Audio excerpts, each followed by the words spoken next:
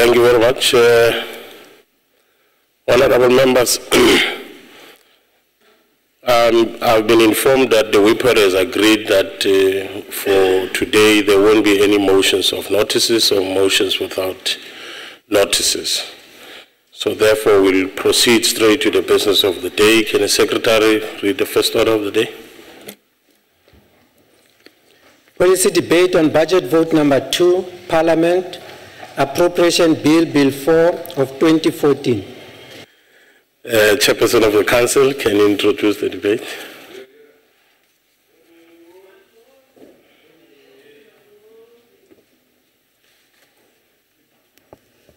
Honorable Chairperson of the NCOP, honorable delegates, fellow South Africans.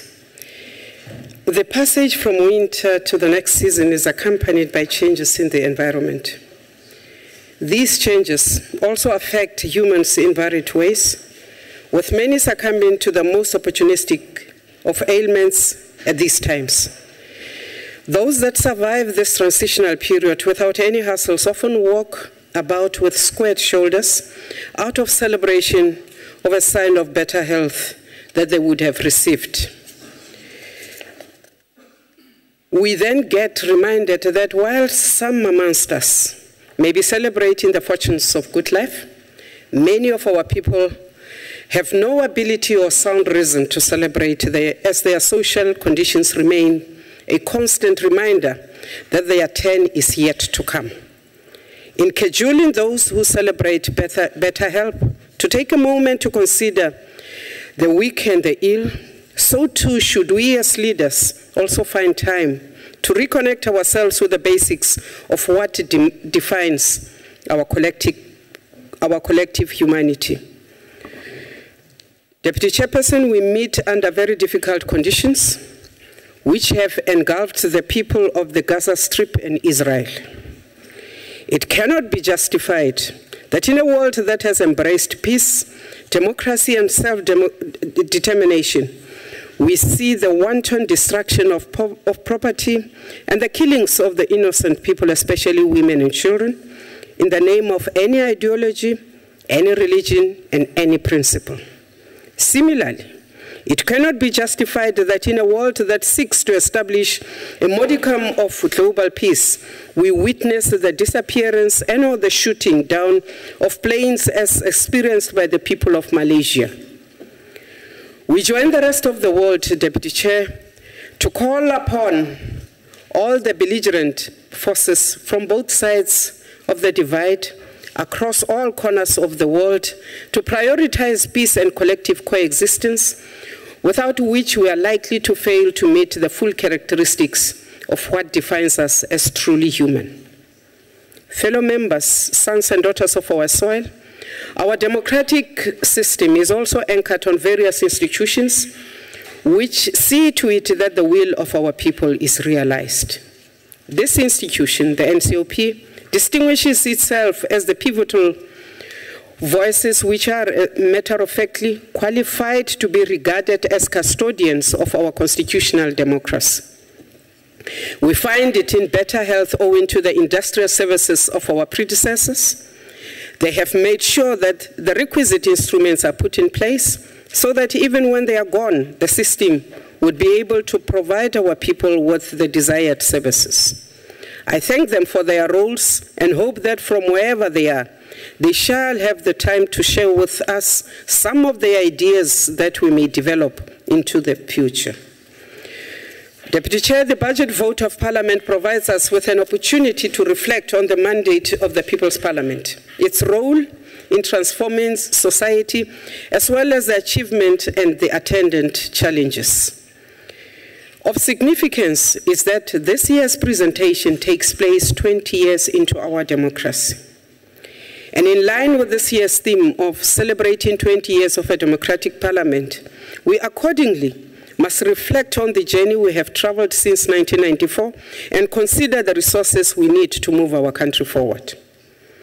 However, before I do this, Deputy Chairperson, let me take the opportunity to pay tribute to the late Honorable Nosiponto Anambi, a member of this Parliament and a former Chief Whip of this House, whom we laid to rest in Guguletu last Saturday.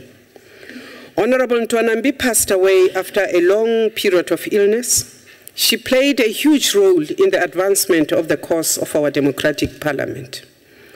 Also, Deputy Chairperson on Saturday, a long-serving official of this parliament who worked as an administrative officer in the office of the Secretary to the NCOP, Mr. Zuko Bikwana, was laid to rest in his place of birth at Mkanzi location in Ngobo in the Eastern Cape. Mr. Bikwana succumbed to cancer. He had served this parliament for 20 years. We joined parliament together in 1994.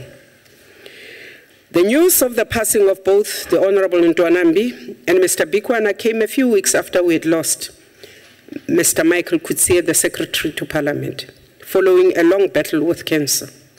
May the souls of these exemplary South Africans who played different but complementary roles in building our country rest in eternal peace. Deputy Chairperson, Parliament is tasked with the responsibility to represent the people, to ensure government by the people under the Constitution, and to represent the provinces in the national sphere of government. It does this by, amongst other things, providing a national forum for the public consideration of issues, passing of legislation, scrutinizing and overseeing the executive action, and this mandate is entrenched in our Constitution. After 20 years, we need to examine the extent to which we have succeeded in furthering this mandate.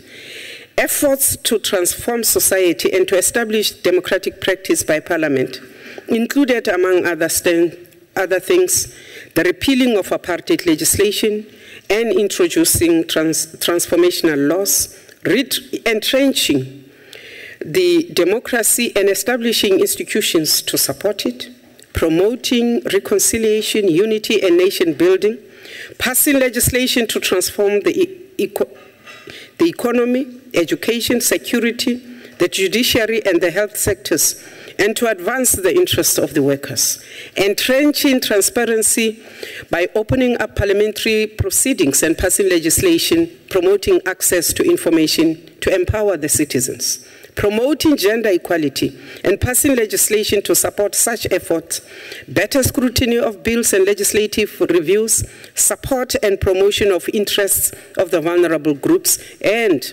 promoting South Africa standing amongst the nations of the world. Having laid the basis for transformation, there was a need to ensure sound governance and effective service delivery by the executive. This task must then define the second decade of our democratic parliament. Systems and mechanisms have been put in place. These include systems and mechanisms for enhancing public participation, cooperative governance, and participation in international relations. As a consequence of the third parliament, the development of the oversight and accountability model and the Money Bills Amendment Procedures and Related Matters Act to strengthen Parliament's oversight role was passed. The crafting of the new vision of Parliament in 2005, which is to build an effective people's parliament that is responsive to the needs of the people and that is driven by the ideals of realizing a better quality of life for all South Africans, provided the necessary frame for the articulation of the work of this parliament. Members of the fifth parliament have a lot of work to do in setting up in this institution a trajectory to fulfill the dreams of a better life for all South Africans as we envisioned it in 1994. As we present the proposed budget of Parliament for 2014-2015, we wish to highlight some of the work done by the fourth Parliament to strengthen the capacity of Parliament to carry out its mandate. And this is because while this is the first budget for this fifth Parliament, in reality, honorable members, it is a carryover budget from the fourth Parliament. In recognition of the fact that the legislation that we pass has a significant impact on our citizens, Parliament committed itself to enhancing public involvement in the processes to ensure that people, including the most vulnerable in our society, are served by the laws that we pass. The subject matter of the legislation has therefore become more and more sophisticated and highly technical. Thus, our Parliament and members must become more empowered and more resourced to enhance efficiency in the lawmaking process. To this end, the Fourth Parliament took a number of corrective measures to ensure that our laws were in keeping with the letter and the spirit of our Constitution. And these measures include, 1, the establishment of the Legislative Drafting Unit. Already this unit has assisted members of Parliament and the committees on 19 private members' bills, 11 of which were introduced, 2 committee bills, and the supply chain management regulations for Parliament. 2, the unit has also developed lists of legislation that require amendments based on constitutional requirements, the Constitutional Court judgments, public opinion, and the gaps that we identify. Also going forward, we want to see a bigger role being played by the Budget Office in support of committees on matters fiscal and matters financial discipline. Key amongst the other tools in the exercise of oversight are the questions by members to the members of the executive. In this regard, the NCOP has seen an increase in the number of questions posed to the executive as compared to the previous years. A total of 843 questions were put to the executive, 6 to the president, 11 to the deputy president, 179 to ministers for oral reply, and 647 questions were posed for written response. A total of 827 responses were received, and this represents 98% response rate. We've also learned, Deputy Chair, that part of the complications in the time lag on the response to questions was that questions sometimes would be posed not necessarily to the right minister. And the rerouting of the questions actually ended up contributing to more time being taken. Now, we have learned that these challenges must be taken, must be tackled, and we want to also look at our rules to ensure that they complement and they facilitate the asking of questions rather than take time from us. The indications are that the Fourth Parliament has also seen a big improvement in the nature of debates held by the NCOP. In particular, the reports suggest that the majority of the debates in this House were sponsored by the members and the delegates from the provinces. Most of them were dealing with issues of provincial nature and local government, which is in line and in keeping with the constitutional mandate of the NCOP, and that is to ensure that provincial interests are taken into account in the national sphere of government. This is important, as we need to ensure at all times that we fulfill the mandate of this House. It is because of this that we recently convened a workshop to reorientate ourselves. Our strategic approach must be informed by the fact that we have a different mandate from the NA. To support our structures, to build the capacity of the members, our strategy needs, therefore, to consider this different constitutional mandate from that of the NA and from that of the provincial legislatures. Honourable members, the imminent finalization of the public participation model provides a unique opportunity to enhance public participation initiatives to further establish the bond with the people. The model will give us a great advantage considering that our predecessors operated without one. In relation to the need to ensure a dynamic relationship with the provinces, it is worth noting that there is a strong cooperation and collaboration amongst all legislatures. We intend to work together even closer in the interest of strengthening the South African legislative sector jointly and legislatures individually. In the areas of international relations, the Fourth Parliament undertook to increase its participation and engagement. This saw Parliament being actively involved in bilateral and multilateral relationships over the past financial year.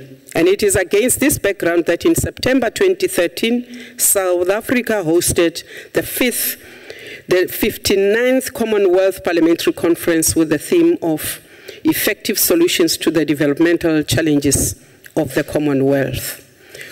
We have also seen positive moves in enhancing our roles in our regional and continental bodies. As such, we welcome the recent developments in transforming the Southern African Development Community Parliamentary Forum into a regional parliament. Also recently, the African Union approved the revised protocol to the treaty establishing the African Economic Community relating to the Pan-African Parliament. This means that the Pan-African Parliament will have full legislative powers and exercise oversight on the work of the AU. As you are aware, at present, the continent continues to be faced by insecurity, by instability, and lack of peace in the light of the conflicts in the Democratic Republic of Congo and the Central African Republic, as well as acts of terror in Nigeria, in Somalia, and in Kenya. We therefore need to support these parliaments so that we can truly become the midwives of people-centered reconciliation, democracy, and development within our own continent. To achieve this will require, among others, strengthening the capacity of the support that is provided to our members by our international relations and protocol division. Critical in this will be the finalization of the institutional restructuring process. The process needs to be aligned to the strategic plan of the 5th Parliament to ensure optimal efficiency and efficacy. We have a responsibility to ensure that the work environment in Parliament continues to promote performance excellence. The budget we are presenting is intended to assist us to achieve these goals.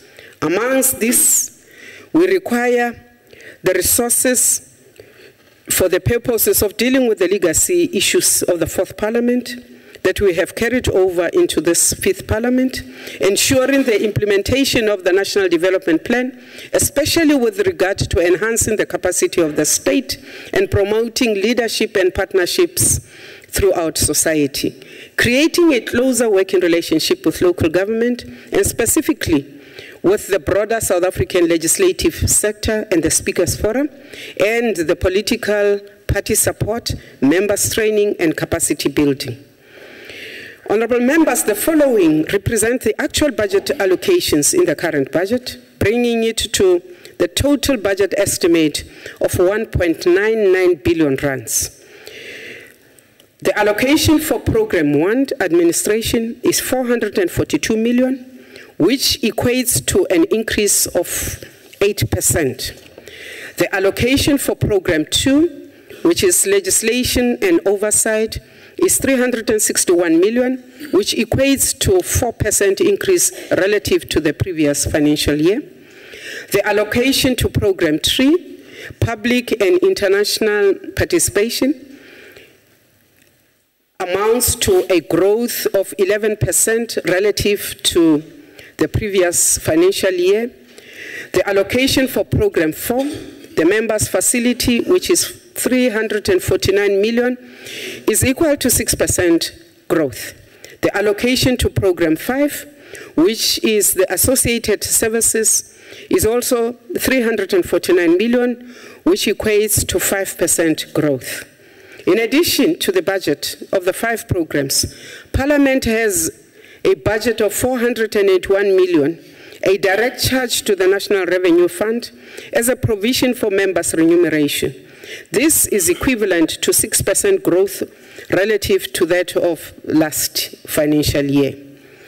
Over the 5 financial years of the 4th Parliament, the institution performed reasonably well in audit outcomes by receiving unqualified audit findings with some matters of emphasis. In the 5th parliamentary term, we want to improve this record in order to lead by example especially given our constitutional responsibility of overseeing the executive.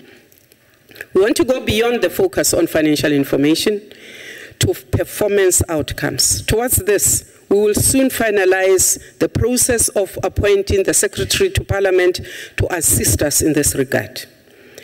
Deputy Chairperson, our immediate task is to develop the policy imperatives in order to pave the way for the crafting of the strategic plan and other planning and budgeting instruments for the 5th Parliament. This is in order to set out clear objectives that will help us ensure the alignment between the broader political agenda and our plans. Consultation in this regard will start soon. We want to encourage all political parties to be prepared to participate in this process. Deputy Chair, in terms of the Financial Management of Parliament Act, the Secretary to Parliament must develop and table a strategic plan within 6 months after a new term of Parliament has commenced. In preparation for the engagement, it may be necessary for us to ask ourselves the following questions. For instance, if we are to strengthen oversight and accountability, building on the work of the previous parliaments, how can we ensure that the quality of our work leads to enhancement of the pace and quality of service delivery, as well as a positive impact on the lives of our people?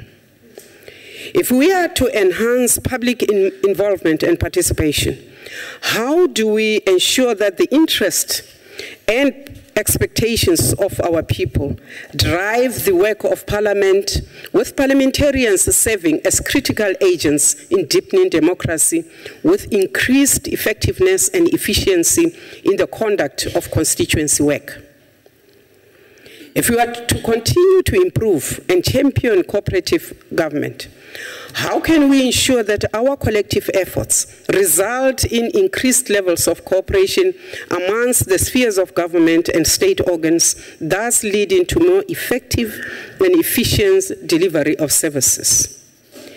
If we were to play a meaningful role in international affairs as a sovereign state among the family of nations, what can we do to influence the geopolitical discourse in order to fight poverty and inequality? If we are to ensure that we promote general effectiveness and efficiency of Parliament, what governance systems must we have in place so as to support the overall work of Parliament? And lastly, if we were to build national unity and social cohesion, what roles can members of Parliament play in connecting with the general populace of our country to build a sense of social and economic solidarity and forging a common future for all? Fellow members, we owe it to the people of South Africa to make this Parliament work. It may well be that to achieve what we need to do, we may need to set aside our differences and unite in the pursuit of the common good. Yes, as the late President of South Africa said, Ntate Nelson Mandela, he reminded us when he was in Kliptown in 2008, he said it is very easy to break down and destroy. Heroes are those who make peace and build. I have made peace with the fact that the ever-changing Cape Town weather builds deeper resilience in the bodies of the dwellers of this place. Unlike many from the various parts of our country, we get to see more seasons in one day, and instead of mourning about it, we must celebrate these rare exposures and experience. Odd weather conditions make one stronger, and provided that he or she is able to take lessons from this. I take the time to learn from mine with the sole intention to improve and to make better. With your collective support, honorable members, nothing about us can be above our common ability to have a common tomorrow which is better than our yesterdays. Fellow members, I recommend for your approval the budget of Parliament, which is intended to continue to deepen the democracy in our country as part of developing our nation. And I thank you.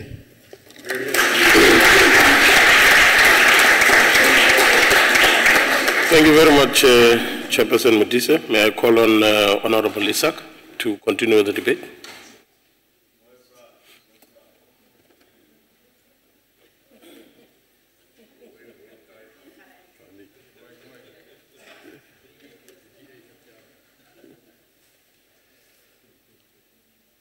Honorable Chairperson, Honorable Ministers that might be present, Honorable Deputy Ministers, Honorable MECs that might be present, Honorable Members in the House, guests in the gallery. Honorable Chairperson, I wish to pay tribute to you for your stewardship of this institution and for acknowledging the true role of the NCOP as the nodal point where the issues facing South Africans should and must be debated.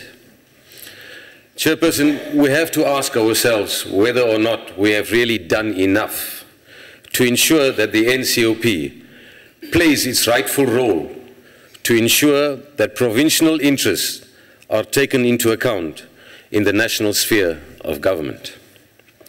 The Chairperson of the Constitutional Assembly said during the certification of the Constitution, and I'd like to quote, "The purpose of the NCOP is to involve the provinces in the enactment of certain legislation and to provide a forum in which provincial interest can be advanced." Close quote. Parliament's budget for 2014-2015 is a total of nearly 2 billion rand, and yet there is no oversight being done by the NCOP over its executive. Thus far, there is no formal mechanism in place, and this is rather ironical. Thus far, there is no formal mechanism in place for members of this House to submit questions and to get concrete replies regarding the details of expenditure against the Parliament vote. Surprising indeed. Honorable Chair, the image of the NCOP must be transformed to be a major player representing constituencies and local issues. We can do this by making sure the NCOP works successfully by holding its executive to account and being independent when it looks at legislation and not just be a rubber stamping exercise. Honorable Chair, there have been huge problems in the past with taking Parliament to the people, where millions are squandered and the exercise does not function effectively. The time has come where proper consideration of legislation and public submission from the provinces have to be debated effectively. One only has to look at the instance of the Legal Practice Bill and the PAM Bill, simultaneously rushed through the NCOP with no proper consultations in the provinces. The DA was forced to petition the President on both bills, respectively, because of these problems. We need to make sure that ministers attend select committee briefings and that all written questions are answered. Honorable Chair, the NCOP must be a house of debate where the needs and issues that matter to the people must be interrogated. There should be less celebratory debates and more debates on motions tabled by members. A further example is towards the end of the fourth Parliament. The DA made 8 requests for debates of public importance on issues ranging from the Limpopo textbook crisis to Nkandla. None of these issues were debated effectively, and the people of this country still remain deprived, sadly so. Now, somewhat in contradiction to what I've just heard being said by Honorable Modise a few minutes ago, Honorable Chairperson, I would like to point out to this House some interesting statistics. Unanswered questions posed to our national ministers. During the year 2012, 87 questions remained unanswered. Of these, 58 questions were posed by the Democratic Alliance in 2012. And these are facts, colleagues. For the year 2013, 52 questions remained unanswered, of which 24 were raised by the DA. So far this year, 49 questions are still without any reply, and 35 of those again were asked by the DA. Honorable Chair, I must now ask how members can be expected to perform. How can it be expected of members to perform effective oversight when virtually no committee oversight reports are ever debated in Parliament? The power that the Financial Management of Parliament Act gives to the Secretary of Parliament, Mr. De Beer, bear with me. The power that the Financial Management of Parliament Act gives to the Secretary of Parliament, the Speaker of the National Assembly, and the Chairperson of the NCOP is extraordinary. It is like giving whiskey and a set of car keys to a teenager. Honorable Chair, the NCOP needs a budget that has been put together by people. People who know exactly what is wrong with Parliament. By people who are everyday subjects of its dysfunction, non-function, and its broader crumbling demise. In short, Honorable Chair, we need a budget that has been put together with members having proper oversight and input. Those in control of Parliament's money must begin accounting for their part in its crumbling demise. Ministers must answer questions in the NCOP on a quarterly basis. Here in the NCOP, we need, yes, definitely so, here in the NCOP, we need to see the President more often, also being held accountable by answering questions. Taking Parliament to the people has proved to be a hugely expensive project, colleagues, with no reports being received here on the details of how the money is actually being spent. Chairperson, the NCOP in the Fourth Parliament has spent many hours debating celebrations, commemorations, congratulations, and ceremonies. The issues that really matter to our people are rarely discussed here at all. One only has to look at the farcical manner in which motions put to this House are dealt with to see this. Chairperson, I must ask, why has there not been debates on the real crisis and issues, such as the collapse of education in Limpopo and in the Eastern Cape? The collapse of the Department of Health. The collapse of the Department of Health in the Free State and in Mpumalanga. State expenditure on President Zuma's palatial private residence in Nkandla, like so many others. In closing, Honorable Chair, until such time as Parliament's presiding officers and Secretary allow themselves to be held accountable for this budget by members of Parliament, this institution will not operate to its full potential. Finally, Honorable Chair, seeing that people's temperatures are moving more towards the upper side, let me conclude, Honorable Chair. I must ask this House, what is the NCOP's plan to make it relevant to South Africans that we represent? Most South Africans, for some of you that might not be aware, most South Africans don't even know or understand what we do here in the NCOP, let alone exist.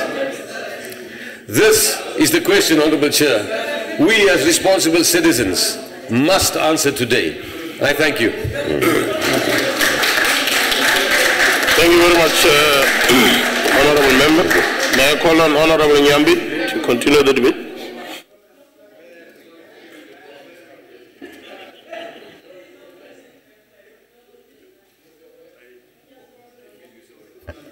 Chairperson, Deputy Chairperson, Special Delegates. Honorable Isaac, being negative does not make you to be better, and being better is quality. How can you dare come here and distort the program taking Parliament to the people, yet you know nothing about it? What a distortion. The very same chairperson here indicated that not all questions were answered by executive, and alluded to the reasons why. Some sent to wrong ministers. And just because you come here with a sponsored view, you don't even bother to listen. You are just interested in coming here to read what has been prepared for you. It's a problem. Let me remind you what was said by our late President, Tata Mandela. I quote, "Let us never be unmindful of the terrible past from which we come from, using that memory not as a means to keep us shackled to the past in a negative manner, but rather as a joyous reminder of how far we have come and how much we have achieved. My wish is that South Africans never give up on the belief in goodness, that they cherish that the faith in human beings as a cornerstone of our democracy," close quote. You come here, Honorable Isaac, you criticize taking Parliament to the people, being selective about the Constitution, saying we're representing the interest of provinces. Yet when we go to these provinces, it's a problem. What an irony. Committees of the House are a critical extension of the House and remain at the center of how Parliament conducts its business of oversight, lawmaking, facilitating public involvement, international participation, and cooperative governance in South Africa. Without committees, the House will not be as vibrant, responsive, and efficient. We have seen in the past the need to move from ordinary oversight to outcome-based oversight. This included accelerating quality service delivery in areas such as education, health, job creation, land reform, as key challenges facing our society. This means that the NCOP oversight role must be viewed as an integral part of service delivery. This calls for an approach to oversight that focuses on the linkages between policies and budgets and how they translate into delivery of services. It is commonplace that committees, often referred to as the engine room of Parliament, are at the center of the institution of oversight work.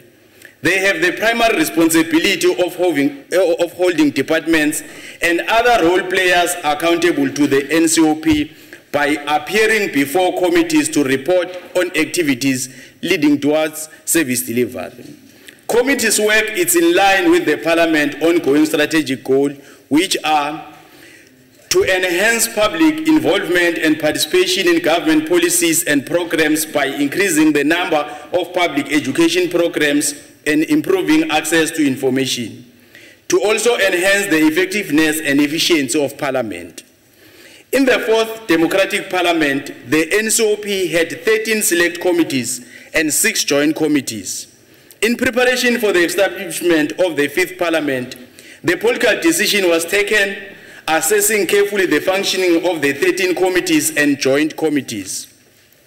This assessment of committees was further informed by the restructuring of the executive by His Excellency President Zuma. Ultimately, the objective was to ensure that committees are properly constituted to undertake effective oversight over the executive. This saw the reduction in the number of select committees from 13 to 11. All these committees have since been established and they have all elected their chairpersons. In fact, committees have had meetings and engagement with departments and their entities. There are 2 principles that inform the allocation of members to select committees in the NCOP. Firstly, there is an ongoing need to ensure that all provinces are represented widely. Secondly, it is imperative to ensure that all the political parties in the NCOP are represented. This process has been finalized with the support of all the provinces and political parties. We want the process of finalizing the establishment of the joint committees with the National Assembly. So far, only the Joint Committee on Ethics has been established, and the rest of the joint committees will be finalized soon. Deputy Chairperson, committees are central in the manner in which Parliament facilitates oversight and contribute to the improvement of the quality of life of all South Africans. Committees will increase their effort of ensuring enhanced service delivery by increasing their oversight effort and focus. To this end, committees will continue to interact with the executive on their plans for delivery of services to the people of South Africa. Select committees are better placed to work closely with the executive to ensure that there is proper and efficient allocation of resources to government and subsequently adherence to such budgets. It is in these committees that the tools have been formed to create a better life for all. It is through committees that oversight of government has been exercised, and it is for this reason that we pride ourselves of a successful 20 years, Honorable Isaac. We further rejoice that our society in all its formation has had an opportunity to influence policy and its implementation through our committees. This is the crux of our existence and the rationale why we have established capable committees driven by capable chairpersons and support staff. Going forward, we'll see a bigger role being played by the Budget Office offering support to all our committees on matters of fiscal and financial discipline.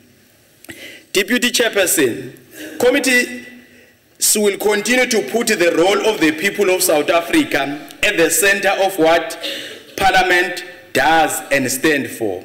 In the last financial year, our committees conducted 58 oversight visits, which contributed to enhanced oversight and, more importantly, facilitated involvement of affected members of the public in oversight work of Parliament.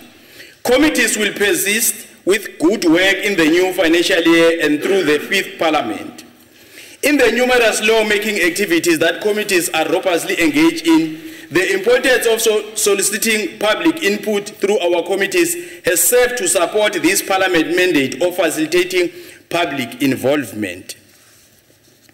Honorable members, sufficient resourcing of committees continue to be critical for committees to continue to fulfill their consent and augment their efficiencies. Already, as the Committee of Chairperson, we have reflected on what is readily available before us and how that will be able to assist us in realizing our role bestowed upon in the brief and yet critical term. It is our since hope that this budget supports the resourcing of all committees. The rise and fall of our committees reside in the resourcing of committees. We are cognizant of the challenges of our disposal and trust that when we return from the constituency period, all system will be up and running. As such, this budget, we will continue to direct sufficient resources to committees to enable them to ensure a performing government and that the people of South Africa are brought closer to the work of Parliament in the 5th term of Parliament. Honorable Deputy Chairperson, from the village where I come from, it's said that if I used to wonder because we used to have one tractor in that village and the other one was stuck, was not moving, and we had this only one from this old man that was moving. But the dog used to bark the one that was moving. As a young boy, I used to pose a question, why the one that is standing is not being barked by the dog? And when I was clarified that no, they are barking to the one that is moving. That is what is happening here. Honorable Chairperson, rest assured, things are happening. That is why you will have that example that I'm explaining of that tractor that was always chased by the dog. In conclusion, Deputy Chairperson, allow me to quote Tata Mandela when he said, I quote, "People come and go, customs, fashions and preferences change, yet the web of fundamental rights and justice which a nation proclaims must not be broken. Close quote. I thank you, Chairperson. Thank you very much, Honorable Member. Honorable Mokoena, may you proceed with the debate?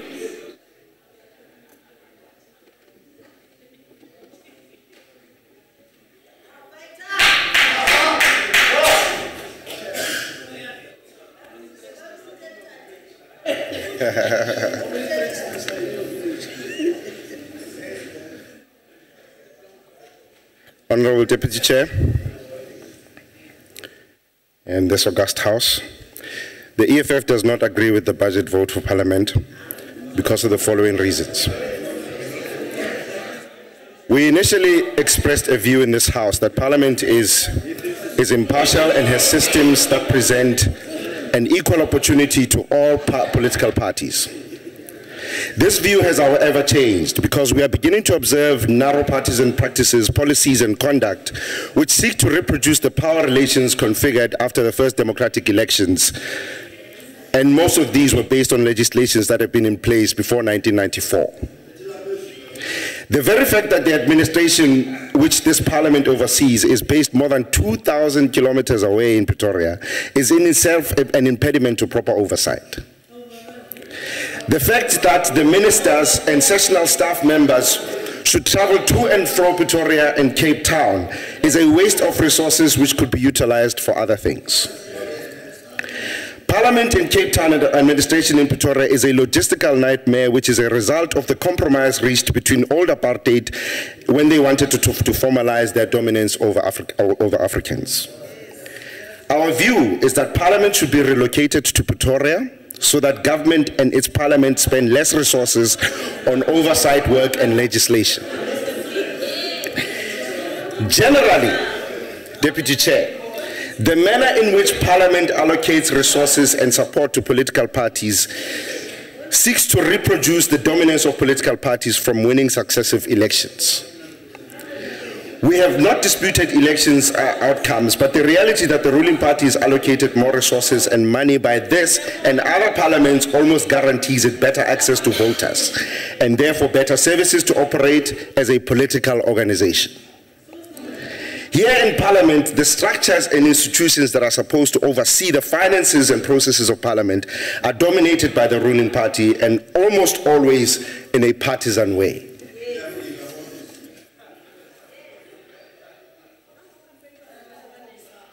This undermines the principle of separation of powers because there is really no oversight over the executive by Parliament. The ruling party uses parliamentary majority to be a rubber stamp of all decisions of the executive, which means that even in instances where the executive is on the wrong or refuses to account to Parliament, the ruling party uses its parliamentary majority to force through decisions. The Parliamentary Oversight Authority and presiding officers here in Parliament are given too much power to the extent that when other political parties disagree on a parliamentary oversight matter, the Speaker or the Chair is given the sole right to take decisions on his or her own. Maybe what we should consider, Honorable Chair, is as a way of democratizing this space, is making it more accountable, is we need to put a system in place. Honorable Mokoena, is there a point of order? Honorable Chair, I want to check with the member if he's willing to take a question. No. Are you? No. The question is not put to you. Oh. Honorable Mokoena, are you prepared to take a question? No, Honorable Deputy Chair. Okay, he's not prepared to take a question. Can I continue? Yes, we proceed. Thank you. Maybe what we should consider, Honorable Deputy Chair, as a way of democratizing this space and making it more accountable, is to put in place a system where retired judges from the Constitutional Court and other high courts are appointed to be presiding officers of this House and also responsible for the management and administration of this Parliament. Presiding officers who represent certain political parties are biased to the political parties that have deployed them to this Parliament. Presiding officers who represent certain political parties will obviously develop funding policies which favor their political parties.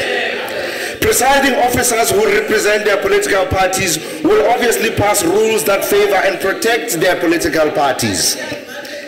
Honorable Chair, this parliament is also still run by legislations that were passed by apartheid. One of those rules is the Parliamentary and Provincial Medical Scheme Act of 1975. Just hold on, Honorable Mukwana. You're rising on a point? Okay. Can the member take a question, Honorable Chair? Are you prepared to take a question, Honorable Mukwana? A simple one. No, not a difficult Chair. question. No, he says no, he's not prepared to take a question.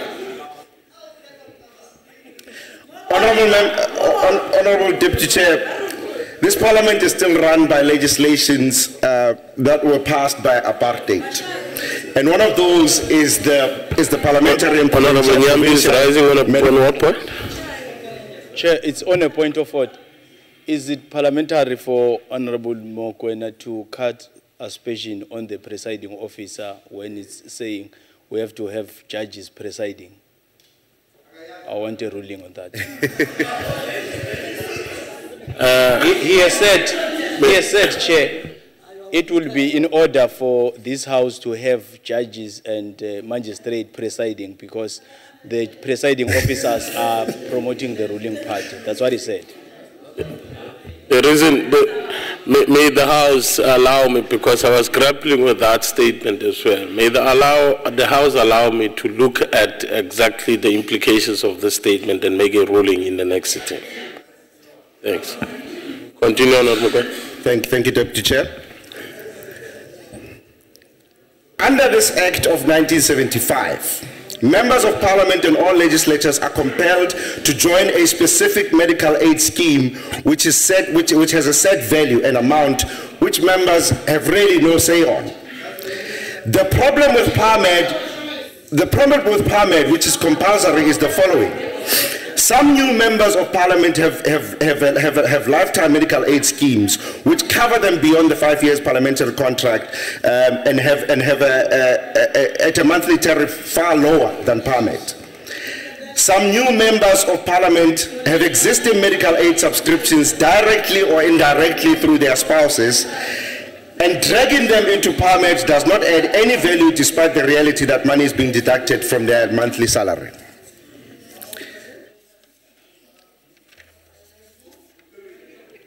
This undermines the EFF. Sorry, Chair. You are a bit confused by your answer. The PARMED compulsory membership is attached to a 5-year term, and this has an impact on members who might not return to Parliament after 5 years and could have chosen a scheme which would last them more than that 5 years. Post-membership subscription costs Honorable Mokwena, unfortunately I gave you a couple of seconds to sort your problem out, but unfortunately you have run out of time. I thank you. Thank you very much. May I then call on honorable members. Honorable Dikale.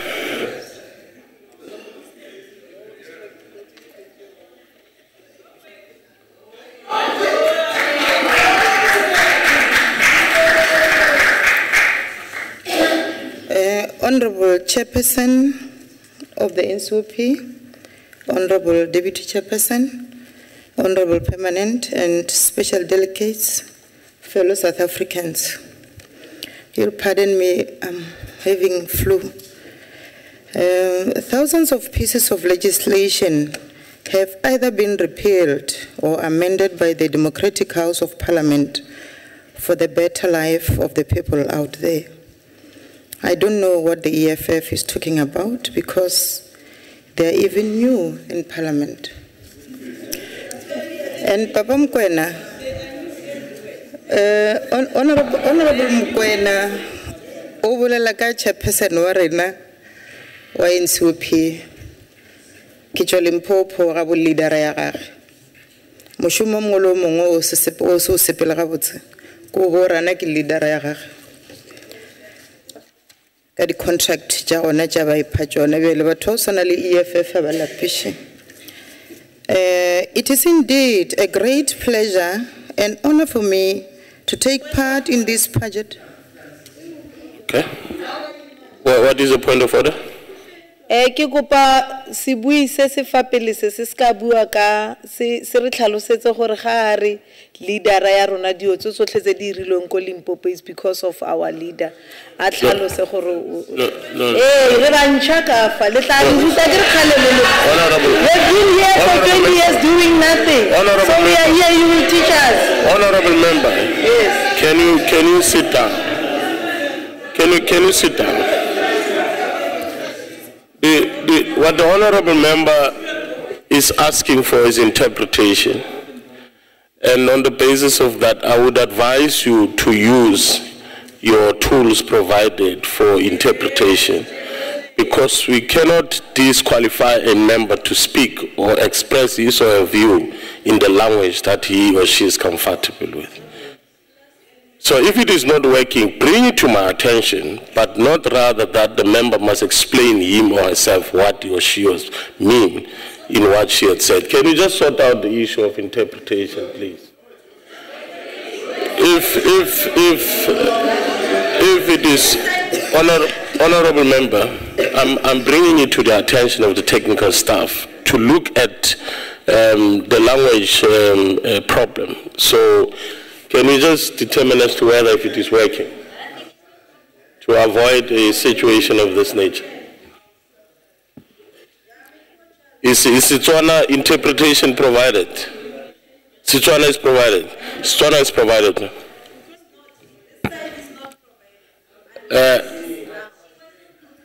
You will get assistance. Honorable member, you have requested me to make an intervention on your behalf. You are receiving attention. Honorable Dikgale, may you proceed with the debate. Thank you, Chairperson. It is indeed a great pleasure and honor for me to take part in this budget vote of Parliament under the theme... There's another point of order, or I don't know. What point is that? The honorable member misrepresented my statement by saying that I said something about the chair in specific. No, honorable member, on what point are you standing up on? No. Honorable members, order. On what point are you rising exactly? Is it a question or is it a point of order? It's a point of order. It's a point of order. Make your point of order and allow me to make a ruling on the point of order. I did not make any specific mention of the Honorable Chair of the NCOP, Honorable Thandi Modise. I spoke generally of the presiding officership. I had made a ruling earlier on requesting the House to allow me an opportunity because there was an objection raised to the statement you made. So therefore I requested the House to allow me an opportunity to apply my mind and make a ruling in the next sitting of the House. No, this is a debate. This is a debate. Let's allow the member to say whatever. That will be contradicted by the ruling or affirmed by the ruling that I would give in the next sitting. Okay. As long as you give that, yes. Okay.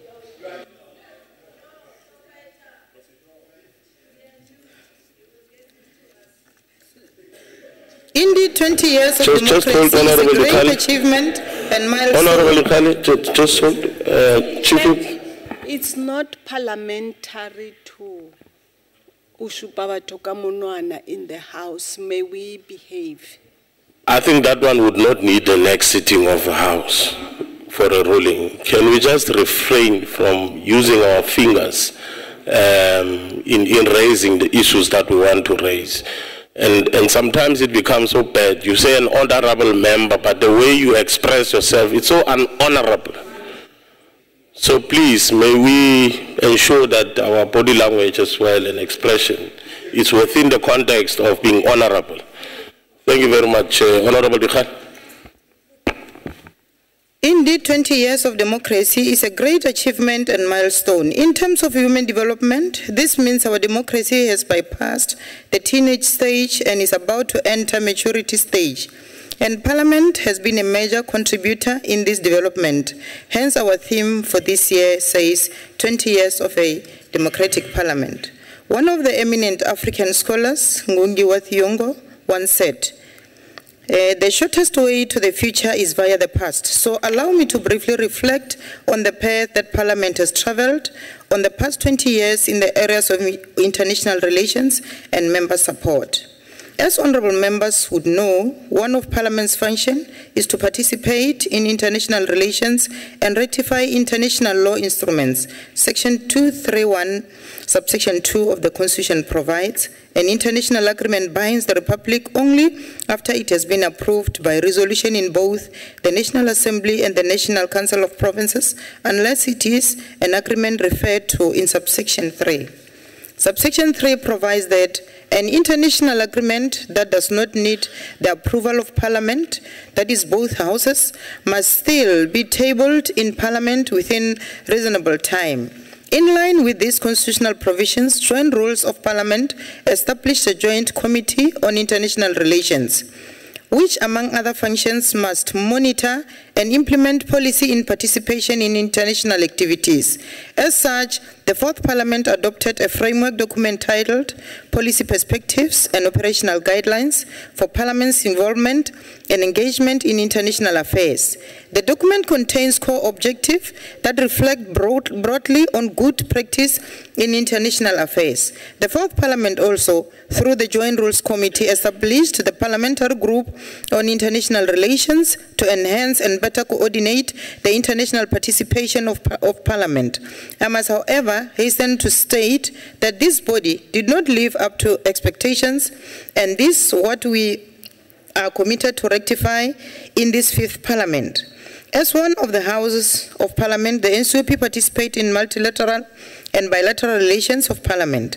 Some of the multilateral relations the NCOP was involved in include Commonwealth Parliamentary Association, Inter alia, Interparliamentary Union, African, Caribbean and Pacific European Union Forum, Pan-African Parliament, SADC Parliamentary Forum, an association of senates, Shura, and equivalent councils in Africa and Arab world. The responsibilities for these relations are shared between the two houses, and in the Fourth Parliament, the NCOP was responsible for CPA and CAA. This means the chairperson of the NCOP was the leader of the South African Parliament's delegations to these bodies. He was also the leader of the South African delegation to the Pan-African Parliament. I will therefore expand on these three briefly. With regard to the CPA, it has two segments, the CPA International and CPA Africa. And with regard to the CPA Africa, Parliament's participation in CPA is a joint task with the 9 provincial legislatures. Since 1994 Parliament, together with the 9 provincial legislatures, has since joining the CPA played an active role in the CPA and has hosted the following conferences. The 38th CPA Africa Conference in Cape Town in July 2007. The 59th Commonwealth Parliamentary Conference in Sandton from the 28th August to 6 September 2013. With regard to the PAP, it is well known fact that South Africa holds the PAP with its headquarters in Midrand, Gauteng. This means Parliament of the South Africa is a key stakeholder of PAP, and it has provided a strategic guidance to this institution since its coming to South Africa in 2004, including assisting in drafting its strategic plan for 2011-2014. With regard to CAA Parliament's participation was under a question mark in the Fourth Parliament. The question was whether it is worthwhile for us to continue participating in this body, which was not well recognized internationally. This is the question that we must answer in this fifth Parliament. There is a saying in English that the future of the future is in the present. We therefore appreciate the developments in international relations that will take our participation in these international forums a step higher as we go forward. Chairperson of the NCOP has referred to some of these developments, and I will not repeat them. However, I must underscore the fact that we remain committed to working towards the consolidation of the African agenda through our participation in the Pan-African Parliament. With the approval of the protocol that gives the PAP full legislative powers, as the host country of the Pan-African Parliament, we should begin to ask ourselves, what are the implications of having the continental body with full legislative powers? Have we debated the revised PAP protocol? When are we going to ratify this revised PAP protocol? At present, Africa continues to be faced by a situation in insecurity, instability, and the lack of peace. As we continue with our participation in international relations, we therefore need to find a niche in supporting the parliaments of the African countries that are conflict-ridden. Members will appreciate that many of these countries look upon us for inspiration and support. There is also a crisis in the Middle East due to the ongoing conflict situation between Israel and Palestine. The Russia-Ukraine conflict is also now threatening to develop into the Second Cold War. We therefore need to participate in this international relations forum in order to contribute to finding solutions to these problems. As a member of the international community, South Africa is affected by this conflict. However, we cannot participate optimally in our international relations obligations unless we have strong analytical and content-driven support within the International Relations and Protocol Division. I therefore can agree with the chairperson more that we need to strengthen the capacity of this division so as to maximize our Parliament's participation in international relations and cooperation. I have already met with my counterpart in the National Assembly, Honorable Boroto, and we have agreed that we must soon have a workshop on international participation. Out of this workshop, we should come out with a framework that will guide our participation in international forums in this 5th Parliament. Member support. Honourable members, as you are aware, the component of member support is one of the key functions of my portfolio and is coordinated through a quarterly consultative forum.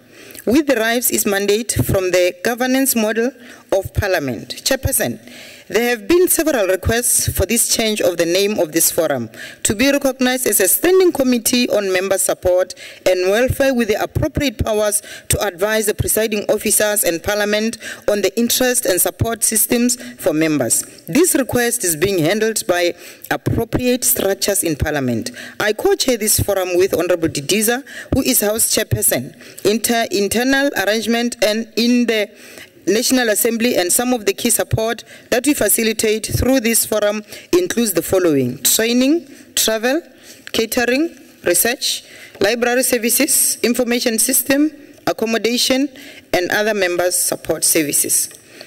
We have thus far convened our first meeting of quarterly consultative forum on the 11th July 2014 to address urgent matters that affect members in their executing their functions. During the meeting, we dealt with issues of support to members, and following are highlighted.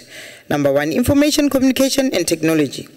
In order to assist members in fulfilling their constitutional functions, Parliament embarked on the design and implementation of a mobile application that is member-centric and capable of presenting enriched content and enhanced functionality on a single user-friendly mobile device.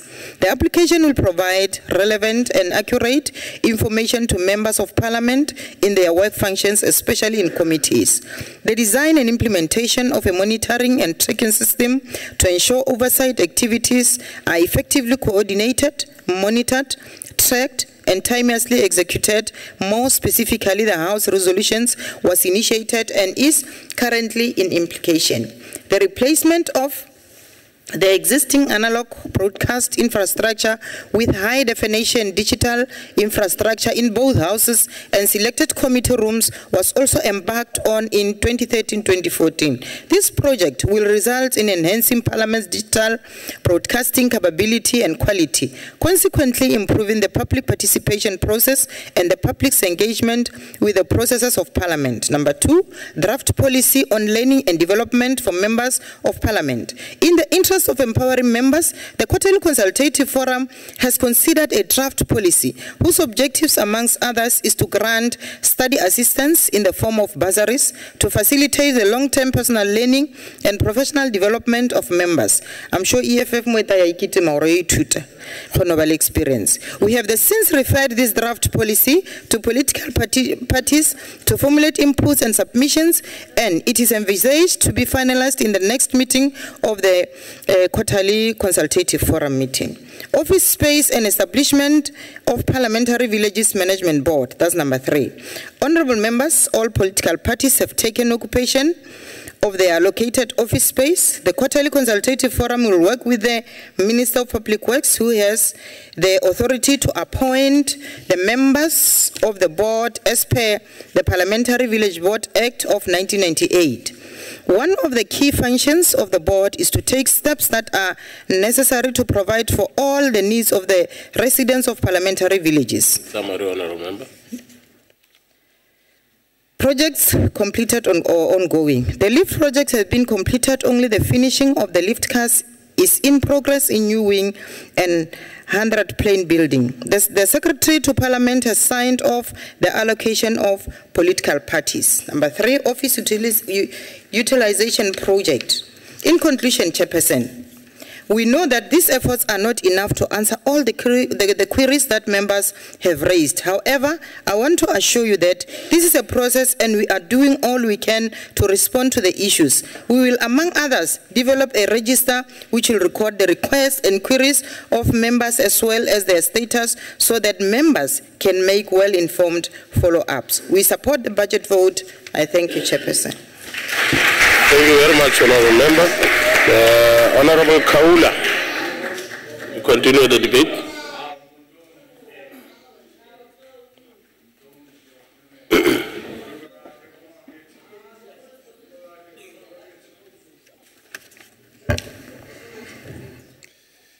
I'm not intimidatable.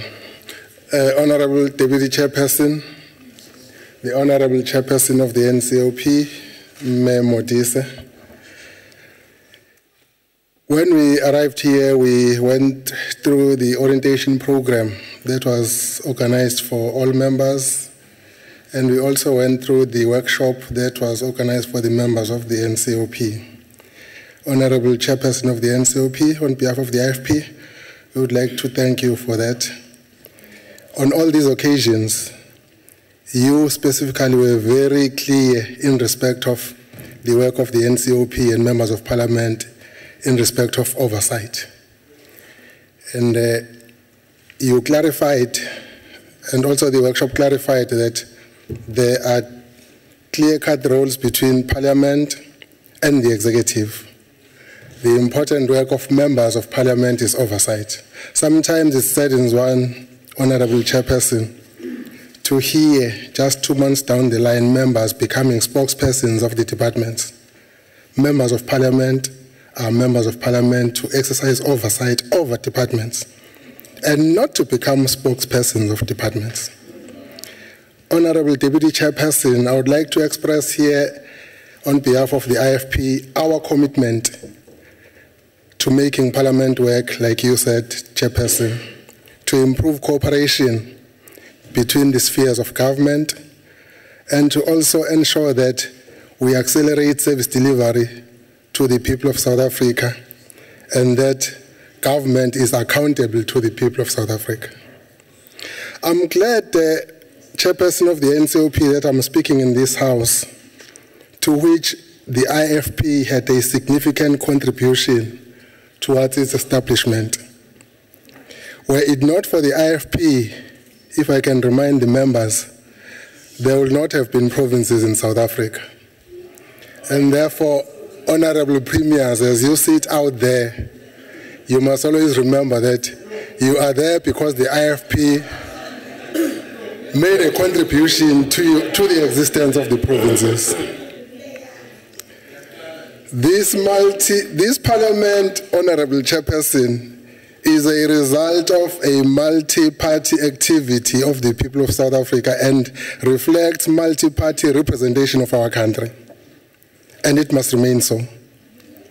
It has got a mandate to respect this multipartism at all times in the committees, in the delegations, in the representative forums of this parliament, in the taking parliament to the people activities.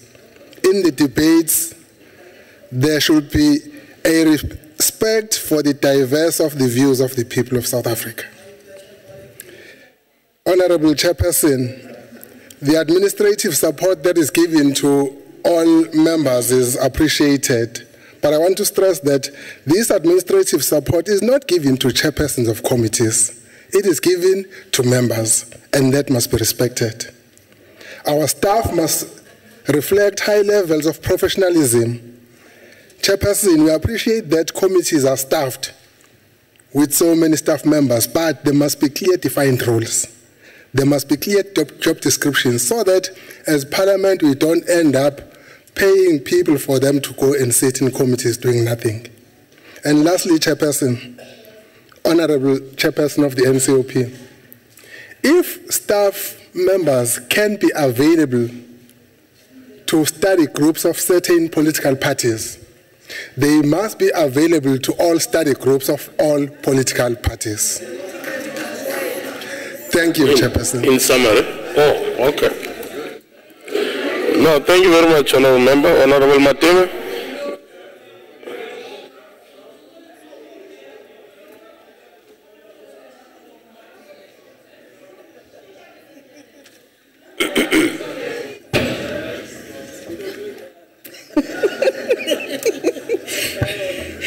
Chairperson of the session,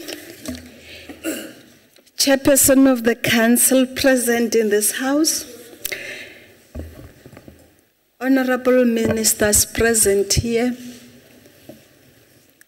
our MECs from the provinces, all protocol observed.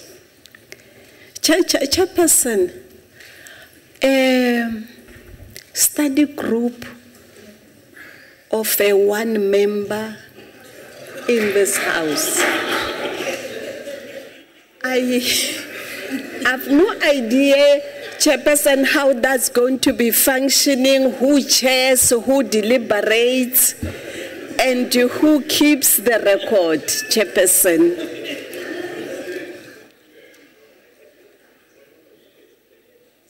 In my language, Chairperson, having listened to the debate unfold in this House, it would be appropriate for me to say, ke lakaleo. Ba boletse, ba fetotse, ba fetolang, ditaba di kwagetse, ba o thekga, ba ithekgile budget ye, ba bangwe ba sa ithuta modulasetulo. From where I sit as the chief whip of the institution, Chair, I think one more workshop would be in order. It would be in order, Chairperson. One gets the impression that some members haven't yet developed to a level where they are able to distinguish between the office a person occupies, the office or the position, and the incumbent. I hope in the workshop that will come very soon, a module will be presented to enable those of our members who are not yet at a level where they can deal with an issue but not deal with a person. I hope as Parliament matures, we will reach that stage. Chairperson, honesty is still a virtue. Honesty is still a virtue, Chairperson. Some honorable members here, I was listening to the honorable member, I think from the DA, where in his presentation down the line, contradicted himself as to what this House task is. Not a train smash, the workshop will be coming. Chair, it will be compulsory, yes. Attendance will be compulsory. What I would like to contribute, Chair, to this debate is to remind members that it is not by mistake that the ruling party was returned with a 62% vote of confidence. Vote of confidence, Chair. And as Parliament matures, as Parliament matures, maybe I need to remind the people on my left, the side, that the other day I participated in a door-to-door in Khayelitsha. And I asked, actually, which party is governing this part of the country? Because where we come from, oftentimes, Chairperson, we used to watch on TV and would be listening to the radio, say we are told where we govern, everything is perfect, but who is governing Khayelitsha? Where Khayelitsha is, which organization is in power there?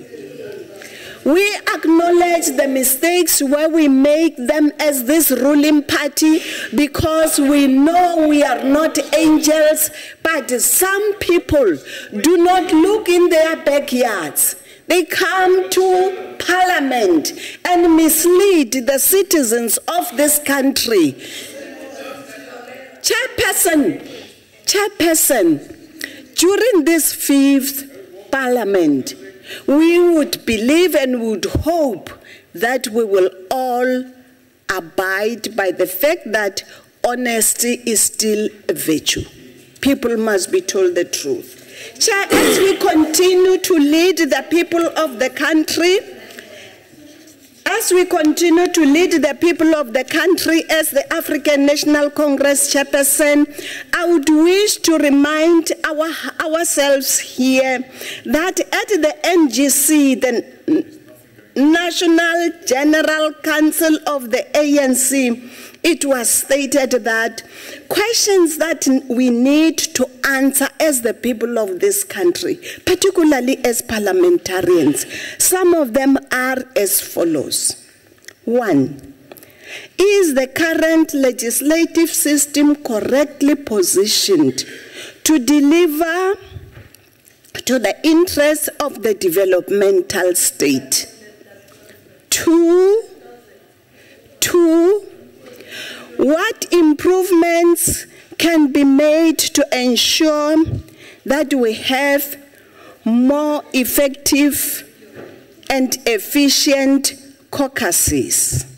3, what type of a cadre do we need in the legislative arm of the state? The level of skills, the depth of experience, and the quality of grounding in the organization. Chairperson, fourthly, what constitutes good political management and political governance in the legislatures? And lastly, Chairperson, to what extent are the 2 houses of Parliament structured in a manner that it will give effect to the attributes of a developmental state? Chairperson, re ya pele, morago ga re boele. Ene batho ba South Africa ba boletse, ba re bona ba rata go bushiwa ke the African National Congress. Chairperson, I would like to submit to the House that the questions I've just read above form the basis of our discussions about the kind of a parliament that we want to build. Those who do not have the experience tend to think that we are saying we have arrived. That's not what we are saying, Chairperson. For sure, they are aware of our slogan that says, Aluta Continua. This is a very, very long journey indeed. I would therefore like to plead with you, honorable members of this August House, that we use our next NCOP planning meeting to ponder on some of these questions so that we work together, Chairperson. As this House, we do not represent our parties, we represent the provinces out there, we represent the broader public of South Africa.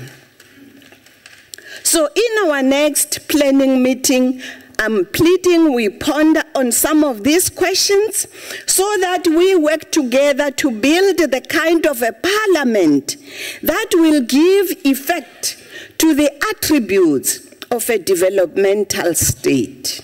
Chairperson, allow me to take this opportunity to thank parliamentary officials that continue to ensure that this parliament succeeds in its mandate. We also acknowledge, Chairperson, that to err is human and to forgive is divine. From time to time, glitches do occur, but we are doing the best that we can, Chair. On the issue of resourcing this institution, Chairperson, speakers before us have said a mouthful. To share with these members in this House, I do not even have an organogram in the office I'm occupying. I tried very hard to see where is the organogram, who's supposed to do what, how do you populate.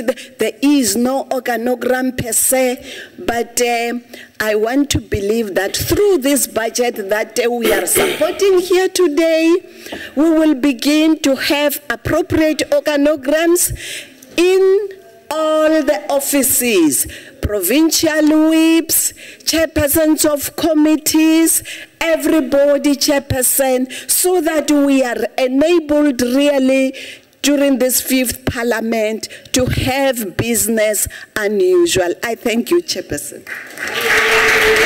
Thank you very much, Chief Whip Madam. May I therefore call on the Chair of the Council, Mudisa, to conclude the debate.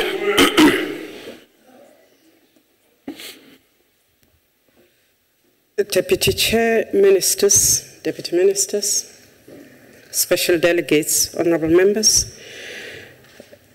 A quick response to the Honourable Isaac. Yes, we must look at how we have structured the taking parliament to people. Yes, we must look at what changes have been brought in. I am aware that over in the 4th parliament that the different phases to taking parliament to people were introduced. There was a pre-visit consultation with the people, drawing in the people, looking at the topics. There was also the actual provincial program. The 3rd phase was the actual bringing together of reports from all the participants. We are looking at the future taking of parliament to the people. We can assure you that it will continue. We are looking at form and content. We also want to say categorically that taking parliament to people must actually leave some legacy by the NCOP and parliament to people.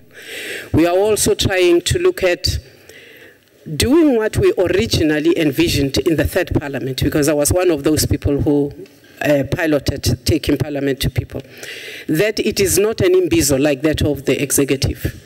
And therefore, that is why we are now grappling again with repositioning parliament to people. On whether or not the executive of parliament itself must be held to accountable, we agree. You will also remember that we have just re-established the POA, which brings together all parties to sit on and to interrogate and to oversee the financial matters of Parliament. The TA is represented. We have had our meetings. We also want to say to Ntate Mokoena, yes, we agree. We agree that because the presiding officers come from the ruling party, perceptions may arise. But in fact, the world throughout, Ntate, the presiding officers do come from parties. It is in a very rare occasion where the Speaker or the Chairperson of the House of the Senate does not come from the ruling party. What is important is that when you preside, you must ensure that all constituencies are given the platform to express themselves, to be heard, that all voices, big and small, are heard. That is the role of a presiding officer. On whether or not it is correct for us, Deputy Chairperson, to entertain a sentiment that says maybe we should look at retired judges to preside over the Houses of Parliament, I do think that does need a lesson in the separation of powers, which I will gladly give outside this House. But I want to thank the Honorable House for the robust debate and for the spirit within which we are debating. Thank you very much, Chair. Thank you very much, honorable members. That concludes the debate. I shall then call on the Secretary to read the second and third orders of the day. Policy debate on budget vote number 28, economic development, and policy debate on budget vote number 35, tourism, appropriation bill B4 2014. In welcoming the Minister and the Deputy Minister, therefore take the opportunity also to call on the Minister Hanoko to introduce the bill. Yes.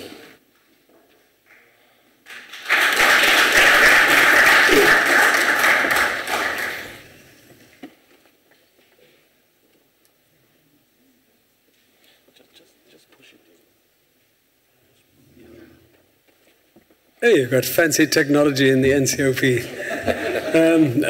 Honourable Chairperson, MECs, honourable members, last Friday, as you all know, was the first Mandela Day since we lost our beloved Tata Madiba. In 1995, when former President Mandela opened the first tourism indaba of our democratic South Africa, he said, and I quote, "The many cultures and nations of the world to our doorstep are from idle tourist arrivals and 25 million domestic livelihoods." It also co-funds the conservation of our natural resources. Standard 200% is composed of more than just accommodation, entertainment, recreation, and catering services. Those are the most obvious and direct sources of income and employment, which together represented 3% of our GDP and over 617,000 jobs in 2012. That's a lot more jobs than lot more people than employed in the mining sector, honourable members. But over and above that, the tourism sector has exceptionally strong linkages to the rest of the economy. For example, food and beverage production, financial services, printing and publishing, security services, and many others. Its indirect impact extends all the way to the farm, the craft factory, the construction worker, and the retailer. If we add up all of these, tourism generated 9.7% of South Africa's gross domestic product in 2013 and accounts for more than 1.4 million jobs in our country. The tourism sector works because government and industry understand that success requires public-private partnership in the truest sense of the word. As a sector, we are united and determined to achieve the vision espoused in the National Development Plan and the targets set out in our own National Tourism Sector Strategy. Honourable members, I do not have to tell you what wonders lie in our provinces. Our 8 UNESCO World Heritage Sites represent some of our greatest magnets for tourist activities. The National Department of Tourism has just completed an assessment of the tourism development needs of these sites. As a starting point, over the next 2 financial years, we will fund tourism interpretive signage at Mapungubwe, Richtersveld, Ukahlamba, Drakensberg, and the Baviaanskloof in the Cape Floral region. Many tourists also tell us that they want to learn more about our rich liberation history. I'm therefore particularly excited about the charting of former President Mandela's footsteps in the interactive Madiba journey, recently launched by SA Tourism, a journey that starts in Kunu and includes a visit to the iconic Robben Island. The department has also raised 120 million rand in external funding to develop and construct over the next 3 years, jointly with the Department of Environmental Affairs and Sandparks, the Golden Gate Highlands National Park Dinosaur Interpretation Center in the Free State. In addition to enhancing our unique tourism magnets and developing new routes and attractions, we must also make sure that we deliver the quality experiences that tourists expect. This forms a critical part of the work of the Tourism Grading Council of South Africa, as well as the National Department of Tourism's ongoing efforts to advance service excellence. Honourable members, we have a strong and growing sector. However, there are concerns that we may be approaching a plateau. We therefore need to look at innovative ways to enhance the experience and market our destination abroad and at home.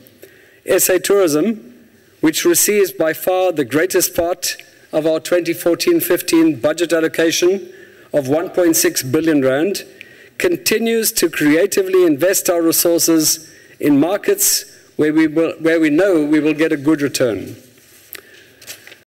The traditional markets in Europe and the United States continue to deliver the bulk of tourist arrivals. We are growing exponentially in the emerging markets. China is today our 4th biggest overseas market. We already have SA Tourism offices in India and China, and a new country office is to be opened in Brazil in September. On our own continent, travel is becoming ever more accessible for the rapidly growing and urbanizing middle class. African air arrivals to South Africa grew by 12% in 2013. Towards further unlocking this potential, we have ring-fenced nearly 300, bless you, we have ring-fenced nearly given stronger emphasis during the term of office ahead. And far too many residents, 18 million per year by 2020. 100 million rand in secured veg. I recently invited a broad range of funds and the mobilization of new funding from other development agencies. The first initiative will be aimed at incentivizing the retrofitting could create work for years to come and will enable us to claim through branded and staffed information provinces, tourism signage to reflect our brand identity.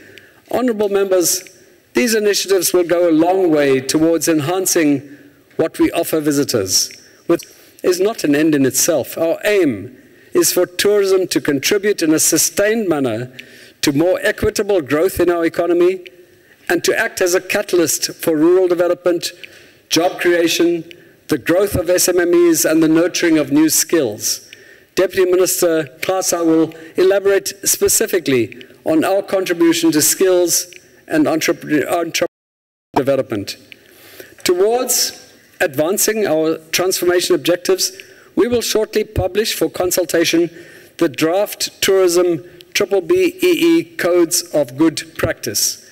These codes will support our efforts to address the unbalanced ownership of tourism enterprises, facilitate greater management transformation and skills development, and stimulate supplier development. Honourable members, designing new initiatives and improving on our current programs depend on institutional arrangements that operate effectively.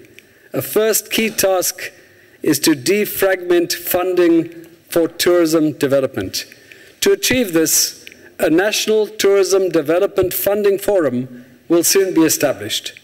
A second task, on this forum will be represented a number of the donors or contributors towards a whole range of activities in the tourism sector.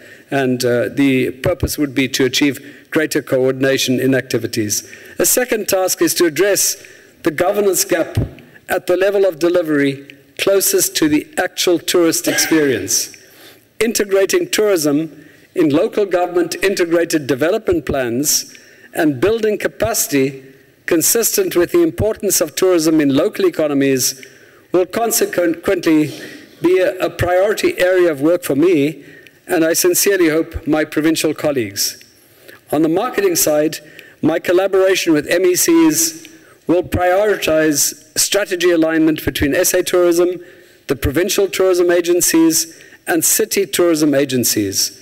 For example, coordinated participation in international, regional, and domestic trade shows, aligned positioning of South Africa as a business events destination, as well as developing a better understanding of the unique selling points of each province in our promotion activities. In conclusion then, Honourable Chairperson, I want to thank Deputy Minister Thokozile Xasa for her contribution towards realizing the objectives in the manifesto of the ANC-led government. Our Director General, Kingsley Makubela, and his management team ensure that we have a well-managed department, and SA Tourism, under the leadership of a dedicated board and the CEO, Tulani Nzima, does outstanding work in marketing our destination. Finally, members of the Select Committee and Chairperson, Honourable Eddie Makwe, I'm looking forward, I see you in the back there somewhere, I'm really looking forward to working with you to advance what is best for our country and all its people. Thank you. Thank you very much, Honourable Minister. May I therefore take the opportunity to call on Honourable Patel to continue the debate.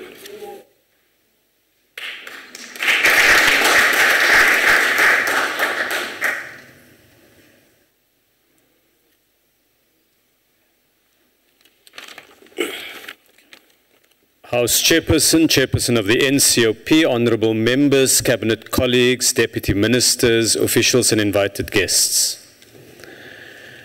Today's policy debate on 2 budget votes provide us with an opportunity to place our program before the National Council of Provinces, but to do so with a clearly provincial slant.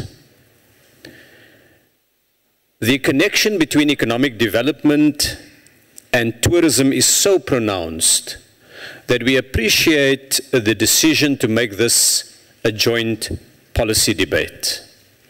And following from the earnest Minister Hanekom, it will be my pleasure then to spell out what I think are complementary elements of a coherent program of government that seeks to transform our country. Honourable members, in the manifesto of the ruling party, we committed to radical economic transformation to the benefit of ordinary South Africans. It means expanding our efforts to stimulate job-rich and more equitable growth, tackling the systemic features that lock so many people out of productive jobs, out of entrepreneurship and economic benefits. It's about driving rural and urban development and ensuring growing prosperity for all our people in all of our provinces. To achieve this, we need to focus on 6 interrelated I's: infrastructure, industrialization, investment, innovation, inclusion, and integration. The first I is infrastructure. In the past 5 years, government lifted investment in public infrastructure, which takes place really at provincial level, from 610 billion rand to 1.1 trillion rand. That is the biggest 5-year spend in at least the last 50 years, turning vast stretches of every province into construction sites. Let me give a few examples. In Mpumalanga, we are building the Kusile power station, what will be the world's 4th largest coal-fired power station, with supporting water, rail and road systems. In the Northern Cape, we're hosting the Square Kilometre Array, the world's most advanced radio telescope project, as well as infrastructure to support a new manganese mine and sinter plant, and of course the rail line from Sishen. In the Eastern Cape, work is underway on the airport at Mthatha and the Ngquqa transshipment hub, and we recently did the sod turning for the Msumvubu Dam. Limpopo is enjoying a major stimulus from Medupi, which, when completed, will be the world's fifth largest coal-fired power station, and the associated mines, roads, and waterworks. The City Deep cargo node is being completed in Gauteng, and the first phase of the acid mine water management project is in operation.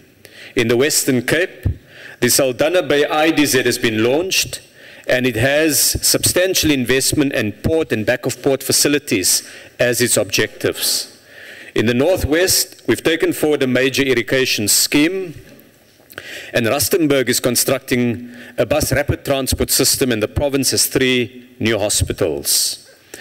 The Free State has 22 agro-logistics and rural infrastructure projects, and the Lady Brand Hospital has been built. In KwaZulu-Natal, the multi-product pipeline to Gauteng is near completion, and the Spring Grove Dam has been built. A major new housing estate is being initiated in Konubia. Since 2011, the collaboration across the spheres and agencies of the state required to drive this complex program has been led by the Presidential Infrastructure Coordinating Commission, the PICC. In line with the newly passed Infrastructure Development Act, which also came through the NCOP, the department acts as the PICC's secretariat, provide regular progress reports, and assist with strategic guidelines and unblocking programs. In the period ahead, we will scale up state and private investment in public infrastructure to at least 1.5 trillion rand. That is money that will transform the livelihoods and the economies of the 9 provinces. At least 250,000 jobs, mostly for youth, will be sustained in PICC-led construction and operation. And we'll issue guidelines under the Infrastructure Development Act to ensure the BUILD program does more than build railway lines and ports and so on, that they begin to transform the skills base, the empowerment of women and young people, and job creation in our country. And finally, we will complete the work of eliminating cartels and monopolies in the construction sector, a process we commenced with and which we are now busy completing. The next I, honourable members, is for industrialisation, investment and innovation. Last year, employment growth and investment recovered fully from the 2008 global turndown.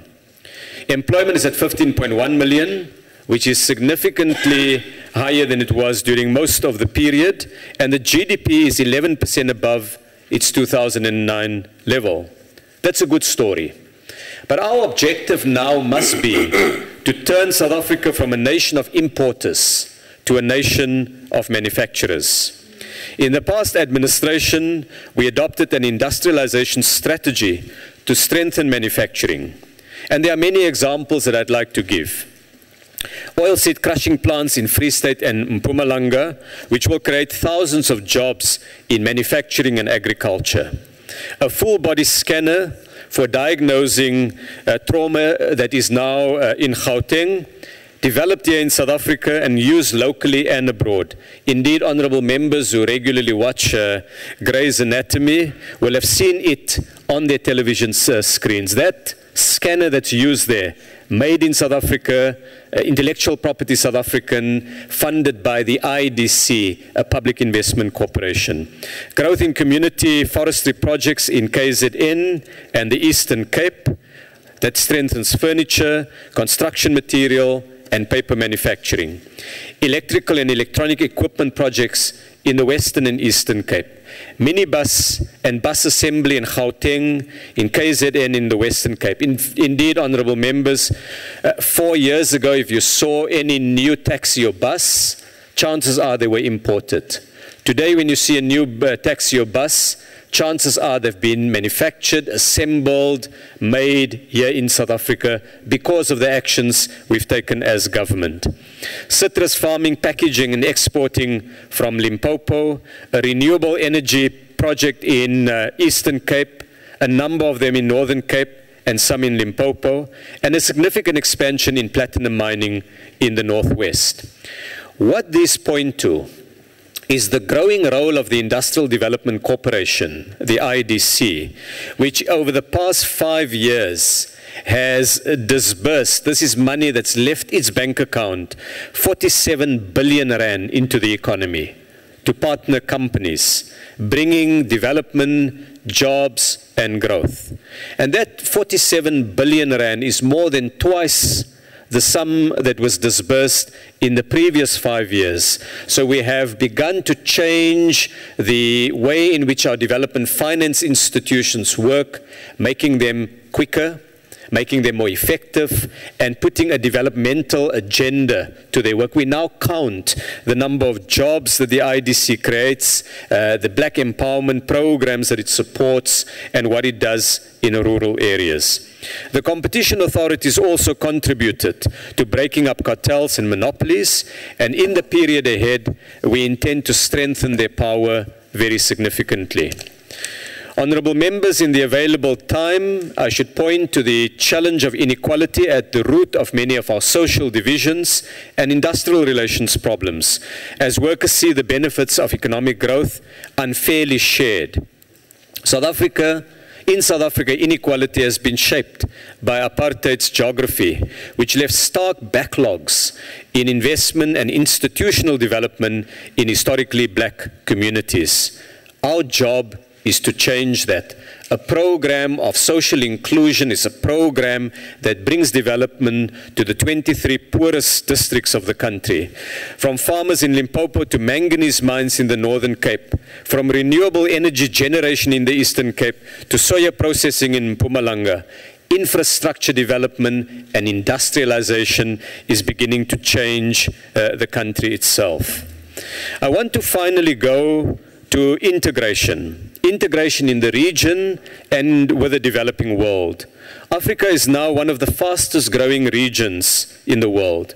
And African regional integration is the best way to widen our markets, to promote continental peace and prosperity, and ensure, in fact, that we have the kind of economies of scale to drive manufacturing, to make sure that the investment is attracted to our provinces. We're doing some great things there, through the IDC, through the DBSA, through the actions of the South African government. And I want to conclude, Chairperson, with the work that the President has led on BRICS. We're partnering through BRICS on infrastructure development, but the summit that was held in Brazil last week made excellent progress in shaping a more durable set of economic institutions, particularly the new development bank and the contingency reserve fund. They create in BRICS more than just a forum for leaders to meet. They create the capacity for us to survive panic in markets and underfunding for our infrastructure here in South Africa as well as the rest of the continent.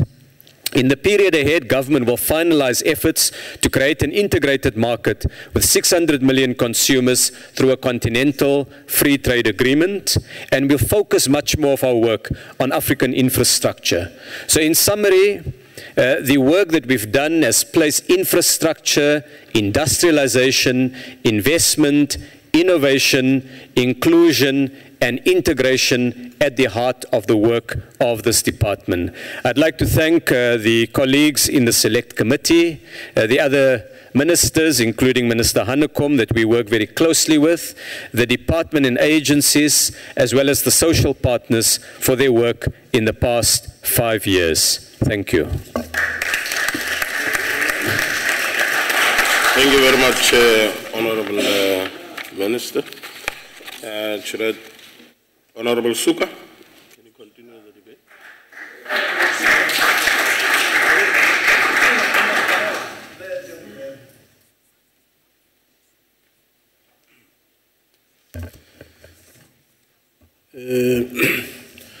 sihlalo walendlu yowisomthetho amalungu abekekileyo alendlu yowisomthetho indwendwe ezikhoyo phakathi kwethu namhlanje ndithi mandithabathe lenxaxheba ndizibulisele kubaphathiswa bonke abakhoyo apha phathiswa wam kwelisebe lezoqoqosho umphathiswa uPatel nesekela lakhe umphathiswa Masuku umphathiswa uHanekom nesekela lakhe umphathiswa uXhasa nani siyanamkela sinibulisa kulendlu namhlanje sithetha ngozoqoqosho kweli lizwe lethu esiyazi into ukubana eli lizwe labantu abamnyama ngokwesininzi laxuthela ubutyebi ngabantu ababehambele kwelizwe bezingela bephethe ityuwa basixutha imihlaba baxutha izimbiwa eziphansi komhlaba boxutha ilwandle ezimele ukondla abantu bethu sashiyeka sizimpula zikalujacu singenanto namhlanje ingqele likakhesekile likuthi bantu bamnyama urhulumente uxovulana nolo xanduva lento kokubana lubuyisele ubutyebi kubantu bethu kamnandi le debate okanye le ngxoxo ikho ngenyanga emnandi phakathi kwethu xa kanye sikhumbula iqhawe lethu uTata uMandela owayesilwela lenkululeko ngokwezoqoqosho ekuzawufuneka ke ukhongolose aqina umqolo khawuleze ukuphucula ubomi bethu kwicala lezobutyebi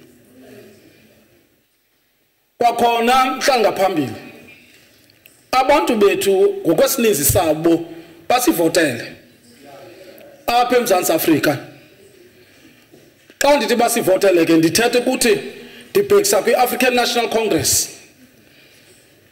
yanika uxanduva into yoba mayiphinde ilawule iphathe elizwe izame uguqula ubomi babantu baphucule ubomi babantu ngokwezoqoqosho kamnandi ke basivotela besazi into yokubana sinalo icebo phantsi kwale department isikhokelayo ikhokelwa ngumhlonitshwa uPatel ndiyaqonda uba umntaka Patel ukuba ngabe izinto sinozenza sikule miqulu angeke kunyanzeleke i-ANC ikhampeyini ngamandla ibe ngathi ngumbutho ofikayo kwezopolitiko masenze sidumise ngokuzisa inkonzo ebantwini sithethe kumajelo endaba ngesikwenzayo nesiza kwenza qho singathethi kube kanye kuba xa senje njalo abantu banethemba apha kuthi.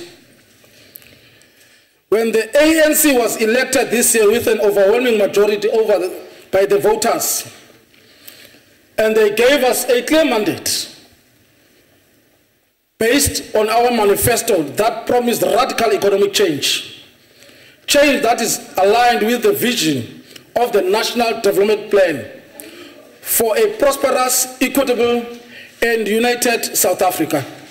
This commitment forms the core mandate of this department. Ithetha ukuthi ke mphathiso wam nesigqeba esiphetheyo kuzawufuneka singabaphoxi. Elzinga silifumeneyo ngokumiphumela kwezovoto kuzawufuneka silinyuse ngelisebe. Siyayazi into yokuba elisebe alinamali ngako ngokolahla uhlahlo lwabiwomali inezigidi nje ezimbalwa. Lilonke ke le department siyijonga as a coordinating department, and imali eyifumeneyo ipha kumyinge we-697 million rand. Kuzawufuneka ke uyisebenzise ngokuchule siconda ube phezu kwayo yaye nee-projects ezikhoyo kumaphondo onke, hayi kweli lam kuphela iphondo. Ndikuvile ukhankanye lam iphondo ngokwezinto zawuzenza, kodwa kulo lonke lo mdibaniso kuzawufuneka le komiti indwendwele kwezi ndawo uthi izinto zizakwenzeka. Uyabona phaa kwelaseTranskei uthetha ngomzimvubudem ozawuzisa imisebenzi ebantwini. Ndibuyele kwa i-African National Congress xa bisanda ulontsha iitruck izithutho duladula phaa kwelaseBhayi yongeza umsebenzi okhoyo kwela liyaseKurha. Sizawujikeleza ke kulo lonke sijonge into yobana ezi zinto ziyenzeka. Ingxakane sinayo esixhalisayo kancinci kweli sebe ngumcimbi we-monitoring kwezi zinto bazenzayo, kodwa kuba kukho le komiti kuzawufuneka sithabathe loo nxaxheba yokuncedisana neli sebe. Yaye zonke izigqibo ezisifumanayo asizozifihla sizifake phantsi kwetafile, sizawubekela ubala.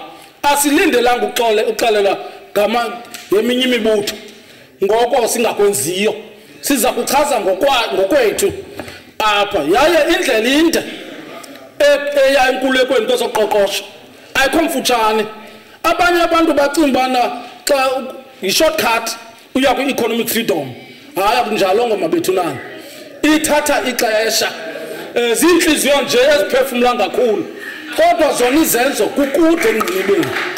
Kuzawufuneka ke sinyamezelane xa sizisa le nguqu, kuba kaloku masikhumbule, supporting the transformation of the top-down, rigid and autocratic regulatory system that we inherited from apartheid into agile, responsive and democratic development state is key to the role of the EDD, and we welcome it. Ayizoba ngu-top-down kuba kaloku sithe kumqulu osilawulayo abantu bayakulawula. Asinayo ke le nto ukuthi mayihle phezulu, izawusuka ezantsi sinyuke nayo sihambe nabantu bethu ukuya kwelo lizwe ledinga. In the past year or so, we have seen the EDD fulfill this mandate, notably in supporting the National Build Program led by the Presidential Infrastructure Coordinating Commission. There is indeed a lot to learn from the 2 short years of the PICC existence. As the NCOP, we can be proud to have captured many of these learnings in the Infrastructure Development Bill, which we passed at the end of the last administration. I think the minister has alluded to that. What are the key lessons from this short but intensive experience? Firstly, the PICC Council and MANCO bring together representatives of all spheres of government, the provinces, the municipalities, and the national departments.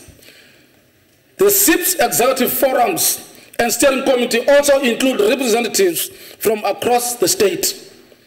It is easy to say that all the players in the state should work together to maximize the impact of their efforts through coordination. What the PICC structures do is to make that cooperation easy. We need to see how we can establish structures to facilitate cooperation in other areas where it is crucial for economic development. Second, thanks to the EDD, the PICC has been able to act on the basis of detailed information. The EDD has provided dozens of reports that cover every project in the National Infrastructure Plan. Lilonke ke yilento besisithi u-ANC unalicebo lokubakhupha abantu bethu engxakini yokulamba, engxakini yokucinezelo. Ngalo elihlobo lelicebo sinalo sizabasa abantu enkululekweni, kodwa siyayazi into yobana indlu zange yakhiwe ngexesha elinye. Ubeka istena ngasinye phezu kwesinye, ngolo hlobo izawuza inkululeko. Sifumene i-political freedom, silwa ngoku ne-economic freedom. Ekuzawufuneka sinyamezelane emabethunana. Umntu ocinga angayitshintsha le nto ajike amatye bezizonke ngosuku ayizokwenzeka. UYesu wathatha iintsuku ezininzi entlango, namaSirayeli athatha iminyaka emininzi ukuya enkululekweni. Nalapha ke kunjalo, akuzoba lula. Masithobeni nje izantya zethu. Ayikho i-project, kwezi projects zi-identifywe ngumphathiswa apha. Ayikho i-project engenazi risks. Yaye urhulumente, you must be bold. In the ANC, we take decisions based on our vision, and we take risks at times to those decisions to be implemented. Nalapha ke kunjalo ukuba ngaba sitayenza kuba ke sowavile lamanani ebethethwa ngawo apha ngumphathiswa esuka kwi-billions esiya kwi-trillions. It's a high risk, but we have to kuba le risk sithathayo kujongana nokuphucula ubomi babantu kwezoqoqosho. The challenge is always to identify blockages and act on them, not to assume them away. We have seen the benefits of the PICC emphasis on monitoring and action for instance, in the work to address water problems up Ekhini. We know that in Grahamstown, a few months down the line, there were huge challenges of blockade around water. Kodwa ANC yahlala phansi through le department yabona into yobana mayincedise ekulungiseni la ngxaki ibikhona kwela laseGrahamstown ingakumbi kula university. Ndicinga ubana apha umuntu ugqirha uHanekom ebenikwa khona isidanga siyincedile abantu bapha bathule siyasebenza siyaqhunywa ukuzisa inkonzo ebantwini. Kanti ke nakuyento yokukwakha izikolo kumaphondo ngamaphondo ingakumbi elaseTranskei bebekhona abaphathi pha eTranskei omnye uphathe iminyaka esi-7 wakha isikolo sasinye qha thina sikhanga isikolo sisinye pha siyaqhuba sizisa inkonzo ebantwini ukwenzela abantwana bethu bafunde baphangele sizisa imisebenzi kuba ngokwakha izikolo sakhe indlela ngolo hlobo siphucula ubomi babantu. Kanti ke finally the PICC has shown that we can indeed find win-win solutions as we drive development. The National Infrastructure Plan identifies infrastructure that is critical for both existing and emerging enterprises. For instance, it points to the importance of local procurement as a way to drive industrialization while improving the reliability of supply and responsiveness to local needs. It links improve lives for workers through better commuter transport, to improve competitiveness for businesses and reduce emission for everyone. It shows that we switch to renewable energy and derive the knowledge economy through the square kilometer array. We can foster job creation and growth in areas that, like parts of the Eastern and Northern Cape, still suffer from the deficit in public investment left by apartheid. Kanti zawuyeka single African National Congress sila committee yezoqoqosho sayixhasa le budget vote asinamikhingi kodwa sikhawulezise ukuzisa inkonzo ebantwini ngalo mazwi inqubela phambili enkosi. Thank you very much, Honorable Member. Honorable Makue, can you continue with the debate?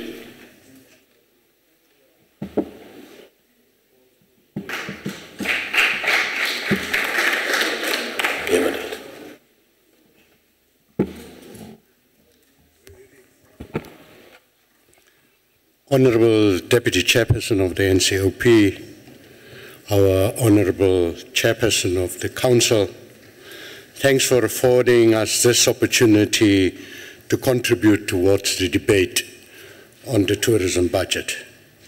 Honorable members of the NCOP, of the South African Local Government Association, MECs here present, the Honorable Minister and Deputy Ministers, comrades, friends, and ladies and gentlemen on the balcony.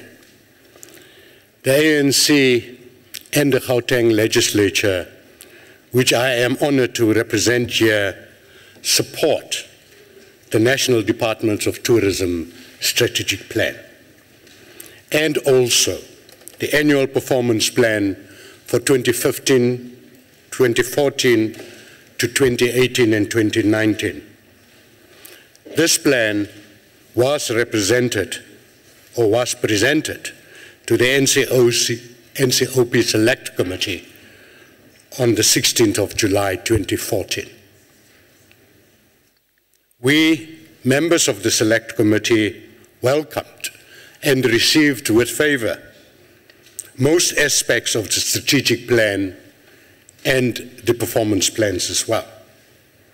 The Tourism Act of 2014, Act number 3, of 2014 endeavors, amongst others, to enhance cooperation and coordination between all spheres of government in developing and managing tourism. In the ANC, we recognize the great potential of the tourism industry to create jobs, decent work, and sustainable livelihoods for inclusive growth. This is in line with the ANC's election manifesto. This ANC manifesto further commits to strengthen existing forums of people's participation and to enable our people to play a greater role in development through partnerships with a range of community and social organizations. The goals of the tourism department will realize the ANC's election promise, especially goal 3, and I quote, to promote a responsible tourism best practices, to inculcate a culture of responsible tourism in South Africa, unquote. Honorable Mr. Hanekom, we wish to offer our support towards achieving outcome 12, which states an efficient, effective, and development-oriented public service and an empowered, fair, and inclusive citizenship. The ANC, like true Africans, do not compartmentalize issues and experiences of life. We therefore consciously link outcome 12 of the tourism goal with outcome 4. And outcome 4 reads, decent employment through inclusive economic growth. The ANC is present in all communities of our beloved country. We therefore have first-hand experience and knowledge about how people in our country in general and in rural areas in particular experience tourism and hunger. Accordingly, we welcome and receive the Tourism Department goals and outcomes with enthusiasm. Tourism sustainability post-land settlement is an important area of intervention that we have identified in the goals of this department. We know that there are very many communities who have been resettled and are struggling to eke out an honest and sustainable living for themselves, even on that land. Listen to this, EFF. You must still learn these things. The establishment of several tourism information gateways adds substance to the tourism plan. We commend the department on the practicality of this approach. One of the issues that we do know we have is that many people land up at one tourist site or even at some of these gateways and do not know what options are available to them. We agree on the need to increase and expand domestic tourism and believe there is wisdom in the department's plan and purpose stated in Program 4 to provide political policy and strategic direction for the development and growth of sustainable domestic tourism throughout South Africa. The NCOP shall, with the cooperation of the South African Local Government Association, perform our oversight responsibility in ensuring that local communities participate and benefit from the tourism department plans. It is our people in the rural communities who are most challenged with the triple challenges of unemployment, inequality, and poverty that the NDP is committed to address. The Department of Tourism developed a rural tourism strategy in April 2012. For those who have not seen it, there is a booklet available. We in the ANC appreciate and support the department in actions to increase the livelihood and economic growth of rural communities. We know those are very vulnerable members of the South African society. We also know that it is particular our youth and women in these rural areas that must be consciously targeted.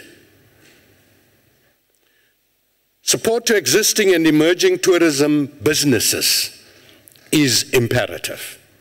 And Mr. Hanekom, we welcome the way you've put it to us that we are here not looking only at the structures that we put up, but also looking at some of the deeper elements of the being of our people in these rural areas. And partnership with tourism enterprises is therefore for us very important. We therefore welcome and support the implementation of the tourism incentive program. The ANC is excited about the 2,475 full-time equivalent jobs that will be supported through Tourism Enterprise Partnership for the year 2014-2015. We are even more excited about the 4,369 employment opportunities by tourism projects targeting the unemployed through the Extended Public Works Program. This is clear evidence that together we will move South Africa forward. The ANC leads, and the ANC makes realistic and realizable promises. We don't promise people to double their pension. We know the fiscus can't afford it. Promises that benefits and offers a better life for all South Africans. This is what we offer. It is this realism and honesty that makes us to be different from the small-nyana political parties who sits in the opposition benches. The ANC has an election manifesto that has, like the Freedom Charter, been developed through consultation with the majority of South Africa's people and members of the ANC, an organization with a difficult and a proud history at the same time. The ANC-led government produced a national development plan. We are committed to the implementation of this NDP. Honorable Chair, endorsing and accepting the budget and plans of the Tourism Department as presented to this House shall move South Africa forward because it is the right thing to do. I cannot end without quoting one of the many heroes of our struggle. Our comrade and father, O.R. Tambo, who is, as correctly said, a wise man. And he said that it is, I'm sorry, I've lost myself.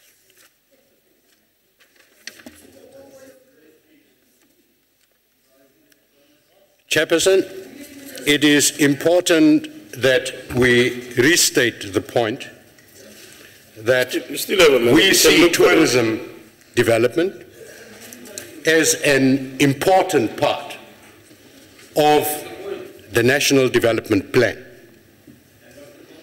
And in 1971, our father and comrade O.R. Tambo said, and I quote, "We who are free to eat and sleep at will, to write, to speak, to travel as we please.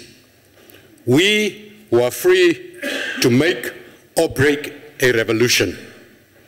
Let us use our comparative freedom not to perpetuate the misery of those who suffer, nor to give indirect aid to the enemy they are fighting by withholding our own contribution. We are proud today that our reading of this tourism budget addresses this concern raised by our honest leader. And we trust that through tourism development, we would be able to make a contribution towards the livelihoods of those people who are also living on the periphery of our society. I thank you, Chair. Thank you very much, Honourable Member. I call on Mrs. Sikwati.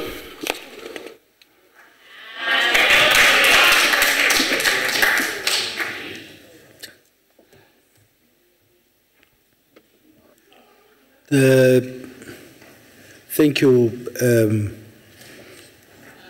the chairperson of the NCOP, deputy chairperson of the NCOP,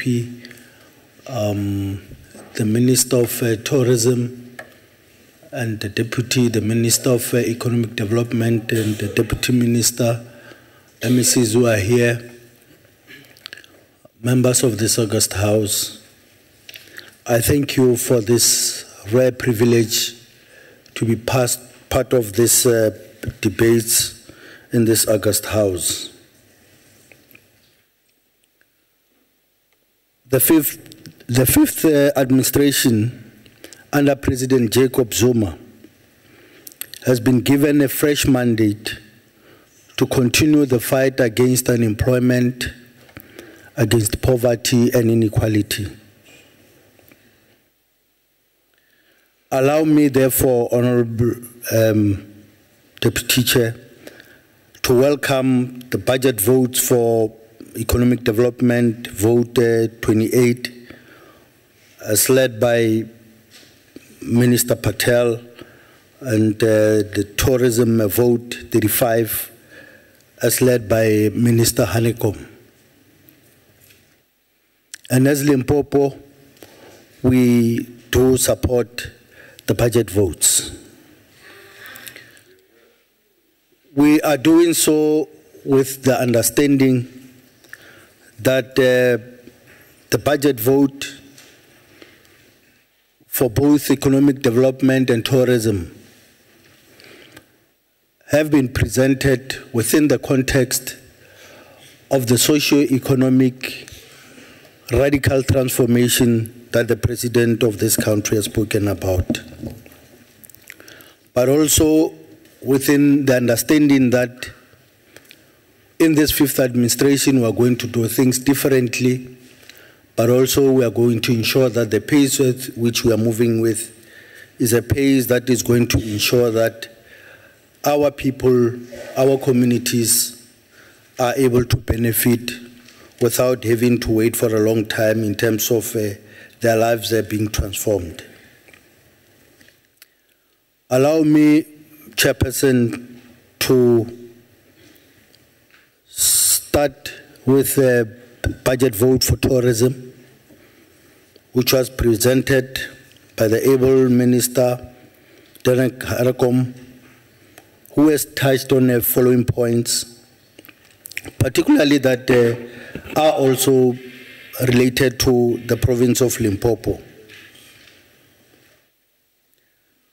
Firstly, the fact that Minister Harakom has actually pointed to the fact that there is going to be a focus on the issues of Mapungube, but also other heritage sites,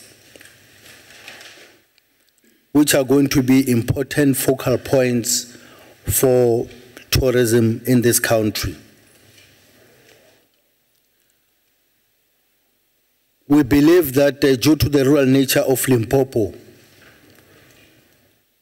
the World Heritage Sites and routes linking these sites form an integral part of the rural tourism, as well as heritage and cultural tourism strategies.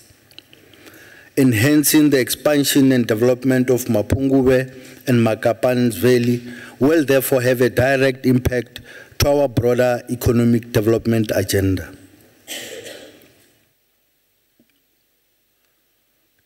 Domestic tourism has also grown and clearly outlined in the National Tourism Sector Strategy as an important program to ensure that all citizens have the opportunity to travel and experience our tourist destinations. The Minister has actually given examples of people in Cape Town who are not able to go to Robben Island. And in Limpopo, you have got many, many people. Like when I was growing up, we could not go to the Kruger National Park, which is close by. A lot of people, Minister, even today when we're speaking about Mapungubwe, a lot of people still think that Mapungubwe is something abstract, that is a place that we cannot reach. And therefore, we actually welcome the efforts, but also the intentions by the department to ensure that this route becomes part of the strategic focus that we are going to look at. We also support this drive, especially with the focus on the more rural provinces. I must, however, highlight that although we support a cohesive approach where joint marketing for the domestic market must be done at national level. And also the fact that each province has its own comparative advantages and should therefore include it into the overall strategy. This must also be accompanied by adequate resources, which will therefore create the more needed employment in the poor provinces. And we would like to therefore welcome this, because it's indeed true that particularly in our rural areas, we have those areas which we believe that if we are able to focus on them, but also make sure that we are able to have a niche which is based in a particular province, that would actually help us in terms of the domestic marketing drive. We also welcome the issue or the factor of enhancing more innovative approaches. And that the focus will be on research and planning. We, as a province, we are also ensuring that we need to strengthen these aspects and ensure that the resources are also allocated for us to be able to ensure that we indeed do not only dream, but ensure that we are actualizing what we are talking about. We would also welcome, Honourable Minister, the improved coordination between national, provincial and local tourism coordination. As a province, we have already started with initiatives in terms of ensuring that we are strengthening the coordination between the provincial level and the local level to ensure that we are also able to create enabling environment, but also strengthen the role that is supposed to be played by those municipalities. We understand that as a province, we are not necessarily dealing with any reality if we are not involving local municipalities in terms of our planning, but also in terms of executing the plans that we have as a provincial government to ensure that municipalities, as much as they've got other many competing needs, we also need to make sure that, because we understand the role that tourism can play in those municipalities, we also make sure that they also get involved at that level, and we continue to strengthen the role that they could actually play. We also welcome the fact that there is a need to improve the compliance monitoring of services and standards in the tourism industry, because we believe that improvement of tourist guides, regulation and tourism amenity service standards would also ensure that there is a proper regulatory team that is set up, which will also be able to focus on quality assurance and compliance in the tourism industry.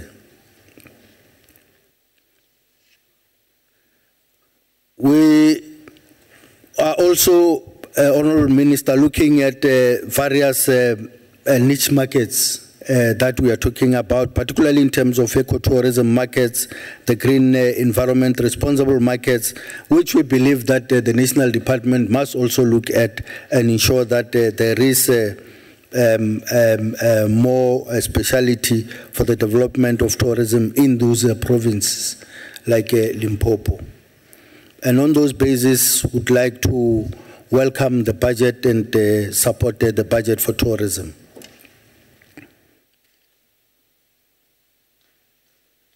The Minister Patel on economic development has also spoken more about the issues of industrialization. And it would be important for those newcomers to understand that it does not help for them to go around building castles in the air. There is a need for any program or for any economic development to have a basis, and you cannot build it on shifting sands. As Limpopo, to ensure that the industrialization that we are talking about is actually taking shape, we have, as a province, started a process to roll out 2 special economic zones in Musina, which will be focusing on the logistics in the short term and agro-processing and petrochemicals in the medium-long term. MEC? We have also... Can you conclude? You know, it's very painful, I must say, because I can hear now the MEC is getting now into the real stuff. And honestly, the time is up now, but I can give you a few seconds to wrap up. Thanks, Chair. We have also allocated the Tubatsi SEZ to focus on inputs in mining sector, in the short term, and platinum fuel cells value chain in the medium term. And in terms of building an inclusive economy to ensure that our previously disadvantaged people are also able to participate in the mainstream economy, we have also realized that cooperatives can also play a special role by ensuring that as government, as the executive in Limpopo, we are allocating 10% for cooperatives to ensure that we can be able to build their capacity, but also ensure that they become alternative vehicle in terms of providing services in the province. As Limpopo, we also believe that we are well positioned to play a role in terms of the regional integration, particularly in terms of what I've already alluded to, in terms of the SEZ in Musina, which we believe that it can also become part of the leading project in terms of the new SIP on regional integration. We are also looking at, in terms of industrial diversification, looking at the mineral beneficiation, but also implementing that strategy that we have already developed as a province, but also in terms of the agro-processing, together with the private sector. We are looking at processing the following commodities, which the minister has already alluded to: avocados, mangoes, marula, and other citrus in the province.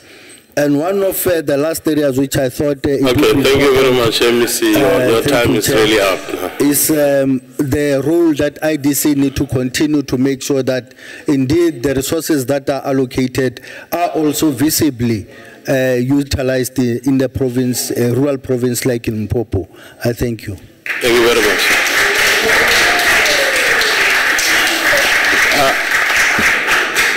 I want to raise that again, honorable members. I've got the right to use my discretion. That's point number one. And secondly, as speakers will be coming forward, please make my life easy. There is a watch there that will also guide you. If you see that I'm left with about 5 minutes, get to the issues that you think are important to communicate to us. It's really not nice to cut people when they really have to communicate what their provinces are doing and so forth. Honorable Wiley, Chief Whip of the Western Cape. Chairperson, thank you very much for this opportunity to be here, and I'll do my best to stick to the time limits. I'd like to congratulate the two ministers, Hanekom and Patel, on their maiden budget speeches here in the NCOP. The Minister of Tourism rightly identifies that the areas we need to focus on is to grow our tourism industry. However, it remains to be seen whether this is just another case of talk and little action by the national government. For, as Minister Hanekom acknowledges, we need to ensure the ease of access for tourists. It is unfortunate that his cabinet colleagues are introducing counterproductive measures. It makes no sense in having the best ideas on tourism when you live in a country that is tabling legislation to keep tourists out. And I just mentioned the Department of Home Affairs' new visa regulations. I'm surprised that it hasn't been mentioned already. In order to get a visa to visit this country at the moment has now become a mission in itself, a tour in itself. In many of the countries, and Minister Hanekom alluded to China, you have to travel either to Shanghai or Beijing in order to, in person, to be able to get your visa. For many Chinese, this will be a mission impossible, just a bridge too far. I've had to deal with a number of cases of people who've had visas to come to this country and have then struggled to get out of the country and have been stamped undesirable aliens as a result of some bureaucratic maladministration. In one particular case, the gentleman who was deemed to be undesirable at 12 o'clock at night is 83 years of age. It's probably the last time he will ever be able to see his family because he won't be allowed to come and see them during his lifetime again.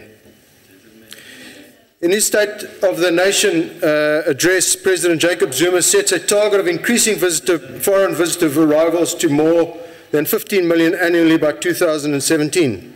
Yet, in contradiction, direct flights were cut to Cape Town, one of South Africa's most popular tourist destinations. Cutting routes does not inspire confidence in South Africa's air access strategy. If we are serious about investment, exports and tourism, we need to have more direct routes, not less. We trust this will not happen again. Other airlines have been quick to step into this gap in the market. This winter, British Airways announced 3 extra flights per week from the United Kingdom, between United Kingdom and Cape Town. There is a direct link between improved air access and economic growth. The Western Cape's air access strategy found that increased air access between Cape Town and the strategic locations in Africa alone would create 3,950 jobs and generate 392 million rand for the local economy. And our local economy has done well out of tourism. In a report released in January of this year by the MEC for Tourism in the Western Cape, who apologizes for not being here today, he said that Cape Town, which is still the country's main destination on foreign tourists, started the annual tourism season earlier than usual this year, with record numbers arriving from the United Kingdom, continental Europe, and the United States. International, domestic, and regional arrival figures for Cape Town International Airport reached pre-recession levels of more than 780,000 passengers during that month, which was December. Announcing these statistics, Minister Winde said that the resulting job opportunities for rural as well as city residents, with rising demand for accommodation in the Cape Winelands along the Garden Group and the West Coast, was significant. He said the tourism industry contributed 18 billion rand to the regional economy and employed 150,000 people. It is a crucial sector of the Western Cape economy. Fruit Constantia, which is one of our major wine-producing estates, was among the most popular attractions with 630,000 visitors in that month. Victoria and Alfred Waterfront attracted 24 million visitors and 175,000 on New Year's Eve alone. Table Mountain Cayway carried a record number of 120,318 passengers during December, a 2% increase in the previous year. A significant omission from this rise in figures was the exception of Robben Island, which had a visitor drop from 70,731 to 70,000 from 75,487. Yes, this was because of a ferry, but the minister did speak specifically about Robben Island. And in that regard, I'd like to say that we all acknowledge the important role that Robben Island plays both in our history and our economy. The reality is that this World Heritage Site has been dogged by poor management, with its reputation severely damaged. And I'd like to read, if I may, in response to a report that came out relating to Robben Island in December.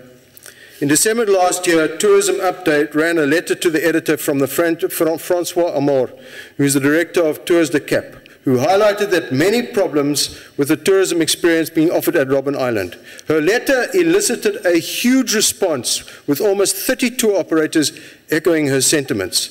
The feedback from the CEO of Robben Island Museum, Ms. Mkhize, said the following, and I'm just going to take an excerpt of what he said because it is a critical admission of a failure in supporting the tourism industry. The Council and management of Robben Island Museum have resolved that a new business model has to be developed. The current model has proved to be unresponsive to the needs of the unique heritage site, which is also a tourist destination.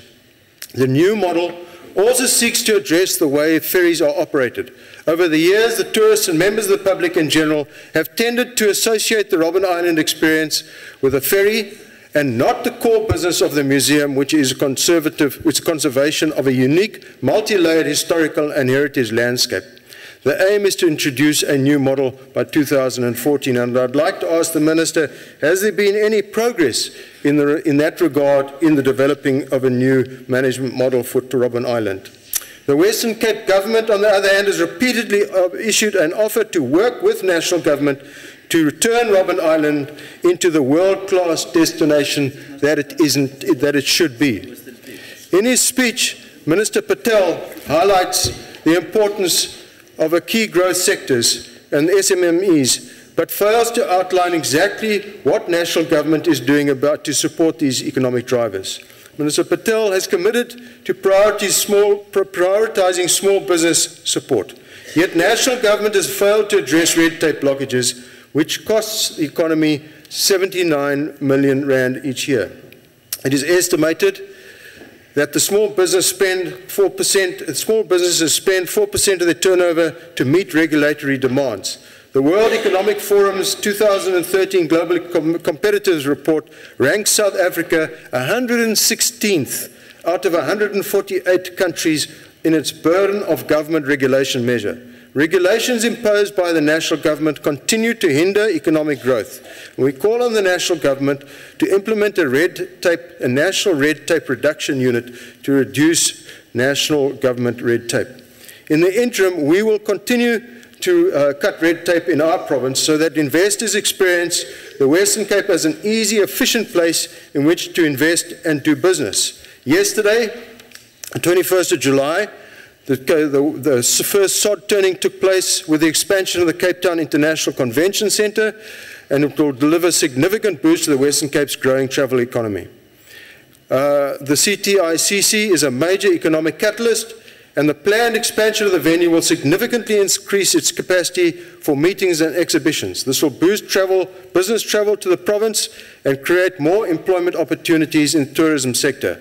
It is estimated that it will create 7,500 jobs. In the last financial year, Westgrow, the Western Cape's trade, investment and tourism destination promotion agency, secured 19 conferences worth 347 million rand, and which drew 27,580 delegates to our province. In this year, we aim to attract 34,000 conference delegates with bids of 360 million rand. Over the past 9 years of its existence, the CTIC has contributed nearly 20 billion rand to the South African gross domestic product. It is projected that the CTIC will add 22 billion to the national GDP over the next 5 years. In conclusion, Mr. Chairperson, youth development in the Western Cape remains a major national, as it is in the country, a major national problem, here too in the Western Cape. In the Western Cape, however, we will be spending 300 million rand over the next 3 years to develop the skills of our youth and to build on our award-winning projects that we have already established. I thank you. Thank you very much, Honorable Wele. May I call the Honorable Councillor Kavanagh from Salga.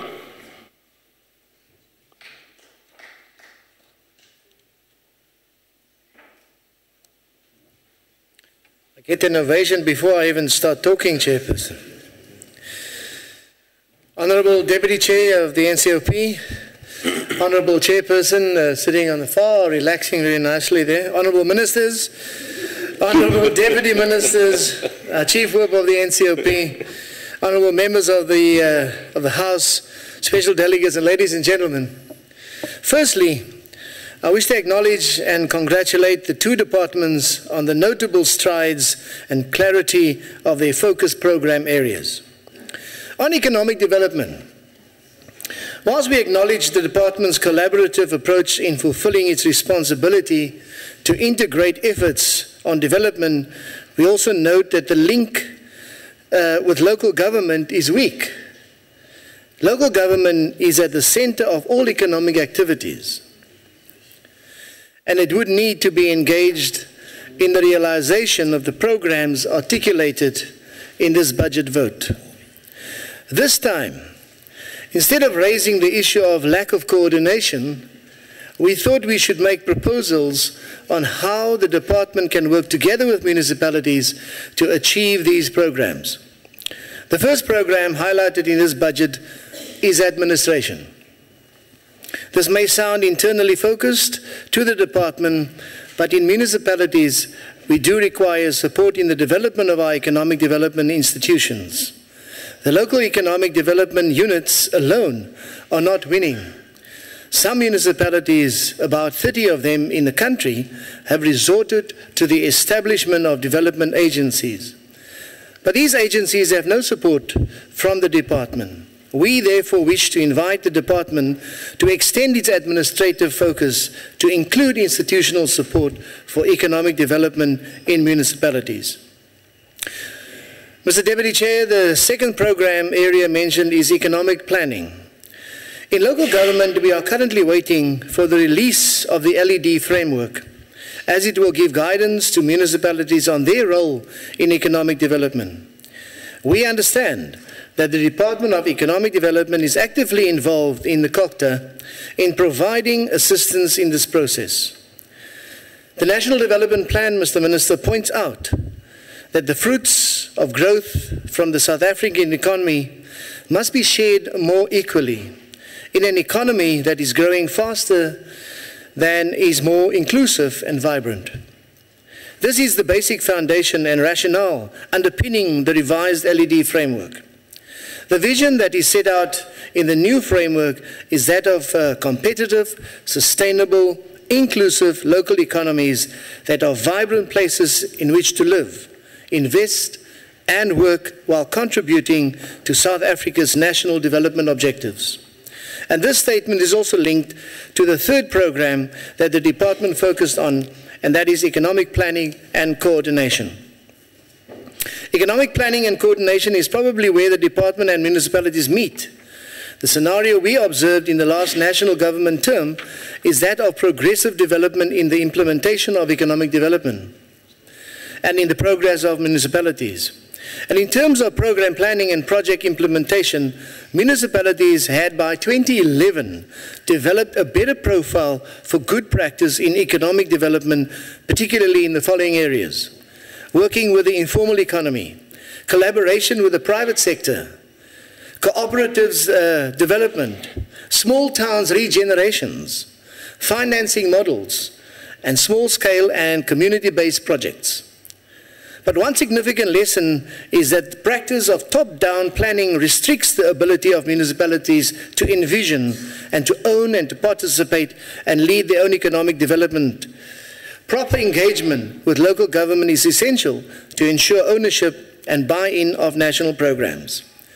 To entrench a culture of a bottoms-up planning, local government must own these programs and build them into the integrated development plans. Local government is better placed to coordinate and lead the implementation of local programs as they understand local realities better. Having said that, Honourable Chairperson, local government requires provincial and national support to meet the needs of communities. We therefore hope that the approach that the department will take in this program will be this bottom-up approach. Thirdly, Honourable Chair, The department also highlighted a program that we appreciate as a way to forge tighter relationships with local government, and that is economic development and dialogue. And we look forward to make meaningful engagements in this regard. On tourism, Minister Hanekom makes the case that tourism is the new gold. But gold has had at time a very poor legacy in our country of benefiting a few at the expense of many, of being a finite resource extracted at great cost and pain. We believe tourism is better and has more potential than gold. It is in fact, to use another metaphor, the goose that lays the golden eggs. In order to succeed as a tourism destination, it requires mobilization of the social, financial, and natural capital of a place towards the common vision, goals, and objectives of the local people. Just as the NDP is the key tool for aligning goals of national development, the Integrated Development Plan is local government's key tool in aligning these common visions and goals. Through the IDP, economic development is a culmination of development strategies as expressed through a number of sector plans, and that feeds into tourism. The value of tourism goes beyond the number of visitors, and the money they spend. Travel and tourism can help bridge divides, build understanding, grow our nation's potential for wonder and a willingness to experience new things and new people. Tourism can tell a story of who we are and what we are capable of as a nation. As local government, we are committed to supporting inclusive tourism that benefits the local communities at large.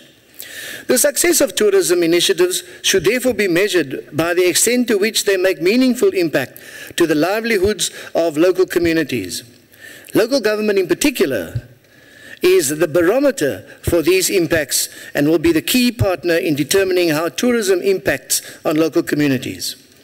Partnerships are critical when thriving for inclusive tourism, as the expertise of local and regional tourism business operators is essential. Government needs to tap into this knowledge, at the same time facilitating new partnerships and investments and ensuring that growth benefits the poor. The increase in visitors traveling to South Africa is as a result of efforts by all sectors to provide exceptional visitor experiences. For example, the friendliness and efficiency of municipal employees, such as traffic and law enforcement officers, can impact the quality of the visitor experience. Local government has a duty in effectively managing local attractions such as public spaces, parks, events, sport facilities, museums, and other amenities. Municipalities can facilitate the inclusion of new players in the tourism economy, using events and municipal tourism resources to support inclusive economic activities. While we appreciate the national focus on marketing and most attractive destinations internationally, we also see potential in enhancing domestic tourism through special destinations and organized events such as the Design in Durban, the Grahamstown Festival, the Cape Epic, as well as smaller niche events such as the Clarence Literary Festival or the Cape Winelands Film Festival. The National Tourism Development Funding Forum is a long-awaited development as dedicated resources are required to assist local government to support tourism development. The overall of tourism signage should be expedited, as legible signage for directions can only improve the comfort of visitors and accessibility of destinations. As the internet is a key tool for informing choices and behaviors of today's travelers, access to internet at reasonable costs is therefore very, very essential. The move towards informed strategies that take into account the needs of local government is welcome, and research outcomes should be shared throughout government. Local government has a role to play in data collection for development of strategies that respond to the needs of visitors and create more opportunities for local people. Last year at the Local Government Tourism Conference, we declared SALGA as a key stakeholder in tourism development. In the Consolidated Local Government Tourism Intervention, Support and Capacitation Program READER, SALGA has outlined in detail the area where local government can intervene, expand and improve on tourism development capacity, and how national government can provide the support. Deputy Chair, in conclusion, I would like to emphasize that the success of national development initiatives depend on a capable development local government with the necessary support from national and provincial government to meet the development expectations of our people. As SALGA, we are committed to working together in order to harness the potential inherent in all stakeholders, and by so doing, share the wonders of this beautiful country and preserve our golden goose. I thank you. Thank you, Councillor Kavana. Honorable Deputy Minister of Economic Development, Honorable Masuku.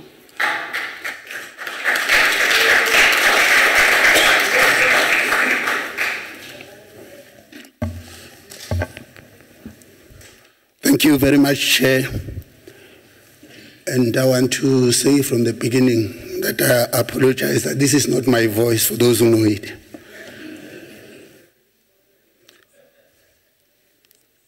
Honorable members of the honorable members of the NCOP, the chairperson, the ministers who are here today, and the deputy ministers. Thank you for the privilege to deliver my debate in the NCOP on Vote 28 in the Economic Development Department. The NGP identified job drivers, of which infrastructure is one of them. The minister has given a synopsis of the successes registered in the implementation of the infrastructure and has outlined them how they are spread all over the provinces. He has also outlined successes registered through coordination and implementation of this infrastructure. Through this process, we can see how so much more can be accomplished through coordination and integration. Honorable Chair, during our interaction with the committee, there has been a concern that was raised that while they applaud the successes that we're having at a national level and the coordination, the seamless coordination that we're having across departments, they feel that we should do the same at a level of a province and at a local level. Members also expressed the inadequate oversight role on provinces and local economic development implementation. And they said that we should ensure integrated and seamless implementation of economic development initiative across the state for better outcomes in job creation and poverty alleviation through improved spatial development. In addition to what the minister has already said, in the next 5 years, our effort will be more on improvement of the vertical coordination across the sphere of government. Using the MINMEC as a platform for intergovernmental coordination mechanism and for oversight, we shall align provincial local economic development plans to the National Development Plan, to the National Growth Plan, and to the National Infrastructure Plan and the IPAP. We shall use the National Infrastructure Planning Act and the practical experience at a national level to assist provinces to identify similar kind of provincial specific strategic projects to drive growth and employment, with key areas of focus on economic planning, policy alignment, integration of implementation of NGP job drivers. But we want to warn that as we do this, we must be cautious not to lock ourselves in silos of provinces. we must ensure, and that will allow us to be able to realize the opportunities that are presented by national initiatives. I'm saying this because I just heard from Honorable Wiley, who was saying he hasn't heard anything of the intervention on what we're doing on small business. Yet the minister has outlined a number of things that we've actually done here. And that even the effects that are speaking for themselves in the fisheries around here where cooperatives are actually given assistance. IDC and CIFA is also assisting in this particular case. And the member didn't even indicate the fact that when Red Door was removed, it is the national government that came in and intervened to help small businesses. The member didn't also, on Saturday, had an experience of witnessing the president launching Pakisa, Operation Pakisa. Again, another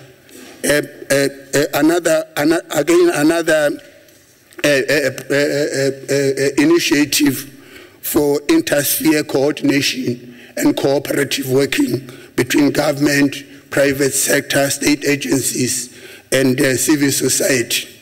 It was actually focusing on the ocean economy. And if you speak about Cape Town, I have seen a lot of initiatives that have been indicated in that program on what is it that we must do. So what is it that we'll be doing when we go down to provinces? We'll work with provinces to ensure that their development plans are actually aligned to the NGP. We'll be working with the department responsible for economic development in provinces to ensure that their focus is also, their focus and commitment that they're making, they're speaking to what we've committed on as a nation. And we'll also look at the APPs, whether they are aligned to this. Honorable MEC Squad, we will be working with you on the issues that we have raised. We are also going to work with the local government in aligning the planning to the NGP job drivers. We'll be focusing on the 23 identified struggling district municipalities. And as such, we'll take Buchanala, Portland, and Western Oria and use them to revitalize distressed mining communities and labor-sending areas. We will be working with Mkanyagut, Vembe, Pokwane, and Taung on matters of rural local economies. In Vembe, we shall also focus on supporting of youth skills development, working together with the Department of Rural Development, and also complementing the initiative that we've already started as a department MEC in that province.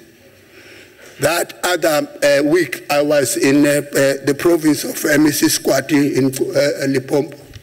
The issue of cooperative has become a very critical matter in that province, and it is used successfully to address the issues of poverty around our communities.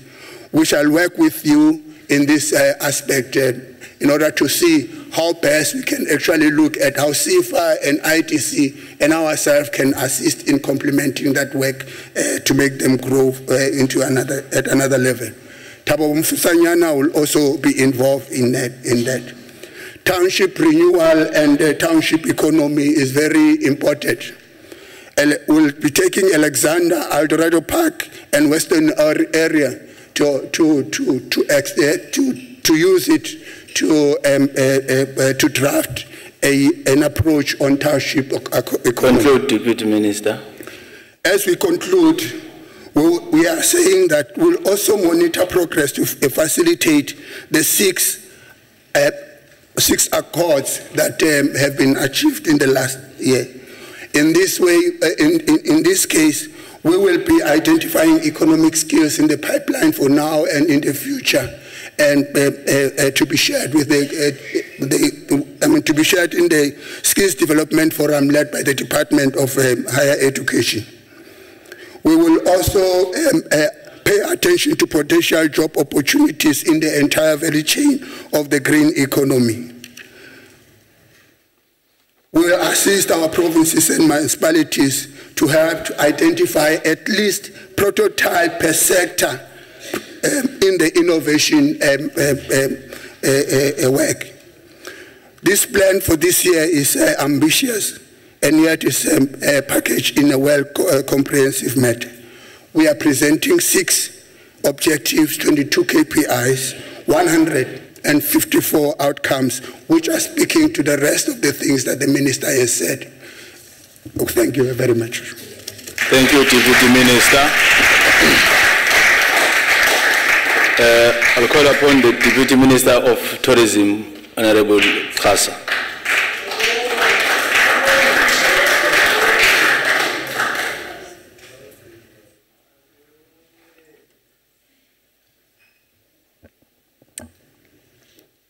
Thank you very much, Honorable Chairperson. Honorable Chairperson of the National Council of Provinces, Minister Hanekom, Minister Patel, Deputy Minister Masuku, Mr. Squadi, honorable members of the NSOP, my debate moves from tourism moving South Africa forward province by province. South Africa is one of the only countries that can boast the diversity of the whole world in one country. Each province has a varied and diverse tourism offerings, unique to that place and complementing the other. And like our rainbow nation, we celebrate our unity in diversity. Indeed, we come a long way since the birth of our democracy. 20 years ago, tourism was the ecotourism playground of the elite. Our destination was known mainly as a safari destination. Visitors only visited the provinces of these destinations. But that soon changed with the birth of our democracy 20 years ago, when we opened up South Africa to the world. And what a debut that has been.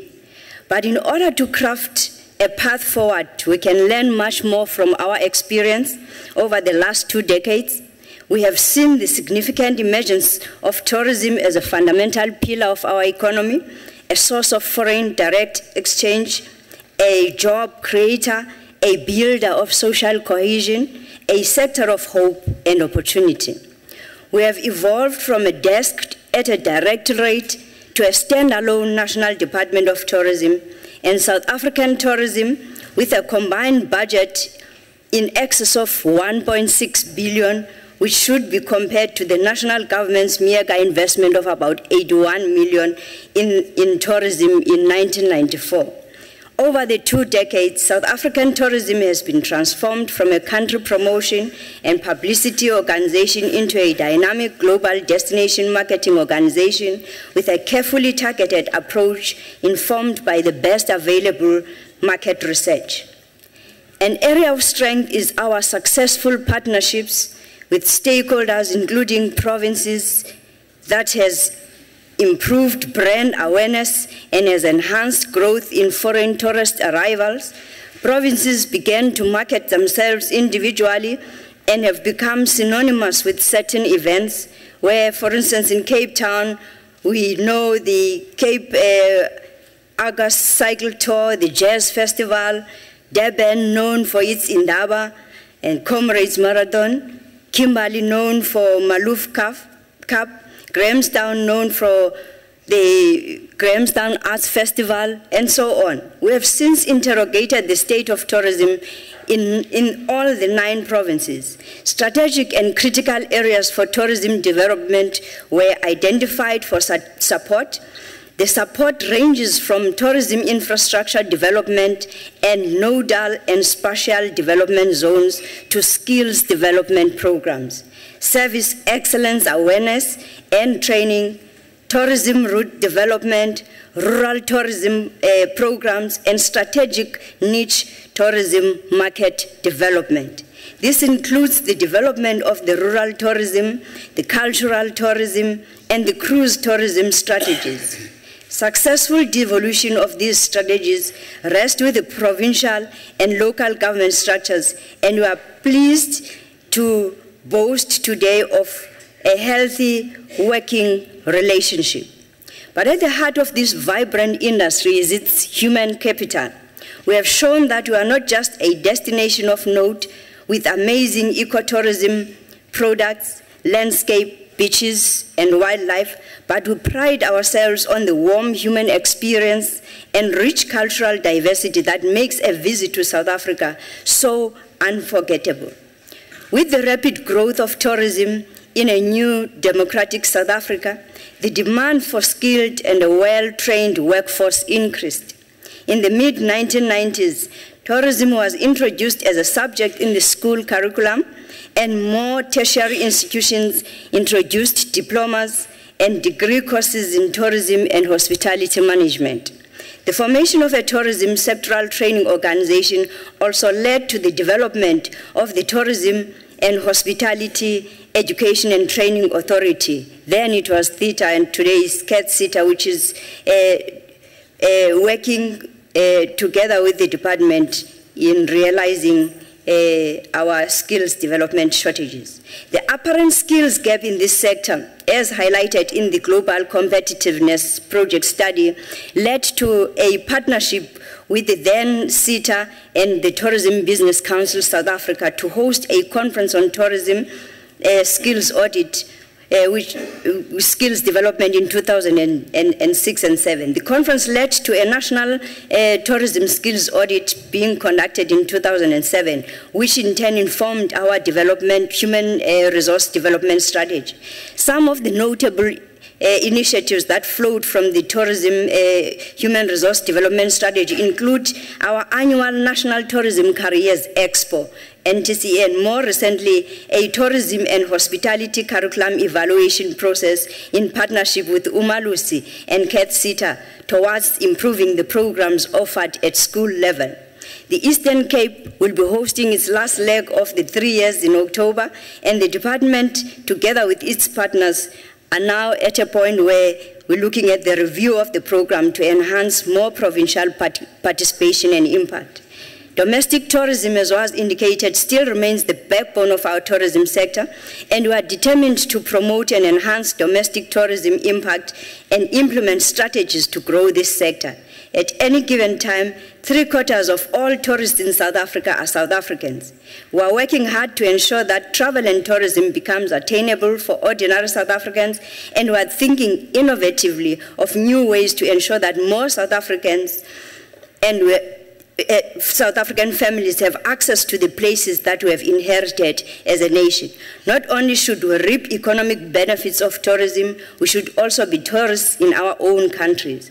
We have risen to our challenges and embraced our opportunities. There will be further opportunities for SMMEs as part of our transformation program through our social responsibility initiative and the soon-to-be finalized incentive program. Creating opportunities for development of women is foremost in our agenda, and our department, in partnership with Tourism Business Council South Africa, will this year host an inaugural conference that will help craft a strategy of moving South Africa forward through the development and growth of women in this sector. We have positioned this sector as a catalyst that can and is able to create multiplier effects. Chairperson, finally, I wish to say that we've written a chapter in the good story that is South Africa, while we continue to tackle the challenges that face our country. That is why we move from a positive stance in order to be able to tackle even the challenges that the honorable member was citing here, as if tourism then has stopped. It has not stopped. We are moving forward. I wish to, at this point, say my special appreciation to the Honorable Minister for the leadership and guidance of the department, also supported by the Director General, and our commitment as the National Department of Tourism to work with the Select Committee and ensuring that we take this new gold to our people of South Africa. I thank you, Chairperson. Thank you, Deputy Minister. Honorable Van Lingen.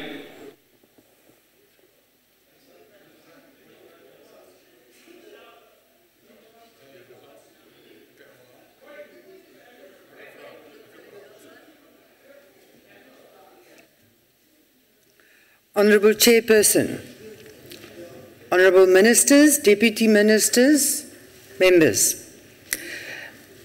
Honorable Minister of Tourism. Tourism achieved good results and it deserves credit. To take tourism forward, the budget should increase to at least 0.5% of the GDP. Tourism is grossly underfunded. With a budget allocation and the increase of 2.6%, tourism is not going to create the 225 new jobs in the sector or create the environment for direct investment in a contribution of almost 500 billion to the GDP as expressed in the National Development Plan. To make matters more difficult, tourism is now subject to the ill-considered visa regulations by the Minister of Home Affairs. Minister Hanekom, thank you for speaking to the stakeholders and studying the global best practices to respond to these broader policy changes and practices of implementing such measures. The Board of Airline Representatives cautioned that until consumer awareness of the new requirements reaches 100%, 20% of arrival numbers could be lost. Can we afford 20% of such a loss? The unintended consequence of the regulations on tourism is proof that state departments either do not do proper economic and social impact assessments, and it has an impact because the politicians either don't care or the departments operate in silos. The DA challenges the Department of Home Affairs to submit their impact assessment on this matter to the Committee of Tourism here in the NCOP. It is estimated that the government will have to invest more than 40 million in a PR campaign to repair the damage caused by the negative perceptions caused by these measures of the visa regulations. As local tourism initiatives are often heavily dependent on local government and the Department of Arts and Culture, we find that they are sadly neglected. As far as the Arts and Culture Department and projects are concerned, there are numerous instances of such neglect, as in the case of the Sarah Bartman Center to be built in the near future at Hankey for more than 168 million. The project was started in 2002 with the burial of the remains of the Khoi icon. Since then, the project only gets new life from election to election. At present, there are no building plans submitted to Koga municipality, but employment lists are packed with ANC supporters after the recent elections. The Koga Cultural Center, the Tsitsikamma Forest, Khoi Sand Village, the Cultural Center at Jubatina are part of the white elephants of neglect rather than working for tourism and bringing work to the local communities. The local government is probably the worst enemy of tourism development, and the political greed destroys the credibility of local tourism organization. Funding, if any, is completely insufficient. Councillors, however, regularly attend the celebrated annual Tourism Indaba as a joyride rather than a marketing event. The Department of Tourism now has a target to develop tourism in local municipalities. However, most municipalities are dysfunctional. The department will have to introduce a program where local municipalities cannot get their hands on the training, the jobs, or the money. Local tourism organizations must be revived and saved from the claws of local government. Minister Hanekom, your department needs a larger share of the budget as a department that can bring tourism, local economic development and jobs to the rural areas. Now I want to switch to you, Minister Patel. The Department of Economic Development, along with the Department of Tourism, must become important job drivers in the economic growth of South Africa. It can only do so with the alignment of the NDP. The National Growth Plan must be completely aligned with the NDP.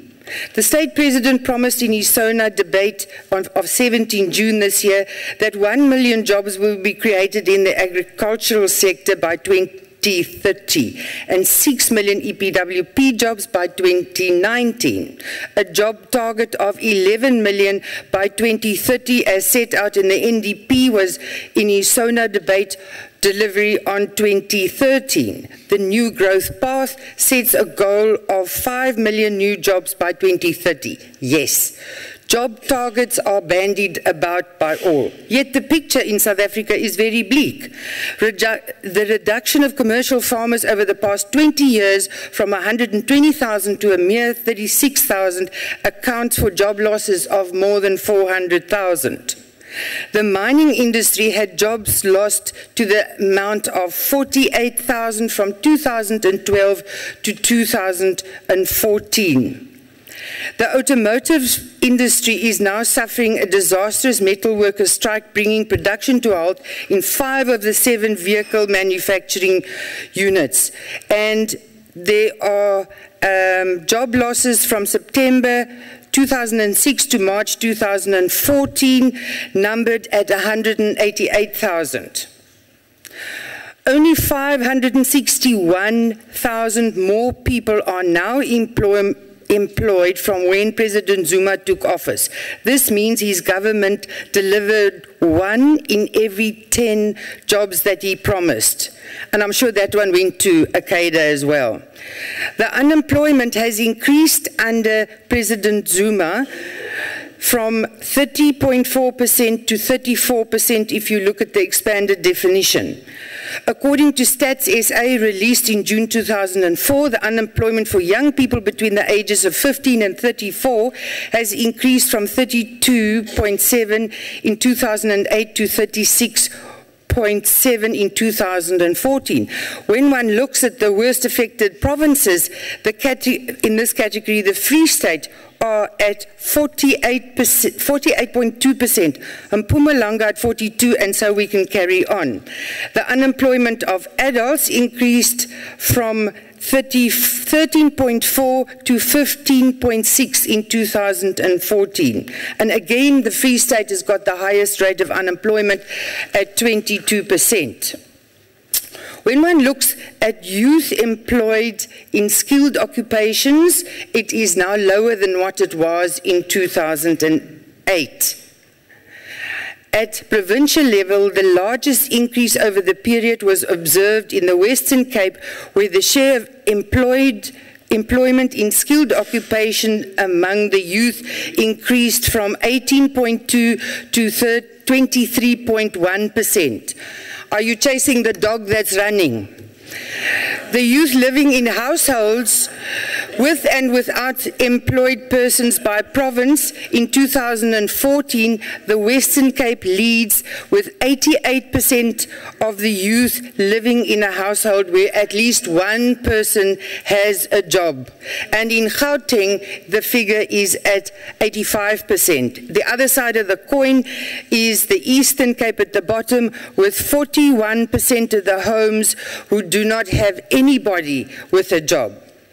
It is important to understand that sustainable economic growth of 6 to 8% comes with political stability. Therefore, jobs will grow if government will create a stable environment for FDI.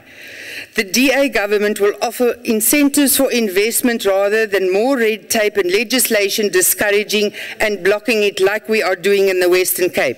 Furthermore, the DA will offer incentives to the private sector to match government's promised 1 million internships for the youth. The Presidential Infrastructure Coordination Committee, the PICC, developed the Strategic Integrated Presidential Program with the SIPS projects. This NCOP is the House of Provinces, and we account to our provinces. And as my colleague, Honourable Suka, so well versed earlier on, we need to report and we need to know exactly what projects we have in our provinces. The DG, Ms. Schreiner, indicated that there are 560 SIPS projects, which is really a very large number.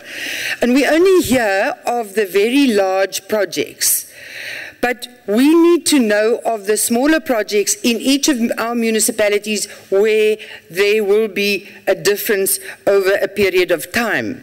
And we can only do oversight if we know which projects those are. Honourable Mr. Patel, your department is relatively small, and I'm concerned that you might not be able to do the oversight or the coordination that you are supposed to do.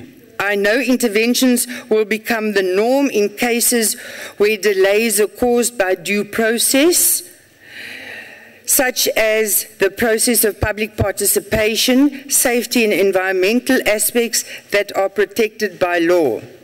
Honourable Minister, the Democratic Alliance calls on you to be open about the SIPS projects, which brings jobs in each province so that there can be oversight on every project and fair employment for all the unemployed youth in the province.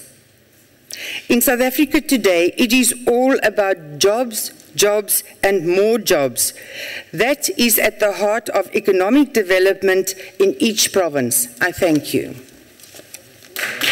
Thank you. Honourable Vauda.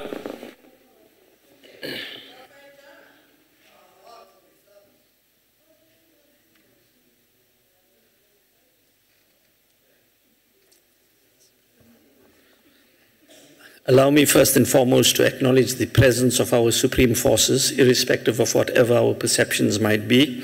I greet all of you with Assalamu alaikum. May God's peace be with you. Honourable Chair, Honourable Ministers, Honourable Deputy Ministers, Honourable Chair of the NCOP, Honourable Members. South Africa remains not only one of the leading producers of strategic minerals in the world, but this beautiful land is also blessed with many natural resources. We can undoubtedly boast a diverse economy in many different sectors, including mining, agriculture, energy, construction, transport, finance, tourism, and many others. South Africa is amongst the leading producers of gold, diamond, coal, iron ore, and again, many others, and is today the #1 producer of platinum in the world. This, honourable ministers, surely says a lot about the potential that lies latent in South Africa. There can be little doubt that this is a great country, as was confirmed in 2010 when we delivered an excellent World Cup, an international spectacle of repute. Furthermore, being a member of BRICS, such illustrious company is no mean testimony of this significance in the larger international economic space. Let there be no doubt in the minds of any, let there be no doubts in the minds of any that there will be economic growth in this country, for the simple reason that we not only have lucrative resources, but we also provide the environment to help profitably commercialize the undoubtedly much needed investments. However, we take this opportunity to remind one and all that inasmuch as the investor pleads profit for his financial investment, our people invest their time, their energy, their sweat, and yes, even their lifeblood to help support these establishments. Surely our people are also entitled to a profit on their investments and to an equitable share in the exploitation of our resources. We in the EFF, honourable ministers, beg on their behalf in this regard. There existed in 1994 a huge political disparity in South Africa. We sat around the table and redressed this issue. 20 years later, sadly, there still exists a huge socio-economic disparity in this country. And of even greater concern, honorable ministers, is the unfortunate fact that in a country that boasts such massive resources and a country with such a dynamic economy, this gap is not being redressed, but is actually widening. Honorable members, this is a sorry shame indeed. Social unrest on the streets of South Africa is indicative of this unnecessary state of affairs. The fight for socio-economic emancipation is presently being fought on the streets of South Africa. I am reminded of the argument made in The Wretched of the Earth by Frans Omer Fanon, in which he defends the right for a colonized people to use violence to struggle for independence, arguing that human beings who are not considered as such and not treated as such shall not be bound by principles that apply to humanity in their attitude towards the colonizer or neo-colonizer. And if you have not heard of Fanon, Google quickly. You can hardly sit here and hope to champion the rights of the people without his classical education in this regard. Honorable ministers, the challenge facing us is to take the fight off the streets of South Africa and into the boardrooms of South Africa, where the real battles will be won. And losing is not a viable option for the future of this country. This, however, will of course require courage and guts. Yes, honorable ministers, we hear the attempts by your government to further grow the economy as outlined in the NDP in a vain attempt to redress these issues. However, we must hasten to add that this falls far short from implementing in the areas fundamentally necessary to bring about economic emancipation of our people. These areas would include, amongst others, significant and aggressive intervention in salary negotiations and the establishment of a minimum wage in the various sectors of the economy. This would not only serve to provide much needed improvement in the lives of our people, but would significantly help to build the local market, to consume local produce, and make us less dependent on volatile foreign markets. In all successful economies, varying degrees of nationalization of strategic resources has proven fundamental. South Africa should be no exception. And again, honorable ministers, this, of course, will require courage and guts. Even the DA seems to be agreeing with us on this. What was that I heard about the exploitation of gold benefiting only a few? Thank you, Honorable Wiley, for your support, if he is still around. Another area of fundamental importance is the provision of desperately needed land on a wide scale as a matter of urgency. 2030 will surely be too little, too late. The present constitution provides sufficient mechanisms for delivery in this regard. And again, Honorable Minister, this will of course require courage and guts. Once again, Honorable Ministers, we in the EFF invite you and your government to join us, and we will help provide you with the necessary courage and guts. They don't call us fighters for nothing. We will provide you with the courage and guts to make fundamental legislative and policy changes which will bring about meaningful change in the lives of our people. Finally, in concluding, I want to say, Honorable Minister Patel, I'm a little bit concerned about the Deputy Minister's laryngitis. You know, he's a homeboy, he's from Mpumalanga. Your time has expired, Honorable Valder. Thank you. Thank you very much for your attention, Honorable Ministers. Order, Honorable Members. Honorable Motara.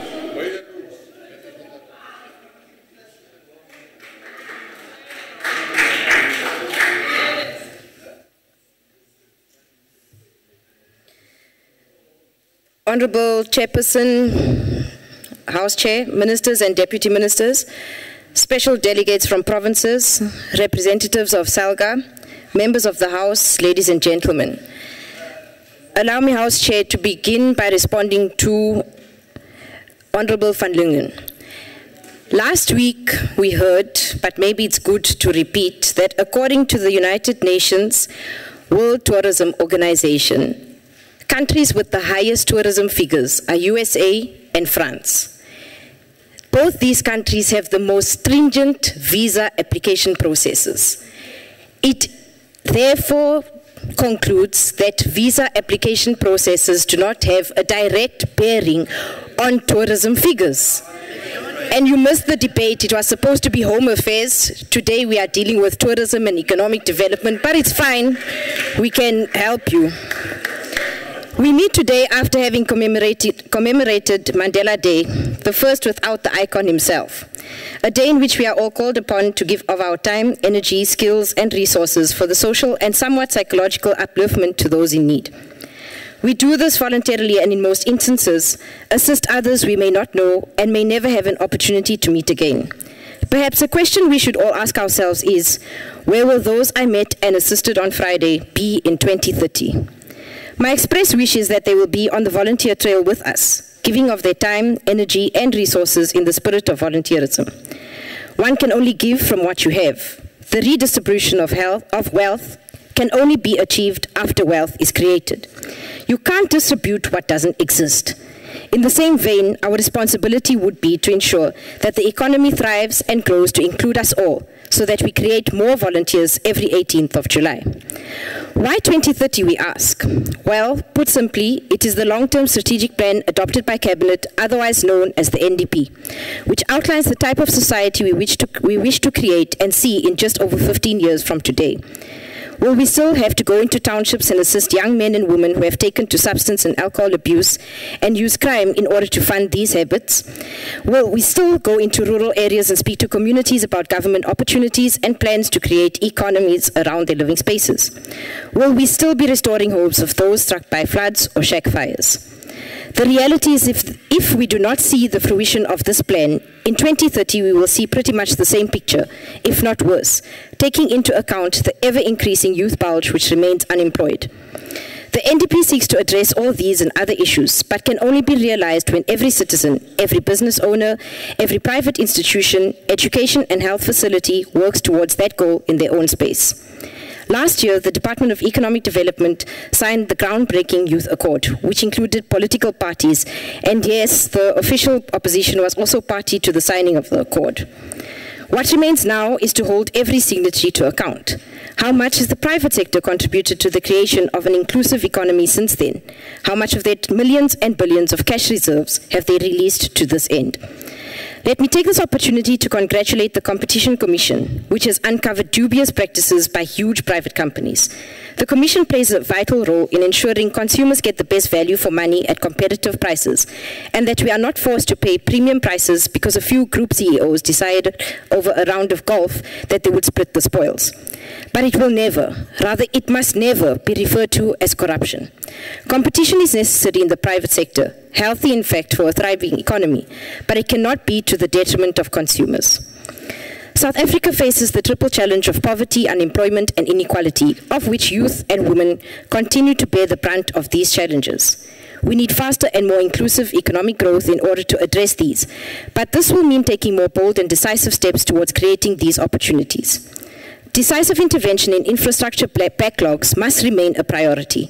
We could look at many avenues in which to achieve this, but one that we must really celebrate as this nation is the finalization of the creation of the BRICS Development Bank. This bank is intended to strengthen cooperation among emerging economies and developing countries by jointly pooling BRICS savings, notably foreign reserves estimated around $4 trillion US, as well as other private financing within the jurisdiction of BRICS countries, to meet the development needs of countries with whom we share common objectives. The fact of the matter is that African countries share common challenges, common historical as well as structural difficulties. This must therefore mean that we have common objectives. If we have the capacity as well as the political will to resolve our own challenges, we must therefore move forward towards this end. As the gateway to Africa, we need a modern, well-maintained, integrated infrastructure. I must mention this, Chairperson, that there are some amongst us who want the world to believe that our slow economic growth is peculiar to South Africa. This is not true. South Africa is not an island. We don't live and work only amongst ourselves. We don't trade with each other. This must therefore mean that what happens elsewhere will also have direct or indirect effects on our own economy. But we must draw lessons from what has happened globally. Somewhere in the not-so-distant future, we must find a balance between local production vis-a-vis our dependence on foreign markets.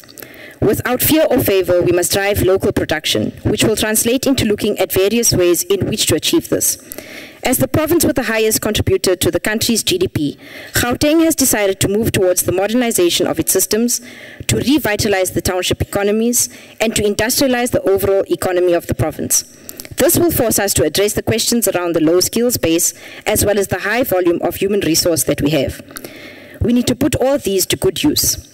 While we have made great strides in the rollout of infrastructure projects, one element where we have not really been able to focus our energies on is the development of entrepreneurs. An entrepreneur is a person with an idea, a bold and unimaginable concept to those he explains it to. But the entrepreneur not only understands it, he feels it and dreams about it. His thoughts are consumed by it. He is the one who sees opportunity in every aspect of life. This is where we need to focus our energies, support and celebrate the imagination of creative minds, and we will become a leader of employment creation. We unequivocally support the budget as presented by the Ministers of Tourism and Economic Development, not because we are of the same political organization, but because in principle, not supporting it would mean we encourage poverty, inequality, and unemployment. I thank you. Thank you, Honorable Mutara. Honorable Dikhale.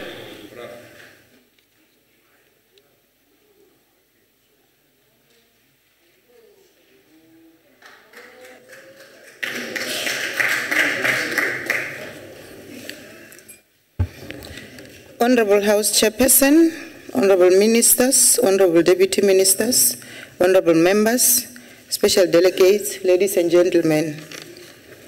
Let me state from the onset that as the ANC, we support the budget vote of the Department of Tourism. We do so because we believe that it will take the department further in executing the mandate of the governing party to make the lives of our people better. In 2009, during the 52nd National Conference in Polokwane, the African National Congress took resolutions which, among others, were aimed at transforming our economy. The resolution on transformation of the economy was based on 15 pillars, one of which is integration on a fair and equitable basis with the economies of Southern Africa and building stronger economic linkages across the continent as a whole. We took this resolution because we understand that South Africa is part of Southern Africa and Africa as a whole. Therefore, our economy is intrinsically linked to the economies of Southern Africa region and the African continent. In 2012 in Mangaung, we took another resolution that fortifies the one we took in Polokwane to further strengthen our economic transformation through regional integration. And this is the adoption of the National Development Plan as produced by the National Planning Commission. The National Development Plan is a plan that runs for 20 years because governing a country like South Africa is a long-term project that needs a long-term plan.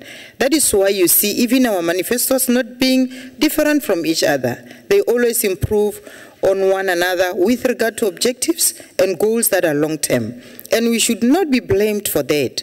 Most governing parties in our position do exactly the same because, as I said, governing a country is a long-term project.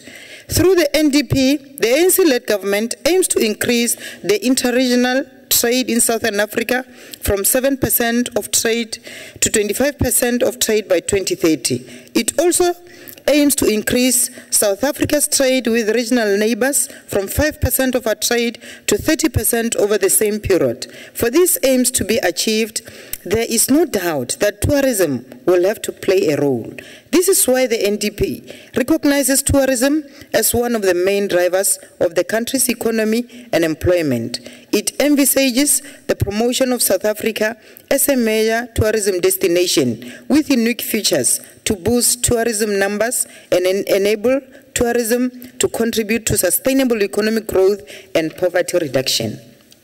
In my language, we say, Moyeng, etlaka gesho, rije ka wena. That is what tourism brings to our lives and economy. When these tourists visit our country, we benefit from their spending. Therefore, we must make it worthwhile for them to come to our country. It is therefore imperative, Minister, that your department must form a partnership with local people on how to welcome and treat the tourists, our guests. And this behavior, our good treatment of the tourist, must not only be meted out to foreign tourists. Our local tourists must also be treated the same way. This means whilst it is good for South Africa to be involved in the region and continent, we must not forget home. As the saying goes, charity begins at home. We therefore have to improve and double our home penetration with regard to tourism. We are as such glad and very much support that proudly South Africa has a program that will see it embark on a road show across various provinces, supported by Absa Bank to highlight the importance of buying local, which will coincidentally begin today, 22nd of July 2014. It has been proven worldwide that buying local remains a powerful measure to create jobs, which in turn helps reduce the unacceptably high levels of poverty. We therefore say, big up to this program as it is value for money. Honorable Chairperson, sectors such as tourism can be a powerful instrument of regional policy, and being locally based and available even to the most remote rural areas offers significant jobs and income opportunities. It also offers rural communities the opportunity to benefit economically from their cultures and environment and to compensate for the absence of manufacturing or industrial base. As a person who comes from a rural province, I have invested interest in seeing sectors such as tourism having prominence in these rural provinces, especially given their potential to alleviate poverty. I am therefore glad that the NDP shares the same vision and sentiments. We must commend and applaud the department that, in line with the NDP's vision of creating an additional 11 million jobs and increasing GDP by an annual 5.4% by 2030, its national tourism sector strategy commits the tourism sector to creating a total of 225,000 additional jobs by 2020, and also to increasing tourism's total direct and indirect contribution to the economy to 499 billion by 2020. This is the ambition and proactiveness that we want to see, so that when we approve the budget, we know that it is for a good cause that is clearly planned for. Also, in relation to the NDP's focus on small, medium, and micro enterprises development, over the medium term, the department, during their presentation, told us about the plans to support the growth of 3211 enterprises, which will include rural enterprises, historically disadvantaged enterprises, enterprises that require market access, and enterprises that need mentorship and training to grow. We are looking forward to see the plan working. The department's budget also states that the department will further create 19,250 full-time equivalent jobs over the medium-term expenditure framework period. 2,475 of these employed individuals will be supported through tourism enterprises, partnerships, and 16,775 jobs will be created through the labor-intensive social responsibility implementation program, which is implemented through the expanded public works program. To this, I can only say halala. Minister, we applaud your department. We do so because we can see that this is a good work that your department is doing, but where we see you still lacking, we will also raise a red flag so that you can be able to correct or improve on that. That is a proactive oversight that is expected from us as an oversight body. For example, Minister Tourism is a schedule for functional area, and as you know, the NCOP's main focus is on this area so that it can ensure provincial interests are taken into account in the national sphere of government. So we would love to see the National Department collaborating with provincial governments and municipalities to promote tourism in their areas. However, I do not see this being catered for in the present budget.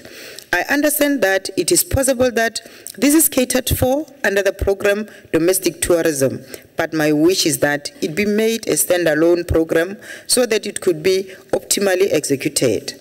I hope the Minister will note this and ensure that this is done in the next budget. Another program that I do see coming out clearly is that support for or collaboration with other concomitant sectors of departments. For example, we read in the papers that the Department of Environmental Affairs intends relocating about 550 rhinos from the Kruger National Park to another areas for their safety.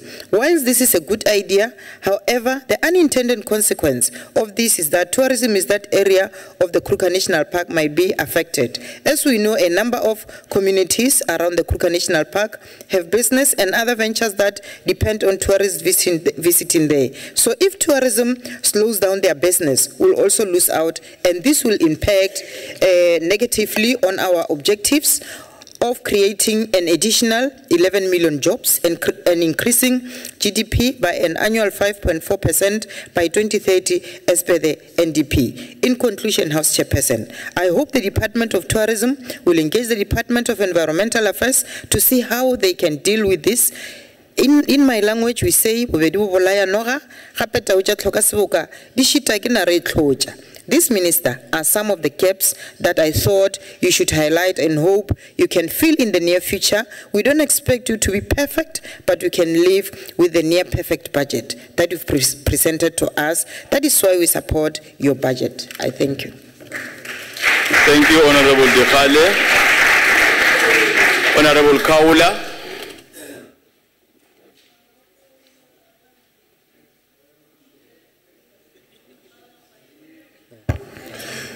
Thank you, Honorable Officer Presiding.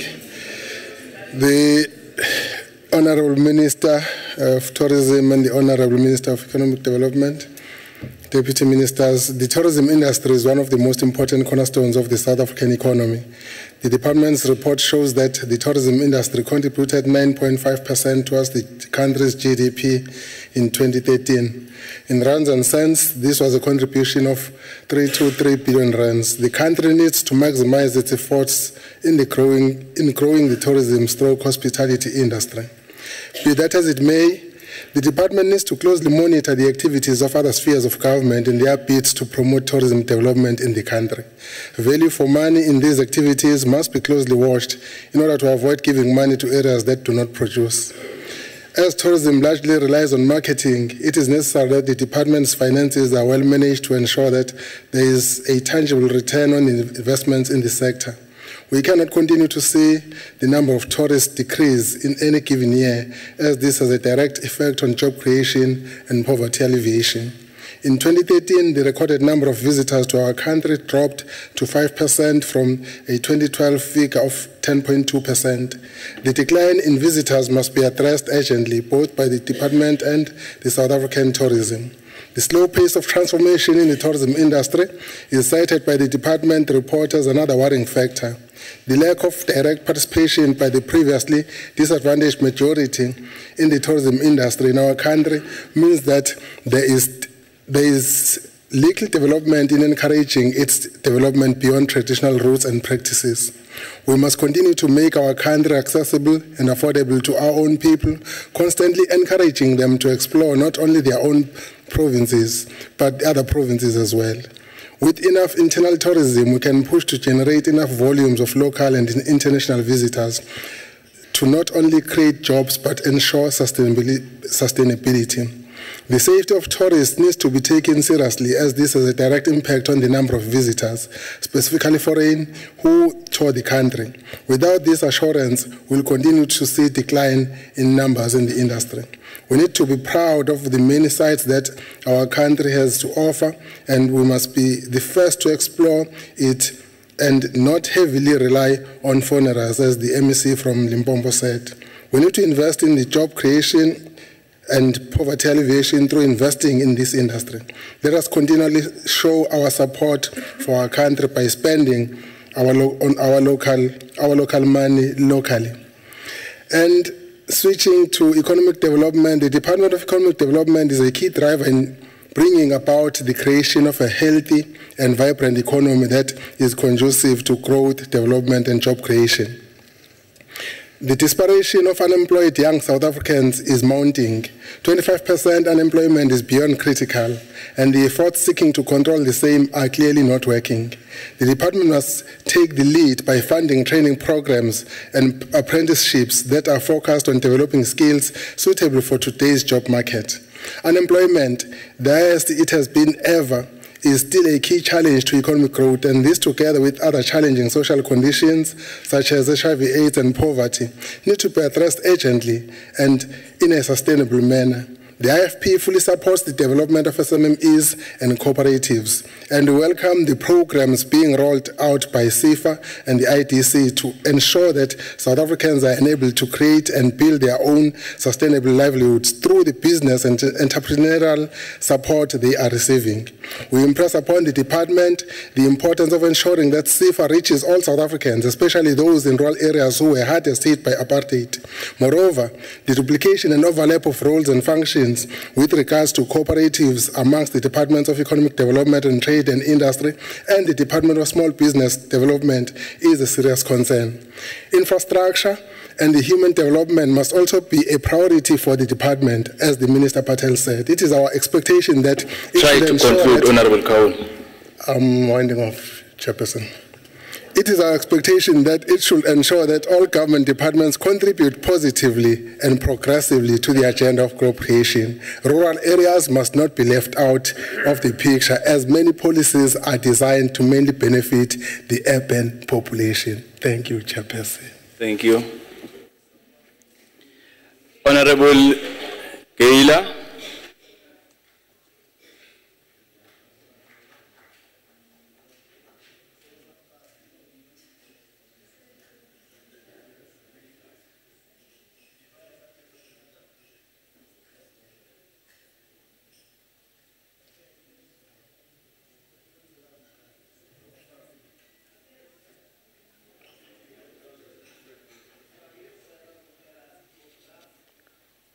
Okay. Honorable Mtimunye.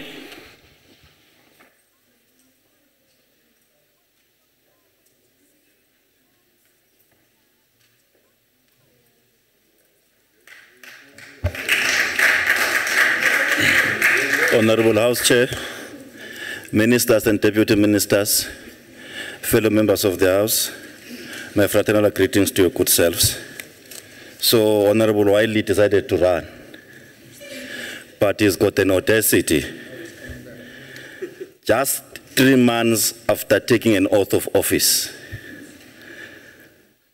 in which he pledges honesty to the Constitution and the Republic. But here he comes in public making a reckless U-turn and a reckless detour to the right. In any case, that's where he belongs, after indicating to the left. I hope South Africa is listening and watching. Honorable Vauda,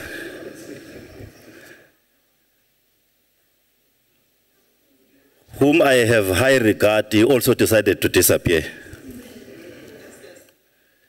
But the only thing I can say to him as an elder, that he belongs to a party of young people who decided to become unscrupulous and left home after disobeying the rules of the elders.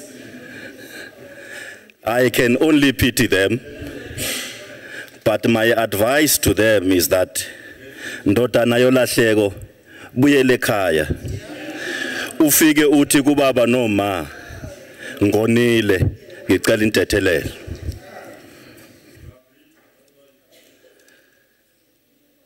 The honorable member from the UDM has got nothing to offer on this Nelson Mandela month.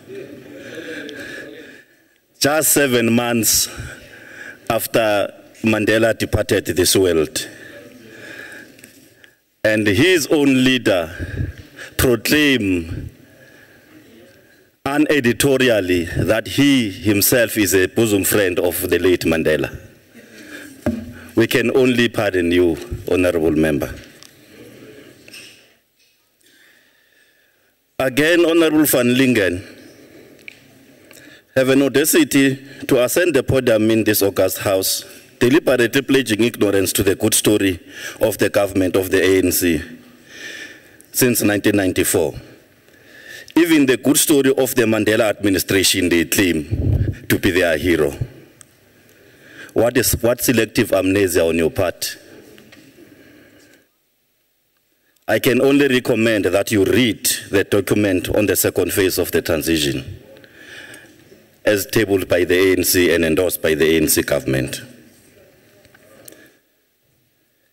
And I have seen, Honorable van Lingen, good programs and a good story of the programs on arts and culture attracting both domestic and international tourism. I can mention but a few: the Grahamstown Cultural Festival, the July Handicap, the Cape Town International Festival. At least we can give credit where it's due as the ANC. I am very particular with these issues with this obsession about Cape Town, as if Cape Town is some kind of federal state. The ANC government have got a responsibility to govern and transform South Africa, not Western Cape alone. I wish South Africa is also listening and is going to do something about the DA come the next round of elections. Honorable van Lingen, the entire world has suffered economic meltdown in the recent past. It is common knowledge. And South Africa is part of the global village. But we choose to ignore that important information. One of the intellectual luminaries of his generation, writing in the seminal book, The Wretched of the Earth, Frantz Fanon. So we know about Frantz Fanon, Honorable Vauda. And he made a clarion call and he said, and I quote, "Each generation must, out of relative obscurity, discover its mission, fulfill it or betray it," close quotes. The many generations before us, including that of Oliver Tambo, Nelson Mandela, Govan Mbeki, Mama Sisulu, and many others, not only discovered their mission, but also made a choice to fulfill it. So the ANC government has made a choice on its mission, and it is busy fulfilling it through the National Development Plan. And I thank you, Comrade Chair.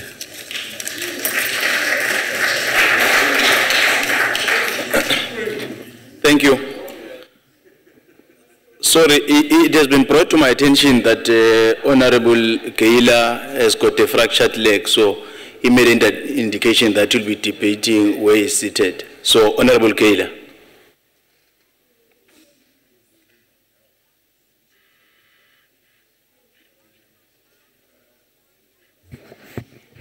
Thank you, Chairperson. It's a pity that the previous honourable member, Speak to the mic, has decided to know what I'm going to say without listening to me. But anyway, Honourable Chairperson, Honourable Ministers, Deputy Ministers, leadership of the NSOP, one is happy to take part in this debate. This is a debate about building our country. It's not about picking up your fist and all that. Elections are gone. We have a government in place. This is what this debate is about. It's about building our country, which is South Africa, which belongs to all of us. The UDM believes that Can you speak to the mic, please? The UDM believes that 6 to 8% is required to growth is required to reduce unemployment. And to achieve this, South Africa need to unleash the creative spirit inherent in South Africans to create jobs. We must reverse the trends of shrinking numbers of South Africans in the retail sector that is gradually being taken over by foreign nationals with little, if any, assistance provided by to South Africans to compete effectively in this sector. The fact that development of small business has been accepted worldwide as the backbone of global economic growth and development while simultaneously creating more jobs cannot be overemphasized. In promoting and investing in small business enterprise development, we must consider the following as key factors in the process. Firstly, ensure that a fair system where entrepreneurs, small business and owners from inside and outside South Africa can do business harmoniously. Secondly, ensure that our citizens become wealth creators rather than employment seekers. Thirdly, introduce capacity building, training, and programs for experiment and existing businesses, and encourage people to start new businesses to improve and competitiveness of existing ones. Fourthly, move with great speed in removing obstacles that enable small business development growth. Provide tax incentives for business that create jobs, and specifically those in labor-intensive industries and are using already existing economic infrastructure in the countries, some of which are in the state of decay. Facilitate access of new markets for to products. On tourism, we must complement bengavakali into zakuthi nincede manze sixhoseni xa nondiva kwinto ye-tourism.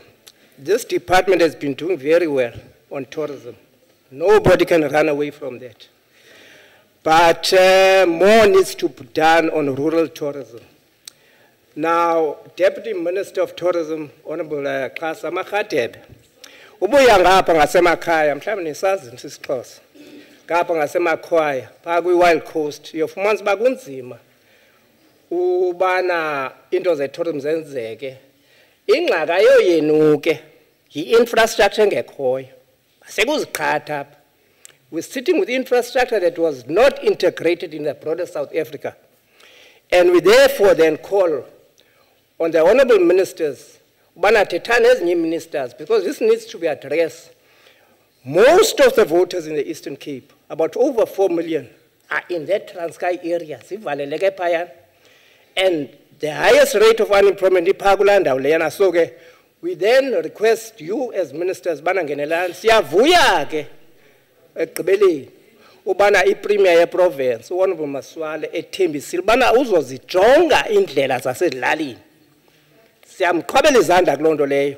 Thina ke unfortunately asigxeki ndina sigxeka size ne-solution because sakukurhulumente. Inkosi.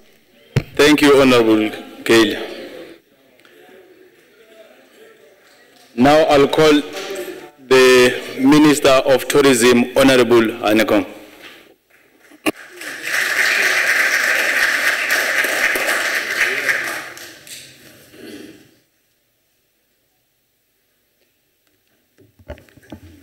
Well, thank you very much, Chairperson and honourable members, for a rich debate, for good preparation in your speeches, and the thoughtfulness and giving us some good suggestions. Thank you very much. You really must invite me to this honourable house more often. What do you say, Ibrahim Patel? Nice place. Nice place. I'm going to have to, Chairperson, gallop through some of my responses because I only have 5 minutes, so I won't really do justice to it, but we really do have to say that we've taken note of all of your contributions and we take them seriously. Let me start off with my colleague, Minister Patel, when he, not really responding to you because we have many opportunities, but when you say we have to turn South Africa from a nation of importers to a nation of manufacturers, quite right. But I think something that is underappreciated is the extent to which every tourist arrival in South Africa is foreign exchange earned. It's the equivalent of an export. So we need to nurture this sector. So as much as the growth of the manufacturing sector is very important, the tourism sector is no less important, and we have to start seeing it differently. Our Honourable Chairperson of the Select Committee, my dear comrade Eddie Makwe, thank you for your eloquent support. You know, I can see why you were the General Secretary of South African Council of Churches in your day, because you still have that gift of the gab. Just one thing, you spoke about the 275,000 jobs committed to by the department in the tourism sector strategy by 2020. Let me say, if we do the right things, we can achieve that and a lot more, and I firmly believe that. But let me just say, in the spirit of Oliver Tambo, we will, with all humility, do our best and approach it carefully to see that, to try to achieve maximum results that will benefit as many South Africans as possible. To our MEC Sekwati, yes, the Limpopo has gems. The Mapungubwe site as a World Heritage Site, the Kruger National Park, these are our strong magnets in the tourism sector. They need to be looked after, they need to be nurtured, because we can't afford as a country, let alone the province, for these very important sites to deteriorate. Let me say, I pulled out about 7 things that I think we could do, that we could concentrate on to get the best results out of the tourism sector. And it's not exhaustive, nor is it in any order of priority.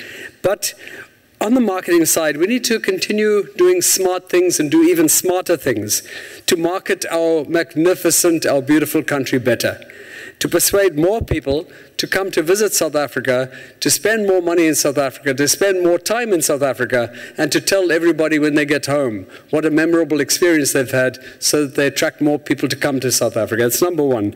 Number 2, we have to continuously enhance our offer. Now that includes many things. It includes more information, improved facilities, EPWP type of projects that talk about walkways, the kind of things that you see in Mapungubwe, the Boomslang here at Kirstenbosch. We need to do more of that sort of thing in enhancing our offer continuously.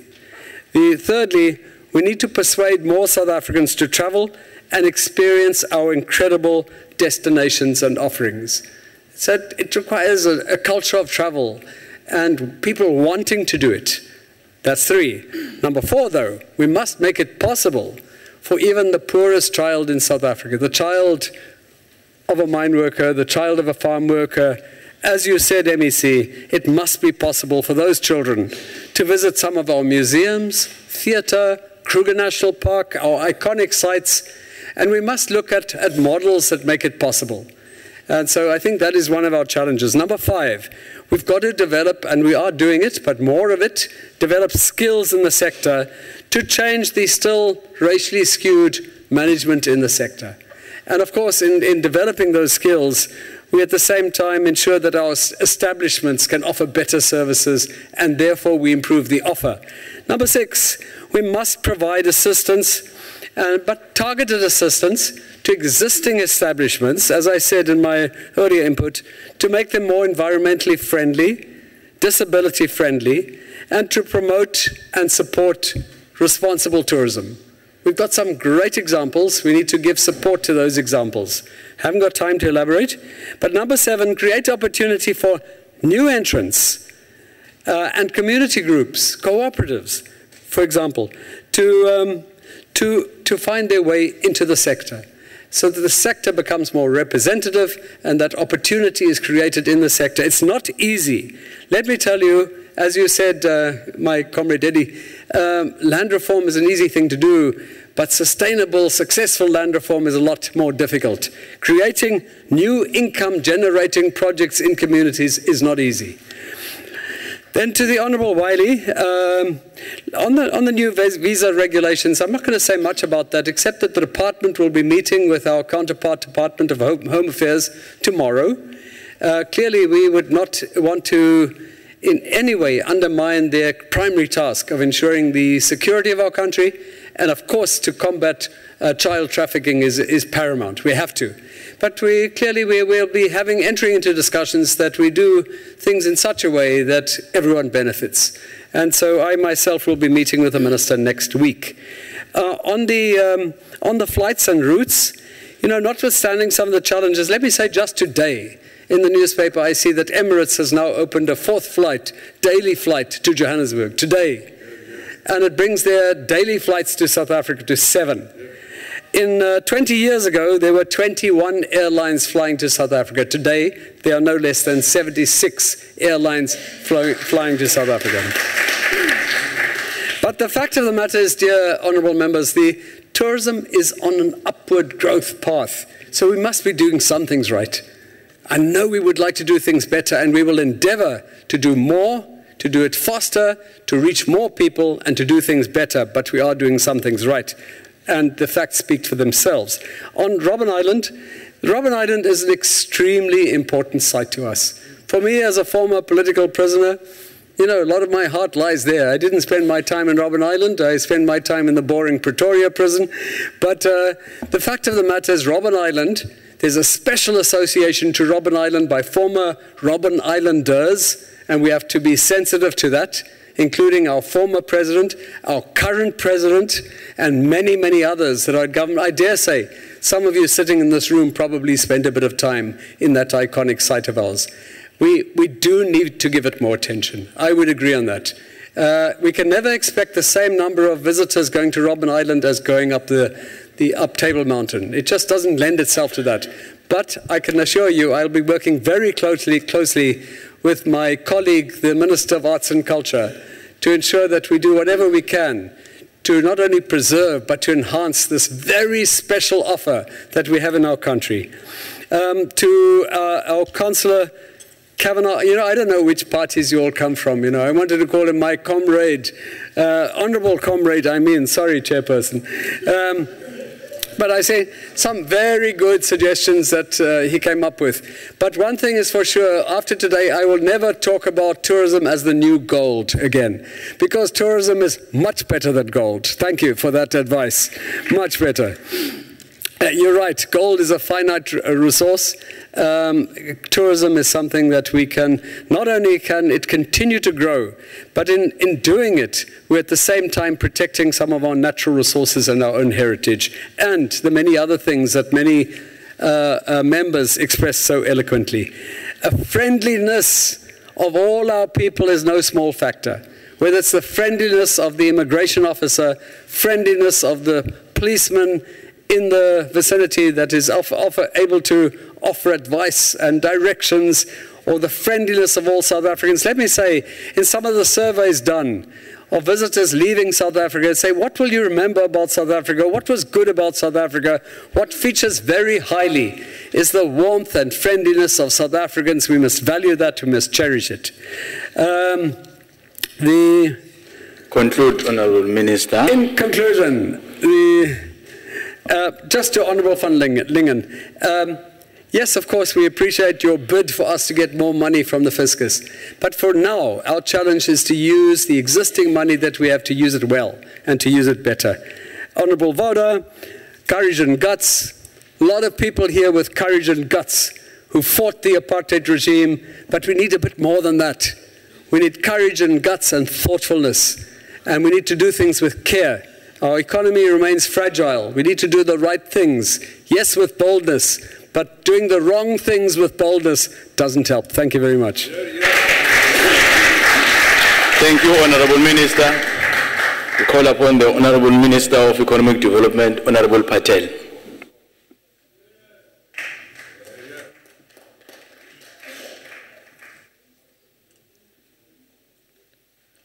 Thank you very much, House Chairperson. I would like to start by appreciating the comments that have been made by all the speakers. And I really enjoyed the passion that Minister Hanekom brought to the issue of tourism. Because in the new growth path, tourism is identified as a significant jobs driver. And I'd like to draw one more connection that is important. Tourism can stimulate industrialization. When tourists begin to buy locally made goods, local clothing, local food, and so on. So there are strong and positive reinforcing relationships between tourism and the overall industrialization focus that, in fact, the ruling party has put up for the period ahead. And I think it's a positive relationship. Honorable Suka, thank you very much for the way in which you brought together the infrastructure story of government. I think it was very helpful. And I'd like to illustrate it briefly by saying infrastructure is a site where we're connecting government itself, where we're learning to do things in a coordinated way. Let me give you the example. While the PICC is driving the rollout of infrastructure, the Competition Commission comes and investigates cartels and break up the monopolies that have driven up prices in the industry. The IDC, by the way, the CEO of the IDC is here today, Jeffrey Kena. He sat through the entire debate because I think he wanted to follow what it was that provinces wanted in the period ahead. The IDC bought the majority ownership in Score Metals, one of our largest suppliers of components to the infrastructure program. ITAC, that's the International Trade Commission, goes and puts a restriction on the export of scrap metal by putting a price preference in favor of local companies. In other words, they want us to beneficiate scrap metal so that the foundries can use it for the infrastructure program. There's a classic example of coordination across the state. MEC Sekwati would be very happy to know that we are not going to forget the investment requirements of Limpopo. And in fact, the Industrial Development Corporation has put 4.8 billion rand into Limpopo over the last 5 years, 733 million rand just last year. I'd like to briefly respond to some of the comments that have been made by some of the speakers from the opposition. Honorable van Lingen makes the point that the employment position in the country is bleak. And I think where we would want to put emphasis is how substantial the challenge of employment is, and why we need to work closely with our people to take on this challenge. But as we do this, let's recognize some of our strengths. Let's start off with the fact that since the adoption of the new growth path by cabinet, jobs have grown by 1.4 million South Africans. I would have wished that Honorable van Lingen had made that point known. Honorable van Lingen then cites a number of statistics. I'm not sure of the source of the statistics, but I would make the point that this is an exercise that one needs to be very cautious about. I've done a comparison of the employment statistics in the quarterly labor force survey. It's called the average quarterly employment for each year. And I've taken March 2009 and compared it with March 2014, because March 2014 is the latest available data. What does it show? It shows that Western Cape created 135,000 new jobs. That's good. It shows that Gauteng created 352,000 new jobs. It's not a competition. We are pleased when any province creates a job, because it's a South African that gets a job. But to try to create the impression that the Western Cape has done better than everybody else, that we have only one province that can succeed and everything else is failure, is a very unfortunate narrative. Let's go a little bit further. if indeed we want to look at the racial profile of those jobs, let's look at them using the official statistics that I think lies at the heart of Honorable van Lingen's data. Western Cape created 20,000 new jobs for Africans. 20,000. It created 82,000 new jobs for whites. It's not an argument to say white South Africans don't need jobs. They're part of our nation. They bring skills. They have needs as South Africans. All of that is important. But it does mean that we take the view that those who least have jobs should be prioritized. And that is the affirmative action program of government. And that, therefore, is what we'd like Honourable Minister, there is a to consider a little bit. Yes, sir. Honourable Chairperson, I want to hear if the Minister is prepared to take a question. Honourable Minister? I will be very happy to take a question. He is prepared. Go ahead. Yes. Honourable Minister, I want to know where exactly did you get that statistics that you are talking about? Chairperson, let me give the answer. Please proceed, Minister. We get it from the quarterly labour force survey. I would suggest that the member takes a pen, the honourable member takes a pen and write down the address. www.statssa.org.za. Go to the website. It's publicly available. The information is there. I also have a copy of the latest quarterly labour force survey available here. And if in fact www.statssa.gov.za, if the honourable member cannot access it, I'm quite happy to donate my copy. So let's then go to the question of youth employment. Gauteng created 51,000 new jobs for young people. Western Cape created 25,000 new jobs for young people. Why do I make these points?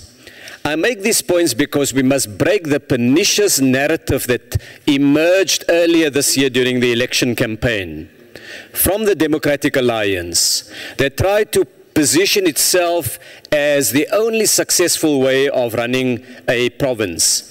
Indeed, if we go to many parts of the Western Cape, places I go to, places I come from, we will see that there is indeed deep poverty and misery among many people in the Western Cape. Let's work together to change the lives of South Africans rather than finger pointing. Honourable van Lingen then goes and makes a request that we align the National Development Plan and the New Growth Path, and she says the NGP must be aligned fully with the New Growth Path. Earlier today in my budget vote, the same issue came up from the Democratic Alliance. And clearly it's part of the Speaker's notes that have been circulated for members of the Democratic Alliance. And I appreciate that it is important that the Honourable Member must indeed stick to script. But I read out from the National Development Plan, page 117, a quote which I'd like to share with Honourable van Lingen. Quote, this is now what the NDP says. It says the New Growth Path is the government's key program to take the country onto a higher growth trajectory. The New Growth Path is about creating the conditions for faster growth and employment through government investment, microeconomic reforms that lower the cost of business and for poor households, competitive and equitable wage structures, and the effective unblocking of constraints to investment in specific sectors. And it goes on, unquote. I make that point again to try to say it doesn't help us where the opposition seeks constantly to fish for division. Stand on your own platform for Parliament, try to get to 50% at +1 of the votes, and then run the country. Up to now, the DA has been singularly unsuccessful in getting there. It set itself the goal of 30%. It was unable to get to that. Indeed, in 2011, the proportional vote in the local government election gave the DA 24% of the vote. In the national elections in 2014, it declined to 22% of the vote. And I raise that because I think it's not a good way of debating. When we came with our budget vote, we expected that you would focus on competition policy, as many other opposition parties did, on industrial funding, as many others did, on small business development, as many others did. And we need, I think, once and for all to draw a line under this way of debating. I want to conclude by briefly commenting on Councillor Kavanagh's point about the link between economic development and local government. I think there's always scope to improve it. But we have at the moment in place 2 SIPs in the National Infrastructure Plan. SIP 6, which covers 23 poorest districts, and SIP 7 that covers all the metros. We have Councillor Manyoni sitting on the Presidential Infrastructure Coordinating Commission. He's currently the national leader of SALGA. And what's come out of that is the importance of further strengthening the link between economic development and local government. The IDC, one of our agencies, currently funds 18 local development agencies, including Chairperson Aspire for the Amatoli district, which does a blueberry project, the Greater Zanin Economic Development Agency, which does tea plantation support, Enterprise Ilembe Development Agency, which does wine production, and the Mandela Bay Development Agency does urban renewal. These, I think, point to the importance of further strengthening that link, both with provinces and with local government. And in the annual performance plan of the Economic Development Department that the Deputy Minister referred to earlier, we will be strengthening our work in this area. I wish there was more time, Chairperson, to respond more fully to many of the other valuable contributions that members have made and to address the issues. But our focus in the period ahead is on implementation. We've got our planning frameworks in place. We've got our implementation frameworks in place. It's now rolling up the sleeves, getting out there, working with provinces, working with local government to get jobs, to get growth, to get development. Thank you very much. Thank you, Honourable Minister. Members, this concludes the debate on vote 28 and vote 35. I have been approached and I have acceded to the request that the House breaks for 15 minutes for a body break before we resume with our next business. The House is adjourned.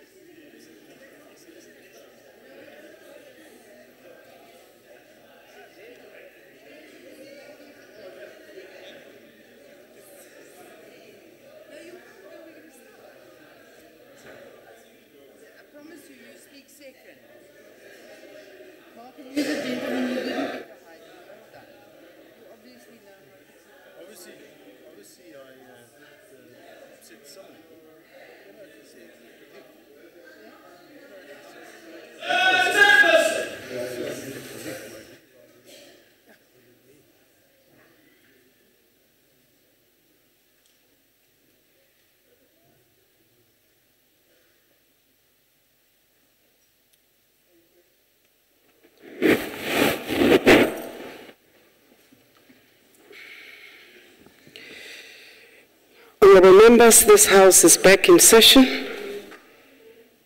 Secretary, please read the fourth order of the day.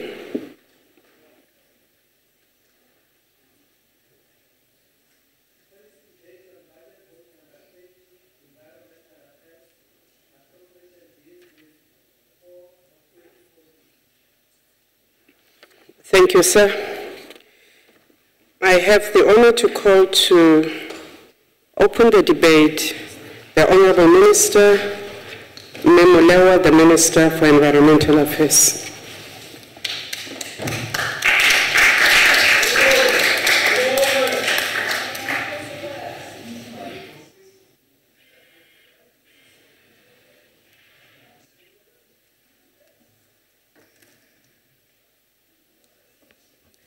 Thank you, Honourable Chairperson of the National Council of Provinces, Mayor Modise, the Chairperson of the Select Committee, and all honourable members of that committee, the honourable members of NCOP, all distinguished guests, ladies and gentlemen. Today, we consider the budget programs and priorities of environmental affairs vote for 2014-2015. And this budget reflects the clear mandate given by South Africans to implement the ruling party's policies. Honourable Chair, South Africa has developed a national development plan to address our need to develop our economy along an internationally competitive, job-creating, sustainable, climate-resilient and low-carbon development path. All the while recognizing that South Africa's natural capital in the form of ecosystems, biodiversity and other natural resources is a critical foundation to unlocking and boosting socio-economic growth and ensuring the long-term well-being of our society. Chairperson, during this past year, we have introduced the legislative amendments in order to develop an integrated environmental regulatory system. Amongst these amendments to the National Environmental Management, Waste, Air Quality Management and Water Services, these are the ones that actually were amended.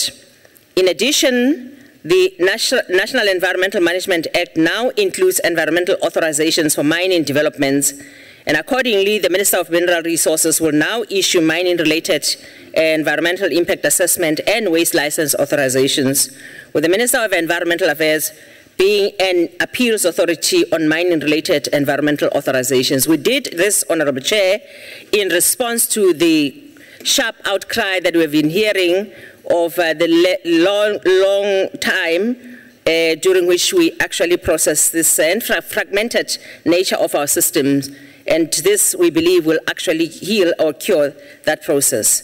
The cooperative governance arrangement also aligns the simultaneous processing of air emission and water licenses for mining activities. Further regulations are being developed and will be published in this financial year. And I want to talk about green economy, and as honourable members may know, our green economy strategy comprises 8 key pillars, namely the green building and built environment, in which we actually want to ensure that there's efficiency in the building standards.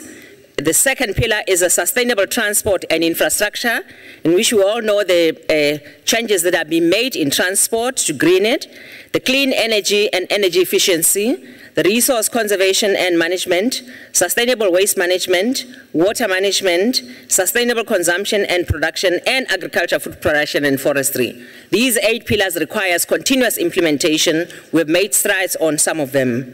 Financing remains a key challenge to implementation of these programs. And our National Green Fund is an example of an innovative approach which we have made use of, and indeed have made great strides to date.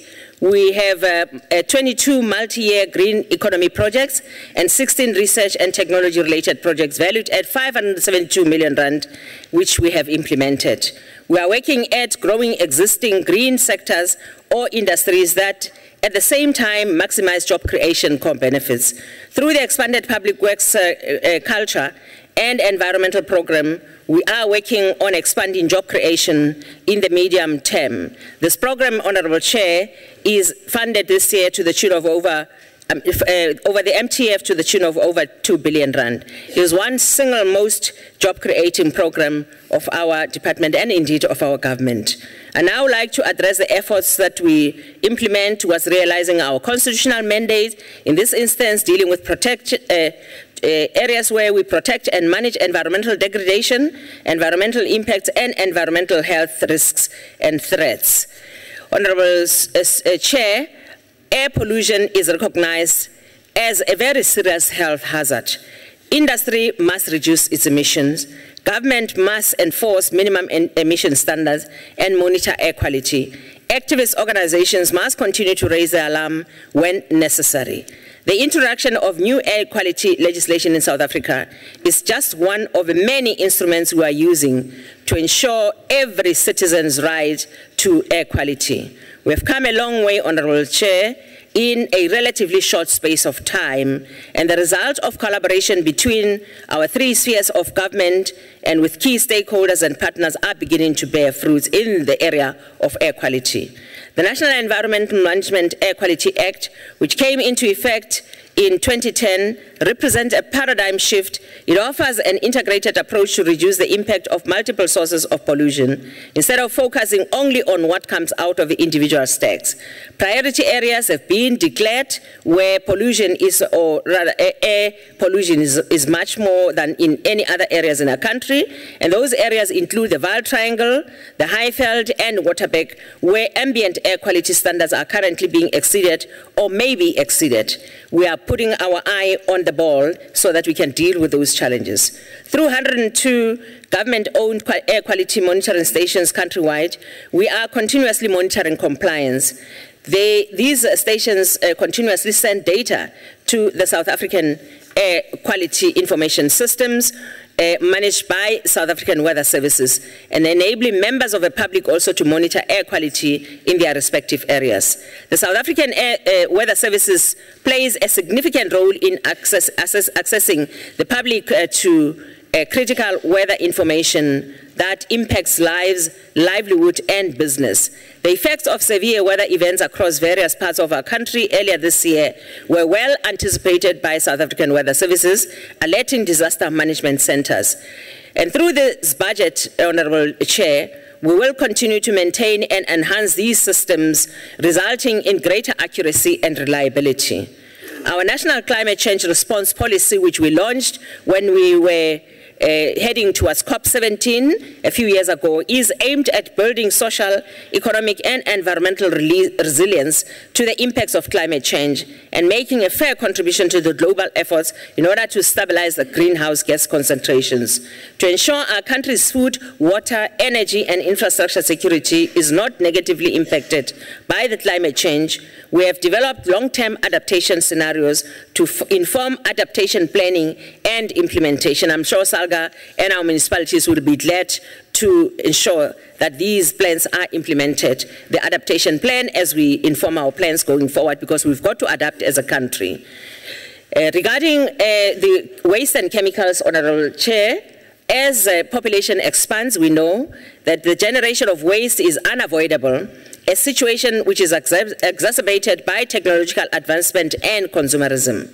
South Africa generated 108 million tons of waste in 2011 alone, and Gauteng province contributes to about 45% of the total waste generated in our country. Our waste management strategy and plan is indeed to introduce innovative approaches in dealing with this waste, particularly focusing on diverting waste from the landfill disposal sites to other waste management options. The National Waste Management Act and National Waste Management Strategy entrenches the universal waste management principles of reduce, reuse, recycle, and recover, what we call the 4 Rs. I'm pleased to announce that the National Environmental Waste Management Act of 2014, which came into effect since the 2nd of June 2014, established an economic basis for viable recycling. It apportions sufficient value to waste in order to facilitate demand for recyclables, thereby producing more jobs and enterprise development. Recycling has been valued at a contribution of as much as 50 billion rand to the South African economy. In effect, waste will be a renewable resource and not something to throw away. In addressing waste management, Honourable Chair, we began with plastic bags in 2002 and initiated a national waste tire plan last year. The tire plan, which is a stream alone, will create more than 10,000 jobs within the next 2 years. Going forward, we will prioritize electronic waste, paper, and packaging. The Act also now provides for a waste management pricing strategy, the establishment of a waste management bureau, and for mechanisms to oversee the disbursement of revenue collected. We will also consult on the proposed development of regulations for inter alia, the separation of waste at source, the banning of plastic waste at landfills, a prohibition of the banning of waste, a regional approach to waste management and disposal, and a deposit return charge on plastic bottles. These are some of the things that we'll be doing in waste management strategy in order for us to ensure that we become effective and efficient in dealing with our waste. We have seen a positive trend regarding the provision of an access to waste collection services over the past 5 years. And as more households are provided with waste collection services, we hope to achieve a desired 80% access. We continue our commitment to licensing all unlicensed landfill sites, and I'm happy to announce that all 341 identified unlicensed landfill sites will be finally regularized by the end of September this year. We are also pleased to announce that we will host our annual World Ozone event on the 16th of September in Eastern Cape as part of dealing with the issues of chemicals. I would now like to address the sustainable use and conservation of our biodiversity, natural heritage, and ecosystems resources and services. Honourable Chair, biological diversity underpins the economy and contributes to local livelihoods. With South Africa's national botanical gardens that have been visited by more than 22.7 million visitors and have generated an income of over 400 million rand. We are very proud to have such an institution. In addition to the National Botanical Gardens Network has hosted 100 of thousands of learners, teachers, and pensioners for garden-based programs, as well as facilitated hundreds of outreach greening projects in under-resourced schools and community facilities. This year, the restructured SANBI turns 10 years old, and we are proud of the role that it plays in providing a sound scientific base for the management of South Africa's rich biodiversity. Progress has been made with implementing the SANBI Gardens expansion strategy, through which we plan to establish 2 new national botanical gardens, one in the Eastern Cape and one in Limpopo Province by 2015. I'm pleased to announce that after close collaboration with the Eastern Cape Parks and Tourism Agency, I have proceeded to publish an intention to declare notice for establishing the Kwelera Nature Reserve as the Kwelera National Botanical Garden just north of East London in the Eastern Cape. Honourable Chair, poaching remains the biggest threat to South Africa's rhino. Owing to the increase in poaching since 2008, the plight of the rhino has commanded significant international attention. Losing a rhino not only disturbs the ecological balance, it also harms the South African economy and tourism sector. As one of our members said earlier on, although I'll explain how that actually happens, not as the honourable member said in the previous debate. In addition, owing to the involvement of international crime syndicates, rhino poaching also poses a threat to national security. We will continue to strengthen existing interventions and explore new innovative options to ensure the long-term survival of the species. An amount of 103 million rand for the period 2014-2015 to 2016-2017 has been allocated to SANParks to combat rhino poaching. This is in addition to other financial assistance that SANPark receives from the private sector organizations. As part of the Rhino Day, we organized the street parade last year to undertake and will continue to undertake similar awareness-raising efforts in rhino product consumer countries, here at home, but also in rhino product consumer countries. Our priority engagements with key African countries such as Mozambique will continue to receive high attention, and further afield our engagements with Far East countries to address the demand of illegal trade in wildlife and wildlife products are beginning to bear fruits. South Africa will also host 17th Conference of Parties to CITES in 2016, and the process to prepare for this COP has already been initiated. We host COP17s, even this one will be a COP17. The hosting of this COP will provide South Africa with an opportunity to demonstrate its conservation success and to promote sustainable utilization. Honorable Chair, last year Cabinet directed that we investigate the desirability and feasibility of the possibility of making a proposal on the legalization of trade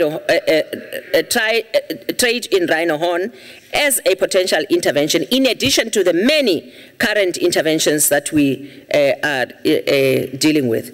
An interministerial committee will first consider the report from the panel of experts that we have appointed that's doing work right now, and this panel will engage with all South Africans who may want to be heard in this particular instance. And we want to encourage all of us to go. Instead of now we're looking for members of the panel from all over, the names and so on, let's engage with the panel once it starts doing work.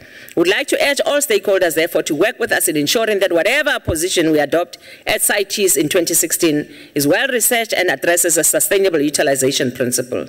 Invasive alien species, as we know, Honorable Chair, are now recognized as among the greatest threats to the ecological functioning of our natural systems, to the productive potential of land and water, to the economy, and in terms of disease. Environmental biosecurity will complement our international commanded working for programs in preventing the introduction of potentially invasive species and managing those already in the country. This will prevent impact and losses that can be measured in hundreds of billions of rands. Apart from being a single biggest job creator program in South Africa since democracy. We are very, very proud of these working for programs, and I'm sure as we find time, we'll be able to interact with the kind of number of jobs that they're creating. Coming to the oceans and coast, the white paper on national environmental management of the oceans was gazetted last year. It identified that South Africa has not fully exploited the economic, commercial, industrial, and large-scale livelihood opportunities presented by the sustainable use and management of our oceans. Honorable Chair, discussions are currently underway between the public sector and other stakeholders to assess the socio-economic opportunities offered by the sustainable oceans use and management as a basis for developing a vibrant oceans economy. We are developing a 5 to 10-year strategic plan to unlock growth in these sectors, adapting a methodology used by the Malaysians, and our President has named this project Operation Pakisa. We envisage that this project will create between 800,000 and 1 million jobs going forward, and will grow from about 316,000, will be growing from 316,000 current jobs that it is creating. We are looking at 4 pillars only at this point in time, which is in the mining within the context of the oceans. We are looking at aquaculture. We are looking at oceans governance and management. And we are also looking at ensuring that we deal with the most needed work in the marine transport area, which also encompasses doing work of ensuring that there is a value add and a value chain production along the oceans, so that we can be able, as South Africa, to for the first time own our ships along the shores and have ships registered on South Africa. There's a lot that we are doing in that regard. As I speak, Honorable Chair, the labs are sitting, what we call the laboratories, where these discussions are taking place. Our people throughout the country from all walks of life, stakeholder, private sector, government, and all NGOs, in fact, those who have been able to come, everybody who's really necessary, they are there. There are over 180 people that are sitting around those 4 labs discussing, and we are expecting that they will finish that work sometimes around August, the 14th of August, during which we'll go back to our people and brief them, and then come back on sometimes in October. The President will then have an open day announcing these programs to our country. We see this as a new area where we can really, in a true sense of the word, open opportunities for our people and in our country. Honourable members, we stand ready to work with all our communities to take South Africa forward. We are indeed committed to the eradication of poverty and inclusive growth that creates jobs, while also preserving the environment for the future generations, as we are enjoined by the Constitution of the Republic. I would like to thank you very much, Honourable Chair. Thank you. Thank you very much, Honourable Minister. Re Mutlutlegi Sefako.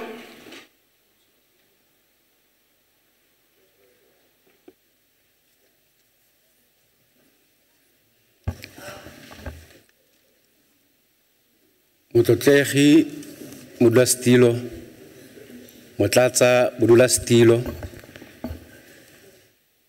Matona Allen Tempa, le Matlatsa Matona, Makuritamaga, go tswa diporofenseng tsa farologana, ba ba reng Temfa, Batlotlegi, badirelapuso ba ba leng fa, ba tla kopanong e kgethegileng e. Babogi ko gae le bareetsi ke a le dumedisa. Re ke tse tshono e le nna ke lebogele sebaka se ke se filweng sa go tsaya karolo mo dingangisanong tse tsa tekanyetsokabo ya ngwaga 2014-2015 ke re ke a e lebogela. The Honourable Minister, Akere. Is it a point of order, sir? Yes. I don't have a stronger translation here. It's only English and Afrikaans. Oh. So have you tried Channel 2? I've been trying. Maybe now that I've alerted them. It is taken. They will attend to it. Thank you. For the past 2 hours, it has been the other languages and not Xitsonga. Our apologies, sir. It will be addressed. In Sizulu or Xhosa, I can hardly hear every little word. Thank you. Thank you. I'll help you afterwards. Motseganong ha tlhola matsatsi a supa. Baagi ba Afrika Borwa ba bile ba lebella ka fa le ka fa gore na re romamang. Me ba fitlhela e le botsegana ingate sa tla ke lapile ga ba le ba ka fa ba fitlhela mokgangkhara batona kwa bidi go dipolotiki go eo sa bolong go nna le toro le ponele pelo ya go tsaya Afrika Borwa e suteletsa fale eo rutang setšhaba ka ga go lwantshwa botlhoki go lwantsha tlhophollo le kgatelelo ga go la golong ya bomme tsatsi lena ke thuto ra bona re eteletswe pele ke dikwakwabedi tsa bomme ba ba lemfa bomme mo reng mme ke o tshwarang thipa ka fo bogaleng wa ruta mme rutile setšhaba ke ka fo re ipelang ka bone. Allow me, Minister, I would like to start by saying that your department has a difficult task of ensuring that all South Africans have access to safe and healthy environment, whilst at the same time to ensure that the economic and social needs are met. O tloga o le gare ga dinaka tsa kukama ebile ke a moshata wa e tshwara molato wa e tlogela le gone o molato re majaboswa a puso tsa maloba tse ne di sena sepe ka go baballa tlhago se bana ba stibiste fela e ne ile gore ga ba ka fitlhela morokotso o rileng ga re bella mo malomeng ga ba thoma moepo ka moepo ya temane le go fitlhella be ba le jo le putswa Gauteng mo gona yano o tshwaragane le bothata jwa gore tota mathata a tlhodilweng ke dipuso tsa sebata dipuso tsa maloba tse le gore ba tlogetse mangwa matlotla a di mine tse le goreng tse dingwe tsa tsone ga ya re ga ba fetsa fo ba bona go le matshwanedi gore ba tshwanetse gore leago ba ke ba ire gore le sireletsege mme ke lebella tekanyetso kabo yo o ineetsweng ke tloa ke re le ga re support e tloga ile le mme re lebella maikarabelo a eleng gore o tloga o tseneletse mo gone fela le mme ga le bolae go bolaya lefifi ga o ka kotela bo mma dinalana le bora dinalana o ka e dirisa mme ya kgona ra re tlhabegwana e kgona gore e bidise tsaga mme ke rata gore ke re ga e le go bana bomorwa motlana le bomorwadi ya motlana re motsala pele o kilare o ska khotlela didiba re ga o boela gae ba fitlhela ditshila tsa gago di popometse ke rata ke re ra ya khola ke re ya khole le lefapha ba o dira le bone o dira ka botsoreri mme ke gopotse kokwano ena khotla ena ke re mo malobeng lebile la thankgolla enana le bidiwang Operation Phakisa e bontshang maikello a magolo a gore ga ile botlhoka tiro le botlhoki tota e tshwantse gore re gate ka moribo o le mongwe gore e ke beye so sa maloba project tse o ntse o bua ka ga tsone ra di a kgola e leng ga golo tsena tsa gore go nne le ditiro tse tsepameng tseo di tla tlhabollang batho go na le di project tse ngwe tse le gore ke tsa nna mola luba o tshwana le expanded economic problem merare a re tise ga golo re lebelle le project tse tsa go tlhabolla thokong ga mawatle re le tsone a re dinisetse pula mme ke rata ke re o tshwanetse go le dire thata ka gore ga o lebella mo re bonang meepo e ntse e runya re me ke liru la lerole ke musi o e reng ga le phirimile re be re sa kgone go bona loapi bontle le bokgabane jwa dinaledi ga re sa bona re be re le gape le botlhaswa jo bo kileng bo a tlogelwa ke puso tse le tsa maloba gagolo ya apartheid mo ne ya re ga e lebella meago ya bantsho be ba subeletsa kgole ditoropo mme ga ena sepe le ga go nna le dithothobolo mo matlakala a latlhelwang kwa teng be ba di baya gaufi le ko go agileng batho bana ba bantsho ba ba neng ba tlhabolola ditsela ba tlogetse gape mesima yeo e leng siru re a mafapha a ka dirisane gagolo letona le le ikarabelang go tsa meepo dirisane lona ka go bane ke bone ba ba tsang karolo thata ke lefapha le tsang karolo e thata mo go kgotleleng loapi le mo go kgotleleng metsi a didiba le dinoka tse di elang ka di acid tse di tswang ka mohone ke rata ke re le maloko re le mokgatlo African National Congress ra re tekanyetso kabo e re inisetsa pula a re amogeleng ke a leboga re leboga re sefako the honorable Labaskachny.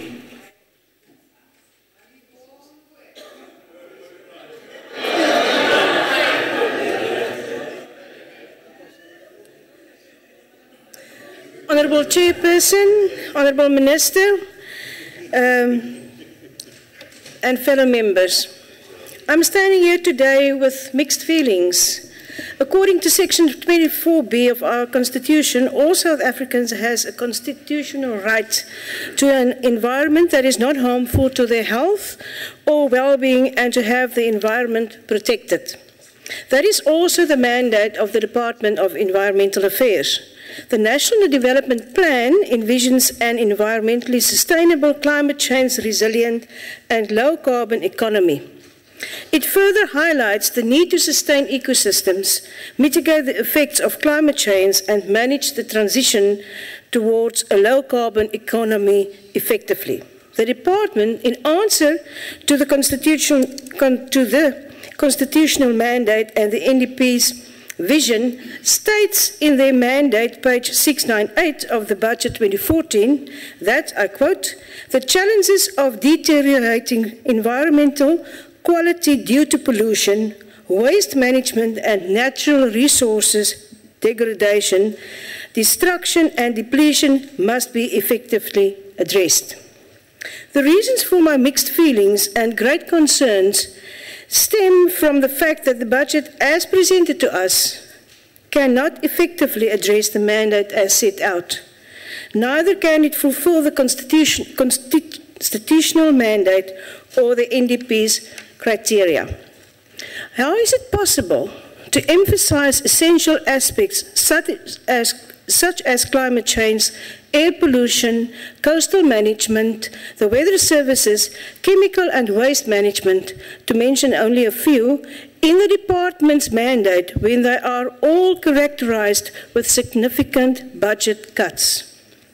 Honourable Chair, when addressing climate change and air quality, a few questions need to be answered.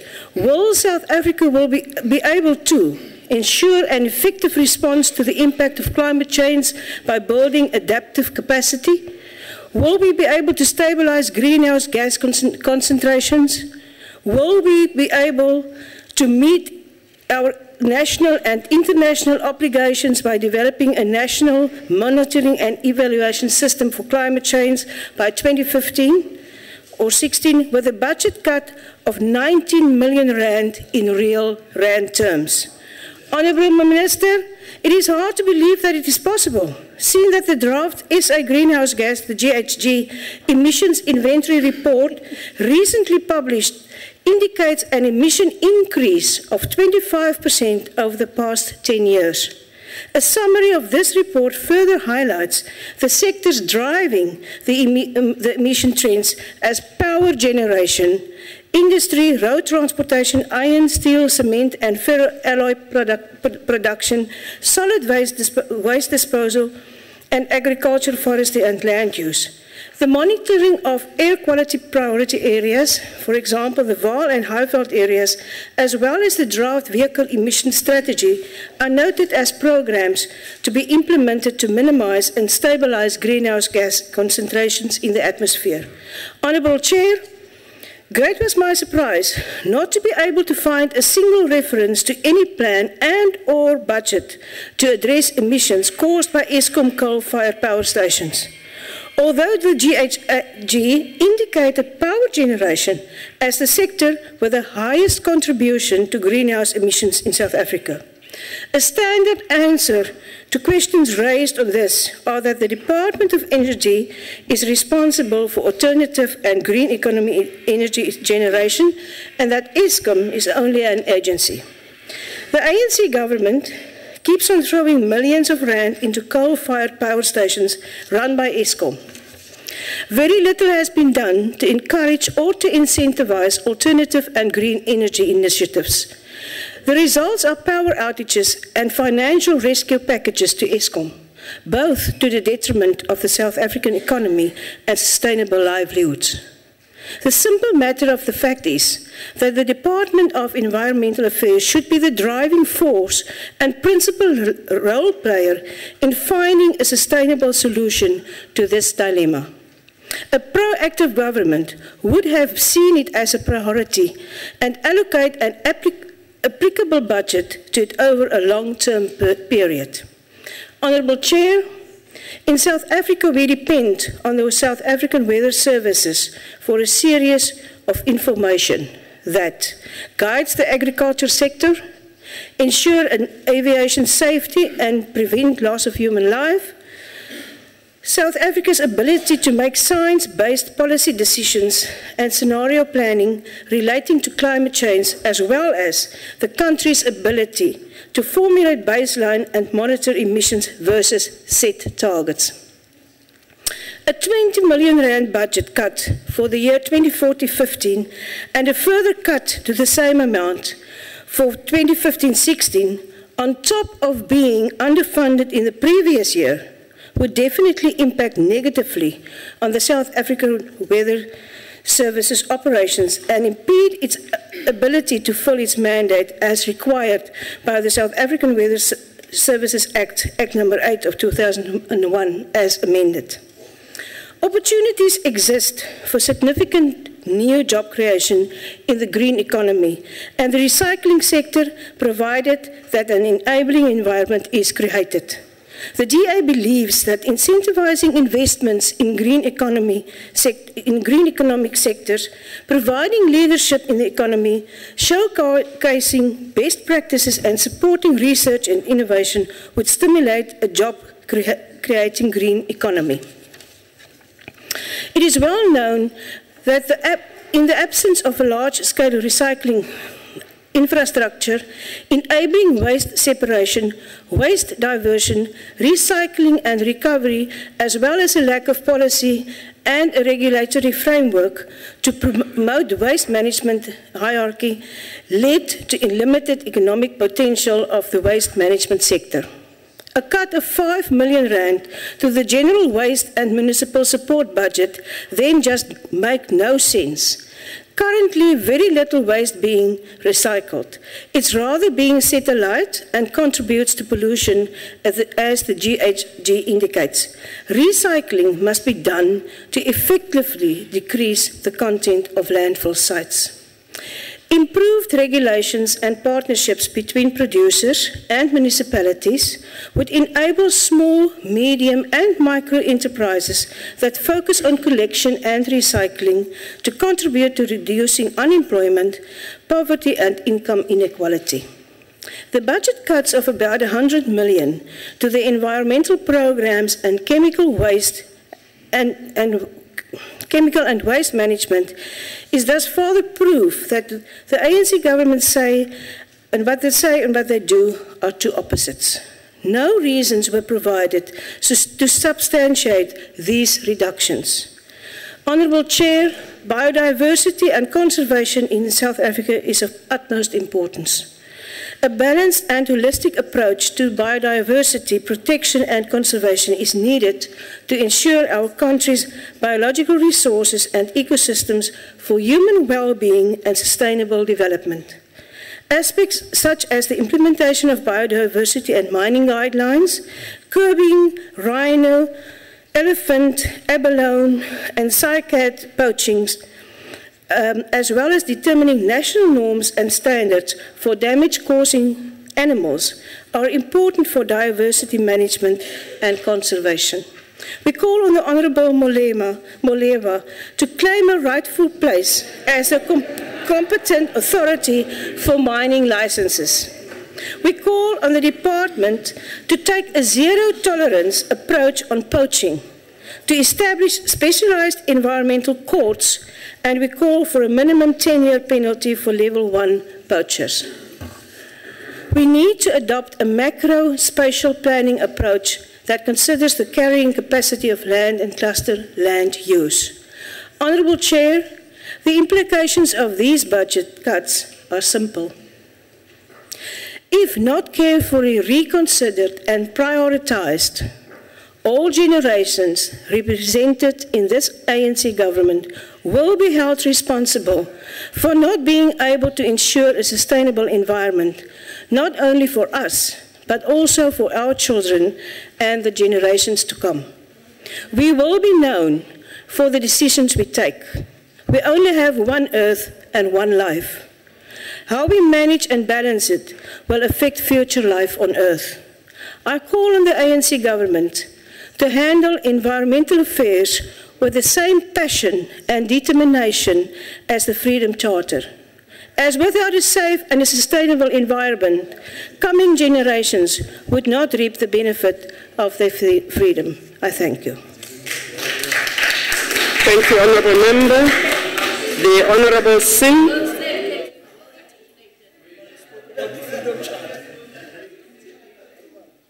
Order, members.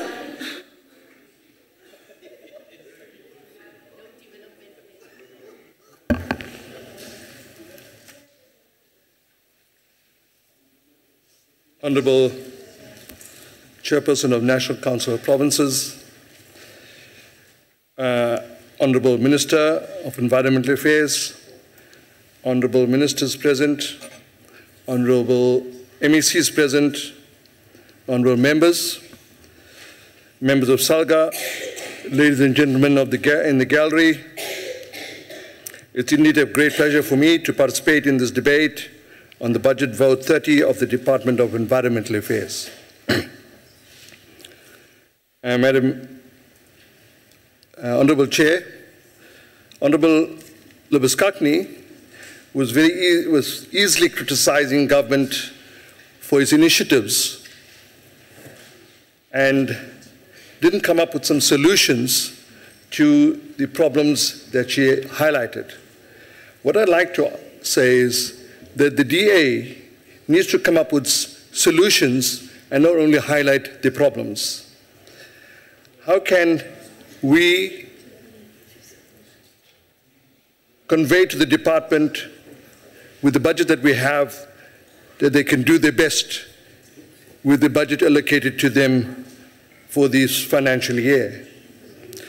Honourable Chair, this budget vote I'm participating in today feels like a continuation from my last life as a chairperson of Conservation Environmental Affairs in the province of KwaZulu-Natal. Honourable Chair, South Africa has one of its biggest threats in biodiversity, and rhino poaching is one of these great threats. The challenge is part of the multi-million-dollar illegal rhino trade, and the statistics have shown that in 2014 alone, 136 suspects were arrested and charged for rhino poaching. The amount of 103 million has been allocated for combating and addressing the scourge.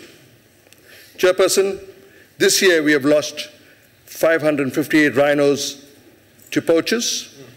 That's an average of about 3 a day this year alone.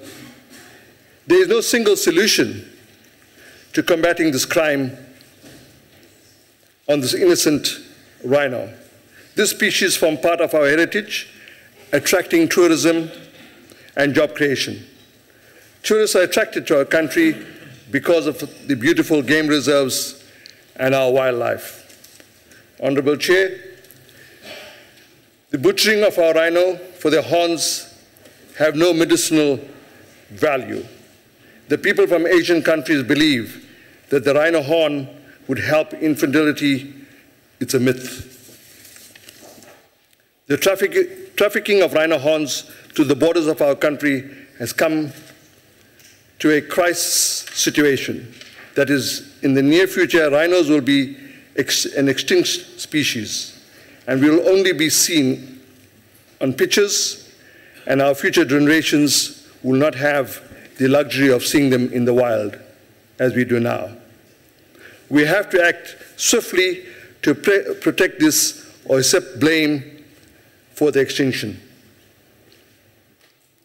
Honorable Chair, we need to deploy additional anti-poaching teams to enhance border controls, and law enforcement responses need to be sharpened, as the poachers have sophisticated equipment, because rhino horns are sold and fetch much more in dollars than our budget allows us to protect this species.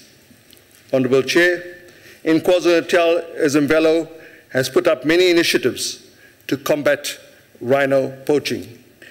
The Provincial Priority Committee on Rhino Poaching, Joint Operation Command, Rhino Crime Investigations Task Team, Intelligence Coordinating Committee, the Rhino Ambassadors Program, where youth are trained to go into communities to educate communities on the importance of the rhinos. As one of the big five, and if this becomes extinct, we'll only have the big four. And eventually this scourge continues and we'll have lost the big five and we'll have the big nothing. This will drive away tourists and create job losses. So there's a need for interventions so that we can, in the long term, this species could survive.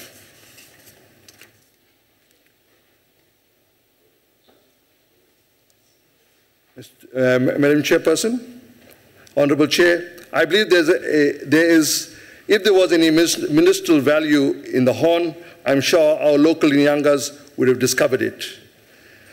Mozambique is one of the local exits points that is receiving attention and engagements with our country. There has been an agreement signed and strengthened towards working relationship with both sides of the border, with the introduction of legislative improvements to stop the scourge. I want to take this opportunity to congratulate our Minister for her facilitation in these engagements with other countries. It is very encouraging to note that engagements with the Eastern Bloc countries such as Vietnam, Cambodia, Hong Kong, and China are showing good results. I'm of the view that with the education and strong law enforcement, we'll overcome the scourge with the cooperation of governments of the Eastern Bloc countries. This is internationally linked to the drug cartels, so that all countries around the world have the responsibility to stop the scourge. Chairperson, over the past weekend, 5 suspects were arrested who fired at police with silencer-fitted rifles. We want to applaud the police for the quick action of apprehending these suspects. Honorable Chair, the protection of our environment for future generations is our responsibility now. And I'm proud of the African National Congress policy on legal framework on the protection of the environment sector. This is the political party that has deployed me to Parliament. The African National Congress champions the protection of the environment that we live in. In its paper titled Ready to Govern, and I quote from the ANC policy guidelines for a democratic South Africa, the guiding principles of environment sector in the document have since been shaped and continue to define our thinking and practices as a nation. The ANC believes that all citizens of South Africa, at present and in future, have the right to a safe and healthy environment and to a life of well-being.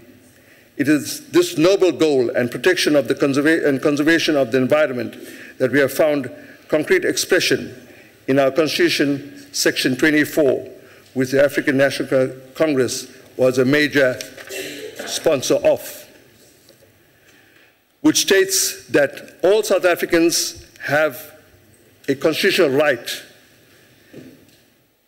that it is not harmful to the health, well-being, and have environment protected for the benefit for the present and the future generations.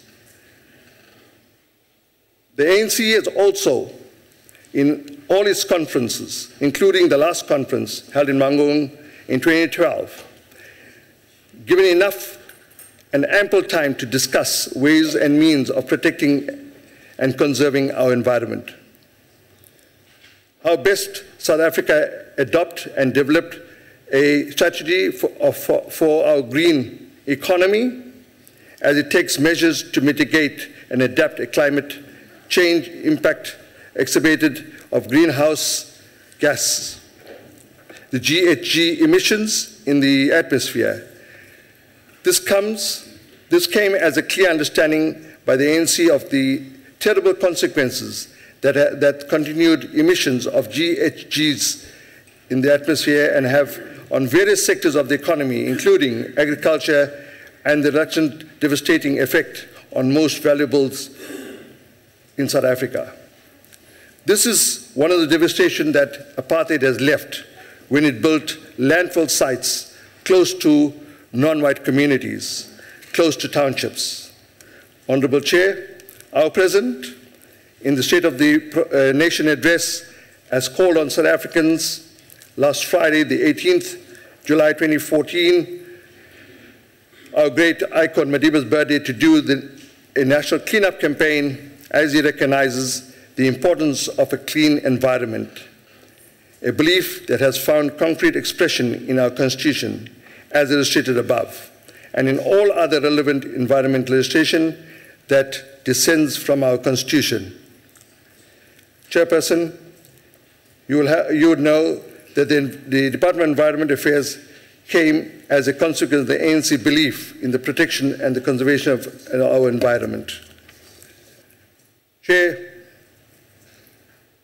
we are proud today to support the budget of the Environmental Affairs Vote 30 for 2014-2015. Thank you very much. Thank you very much. The Honorable, the MSc Economic Development, Limpopo, Morana Squati.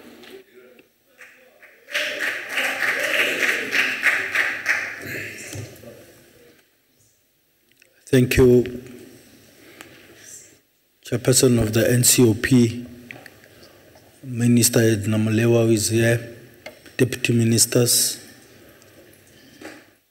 MPLs who are here, guests, and once again, thank you for the opportunity to allow us to be part of this debate this afternoon, but also take this opportunity to congratulate the Minister of Environment, Honorable Edna Molewa, for the policy statement made. I would like to differ with the speaker who was here, who is saying that we need to take responsibility, or ANC government must actually take responsibility for the things that are happening, particularly in terms of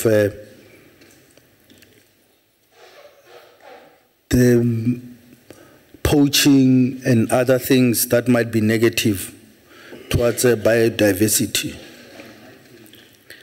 And say that perhaps it would be important for my honorable member to understand that it is not only the responsibility of government, but the responsibility of all citizens of this country to ensure that all of us contribute our efforts in terms of ensuring that we are able to conserve but also protect our biodiversity.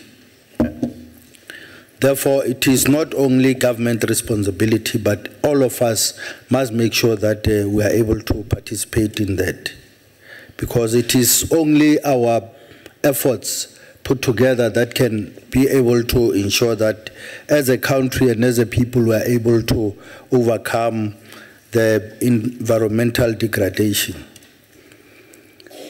Once again, let me take this opportunity to applaud the department for the efforts that they've actually taken in combating rhino poaching in the country. We realize that indeed this rhino poaching is not only depriving us of an income, but also depriving us of the heritage that we are supposed to enjoy today, but also into the future. It actually belongs to our great-grandchildren. And therefore, it is our responsibility, all of us, to ensure that we are able to assist the government in terms of ensuring that all the poachers are brought to book. We have already heard that there are a lot of poachers who have been arrested, and indeed it's an opportunity for us to applaud government for the steps that they've actually taken. We know that most of those who are supposed to be conserving these rhinos are also losing their lives in the process. And therefore we need to continue to support and applaud government for the efforts that they're taking to ensure that all those who are involved in those illegal activities are actually brought to book. Minister, I think we should also applaud the effort that you are taking in terms of working with other neighboring countries, the likes of Mozambique, because it is not only South Africa that can be able to overcome the problem of poaching, but together with our neighboring countries, working together, we can be able to overcome. And therefore, the efforts that we continue to engage with those neighboring countries, I think we should welcome and ensure that we are able to strengthen them and ensure that they can ultimately be able to bear fruit in terms of ensuring that we can reduce the risks, but also ensure that we are able to continue to work in protecting, but also in terms of ensuring that all of us as neighboring countries were able to benefit in terms of the proceeds from biodiversity. The developments in Mapungubwe are also welcome, Minister. The fact that we are able to continue to reduce conflict between mining and development in this country shows that we are indeed a nation at work. We know what it has been happening, where most of the time there is a conflict between conservation but also the mining activity that is supposed to be taking place. We know that as a country we need the income that is coming or flowing from the mining activities, but as well we also need to ensure that as we are doing so we are able to balance and the act and ensure that we are able to continue to conserve the nature. And we believe that what has been done should be able to spare us in the effort to make sure that continuously there is that balancing act, but also people do not necessarily make use of conservation in stopping development.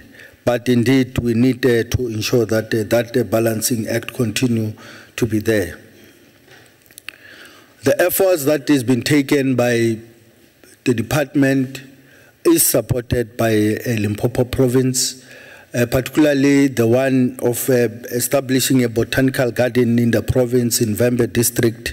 We do welcome the effort and we are ready to support the department in every other way to make sure that indeed we can have a botanical garden in the province, which would be able to also accrue benefits for ourselves today, but also into the future to ensure that it can also be able to be utilized by students and our communities in that part of the country.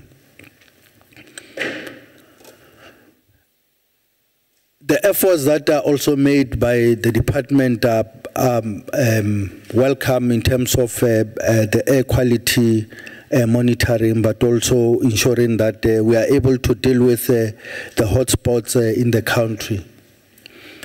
As a province of Limpopo, we support this government's initiative of air quality stations.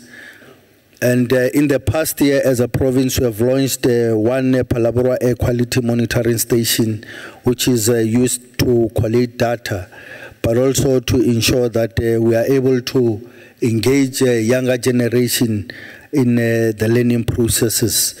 But we have also, in the province, been able to identify certain areas which we believe that they are also hotspots in the province, which include Tubazi, Musina, and Polokwane, which we believe that with the resources allowing, we should be able to launch these air quality monitoring stations in those areas. And we do actually support the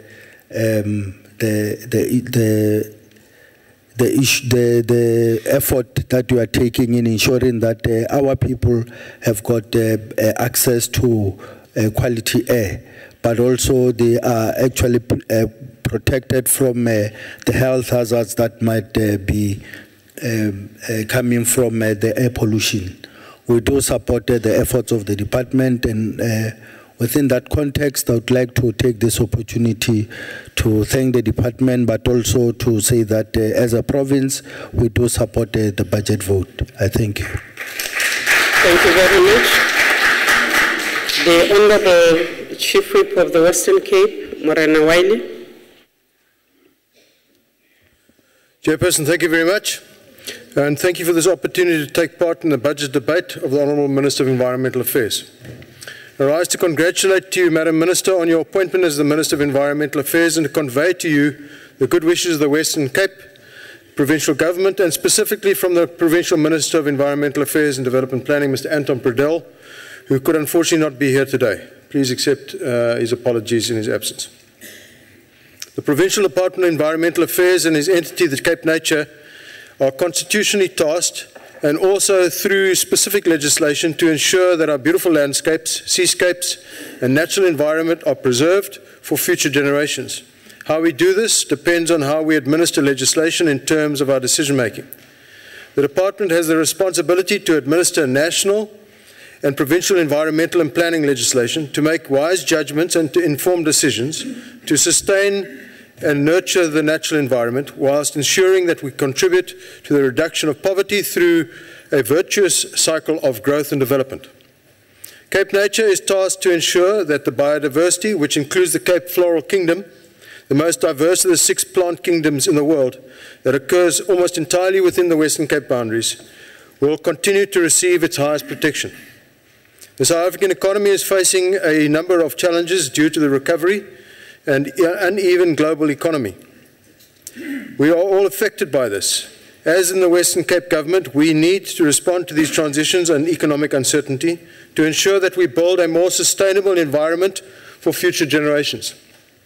I reaffirm our support for the National Development Plan, the NDP, because the Western Cape government is on record in stating that the NDP complements the Western Cape government's vision for an open opportunity society for all.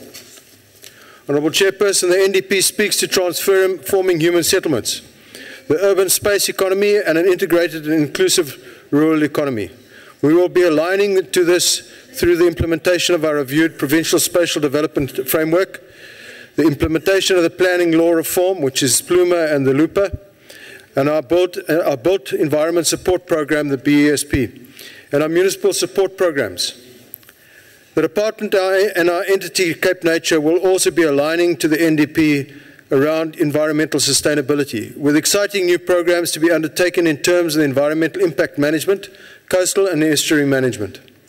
We will be going into our second year of implementation with our flagship Berg River Improvement Plan.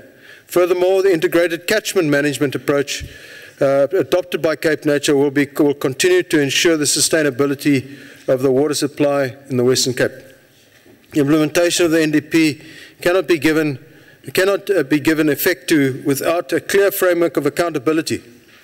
Working with the framework of the identified policy priority areas exemplifies this notion. Key to the successful implementation of the NDP at all levels will be for the different sectors of society and all three spheres of government to answer the following questions. What will be implemented, by when, and by whom? Key to answering this question will have to be the work of integrated basis intergovernmentally and actively pursued and built partnerships with all sectors of society in implementing our programs and projects. The Provincial Department and Cape Nature have worked tirelessly to do the necessary groundwork and forward planning to ensure that we can improve on service delivery. Although planning is an ongoing task, we are now at an implementation phase for most projects, which is critical for service delivery. A number of the projects of our 2014-15 budget support the Western Cape's vision of a green economy. One such project is the Berg River Improvement Plan, which I spoke about earlier, which forms part of the Department's Sustainable Water Management Plan. The Berg River Improvement Plan addresses water quality and security concerns, as well as river rehabilitation and in the river catchment. This program will be ongoing over the MTEF period under the Department's stewardship, and it has a significant transversal focus.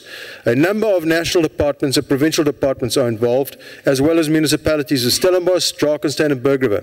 On behalf of Mr. Bredell, I wish to thank you for the involvement of your previous Department of Water Affairs. 13.258 million rand has been allocated to the department over the 2014-15 MTEF for the continued implementation of the Berg River Improvement Plan. The department and the Cape Nature is working in collaboration with the Department of Economic Development and Tourism on numerous green economy projects. The focus of my department will be to assist in a number of transversal projects and to be the lead department in the following projects. 200,000 rand will be allocated to the development of the Western Cape Sustainability and Green Economy Indicator Report for the 14-15 period. 900,000 rand to be allocated to the Sustainable Settlement Rural Municipality Support Program over the MTEF period. Another departmental green economy project is the Ecological Goods and Services Investment Case. Phase 1, undertaken during the 13-14 year, points to the value and cost of the ecosystem, goods and services, biodiversity, business tools and opportunities. A decision support matrix, financial instruments that can be used to raise the value of ecosystems and corporate involvement opportunities. In phase 2, which will be taken in the 14-15 year, the ecosystems economy market will be supported through building the capacity to understand and implement ecosystems value added in municipalities, communities and potential investors. There will also be a specific focus to broker the required relationships and partnerships that will lead to the improved biodiversity and ecosystem functioning through biodiversity, enterprise development, green collar jobs and knowledge transfer. 6.432 million rand has been allocated for the valuation of ecosystem goods and services, which is the phase 2 of the MTEF period. The department recently completed the review of the Western Cape Climate Change Response Strategy and will now be implementing the Climate Change Implementation Framework. The framework is intended to bring together a number of public policies related to climate change and its adverse effects, policies and actions which will be carried out by the relevant public sector departments. 700,000 rand has been allocated by the department for the 14-15 MTEF period for the Climate Change Implementation Framework. The department is required to provide strategic support and oversight over the performance of Cape Nature, our provincial entity. In 2013, we undertook the process of aligning the strategic objective of the department's biodiversity program to that of Cape Nature through an interdepartmental biodiversity task team. The review resulted in an implementation plan, which has been the basis of the objective of working to better together. The key elements of the implementation plan for the implementation of the next 18 months are: develop a provincial biodiversity strategy and action plan, undertake legal review and associated reform to the Western Cape Nature Conservation Board Act as part of the overarching biodiversity policy and legal reform process, develop and implement a monitoring and evaluation system for the department to undertake its oversight role over Cape Nature. Revise the memorandum of agreement between Cape Nature and the department. The BPSAP is a tool that should unify the Western Cape government departments, Cape Nature, municipalities, partners and local communities to work better together to ensure that biodiversity in the province is optimally conserved, sustained, utilized and equitably shared by all. The BSAP will also define mandate functions, priorities and associated responsibilities. The expanded public works program allocation to the Cape Nature is 64.24 million for the 14-15 MTEF. These allocations are to be utilized by Cape Nature to maintain the service delivery whilst fulfilling its biodiversity management and mandates. The EPWP job opportunities created 1,357 in total, translating into 420 full-time equivalents in the 14-15 year. Other important further, sir?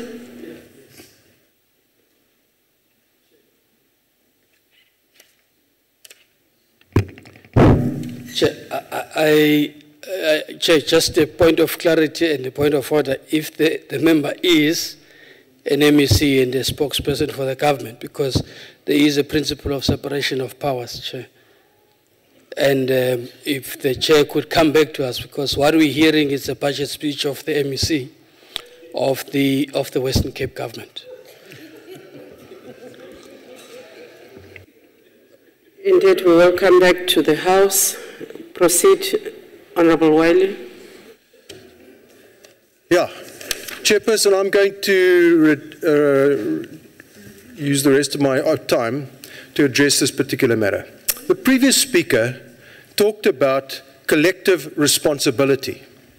Well, if, as other people have boasted in these debates previously, that there's percentage mandates given in the general elections for people to govern, then the buck stops with the government responsible. This House is to represent the provinces. And we are here to promote the provinces, about our successes and our failures. The fact of the matter is, whether it is the Western Cape government under the DA or the national government under the ANC, the buck stops with government. And this thing where you cannot speak on behalf of your province in the National Council of Provinces is going to undermine the future of the National Council of Provinces. I thank you. Thank you, Mrena Wiley. The Honourable Order members. The Honourable the Councillor Mr. B. Fontaine. I'm sorry, Ms. Fontaine.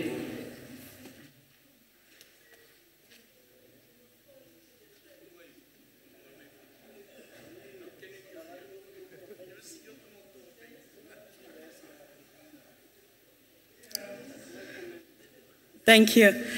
Honourable Chairperson of the NCOP, Honourable Minister, Honourable Deputy Chairperson, Honourable Chief Whip of the NCOP, Honourable Members of the Special Delegates, ladies and gentlemen, the 2014 budget vote for environment is met with great enthusiasm by SALGA and our member municipalities. The growing emphasis on environmental protection and integrated environmental management is encouraging, particularly in the context where municipalities are charged with improving the living conditions of our country's citizens. Whilst there is an ever-mounting demand for natural resources, such as clean land, water and air, on the issue of the environment and climate change, as expressed in the budget speech vote, The Department of Environmental Affairs intends to radically transform its approach towards a strong environmental dimension in the green economy, diversity, conservation, sustainability, and job creation. However, little recognition and emphasis is placed on the critical role of local government in delivering this mandate of radical transformation. Honourable Chairperson, for systemic change to be achieved in the environmental sector, radical transformation must also occur in the community and the local government level. As stewards of natural environments, our government must be responsible for the way it builds its capacity to address the climate-related risks and challenges we face. These risks and challenges are particularly a stark reality at municipal level. Without adequate and direct support and funding to the municipal environment agenda, the radical transformation of the sector as a whole may prove slow and ineffective. Organized local government recognizes the strategic intent of the programs of the department and seeks to place greater emphasis on a number of issues that are pertinent to municipalities. Firstly, it is well known and understood that our municipalities currently have little or no capacity to adequately respond to the full scope of environmental obligations. This is most evident in the inadequate level of performance of our district and local municipalities in biodiversity conservation, coastal management, and environmental health. Although municipalities fully understand their mandate as pertaining to waste management and air quality management, other roles are understood less coherently, particularly as relating to coastal management, biodiversity, and climate change adaptation. Secondly, climate change occupies a position of great significance within the budget and the program of the department. Similarly, responding to climate change is gaining traction as a strategic lever for sustainable development in municipalities. Climate change responses at municipal level tends to be embedded in the normal functions of municipality, yet they require specialist attention and additional financial resources. SALGA therefore recommends that the department set aside resources and staff to provide much needed direct and hands-on support to municipalities where necessary. Local government needs support in terms of research and scenario building and direct intervention that helps to plan, budget, and prepare themselves for an uncertain future. Our municipalities need support to reduce their exposure to climate and non-climate risks and threats, and also to ensure that they continue to secure basic services. One of the key challenges that needs to be addressed is the confusion of expected local actions on functions that are concurrent between provincial and national spheres. I would like to take this opportunity to commend the Minister for her department's proactive approach in supporting local government. It is commendable that a local government support strategy has been developed, which includes an interrogation of municipal capacity to receive and leverage on support rendered. However, as the department, together with SALGA, proceeds with the building a capable local government that contributes to environmental sustainability and low-carbon development, there is a need to drive an agenda that clarifies that mandate of municipalities, as well as provide adequate and appropriate levels of support, whilst recognizing the powers and functions of local government as an autonomous sphere. Moreover, the department needs to play a stronger role in lobbying for adequate financing of environmental functions in municipalities. On the issue of waste management and chemicals, SALGA acknowledges the need to move high up the waste hierarchy as it relates to the provision of waste management services. Waste cannot continuously be viewed as a burden, but as an important resource that cannot be simply thrown away. Initiatives such as prioritization of waste streams and the establishment of a waste bureau by the department will assist unlocking the hidden value in waste. The separation of waste at source is an idea we fully support. In regard to banning of certain streams of waste from going to landfills, it will be important for the department to assist municipalities in putting the basics first. This initiative requires a combination of efforts from communities, industry, municipalities, with the support of national and provincial government where necessary. SALGA's local government position is to support a regional approach for waste management and disposal, and hence it appreciates that the Honourable Minister has re-emphasized this approach. SALGA also welcomes the support given to the municipalities to regularize their illegal waste disposal facilities. This has greatly assisted municipalities to comply with legislative requirements. However, there is still a need for capacity building in the appropriate management of landfill sites. In regards to upcoming regulations and legislative amendments, it would be appreciated if a steering committee is established where SALGA participates rather than being consulted later in the legislative/regulatory development process. In conclusion, Honourable Chairperson, we remain committed to working with the Department in assisting municipalities to ensure a cleaner and protected environment where service delivery is sustained and extended to all unserviced areas. I thank you. Thank you, ma'am. The Honourable Matievas.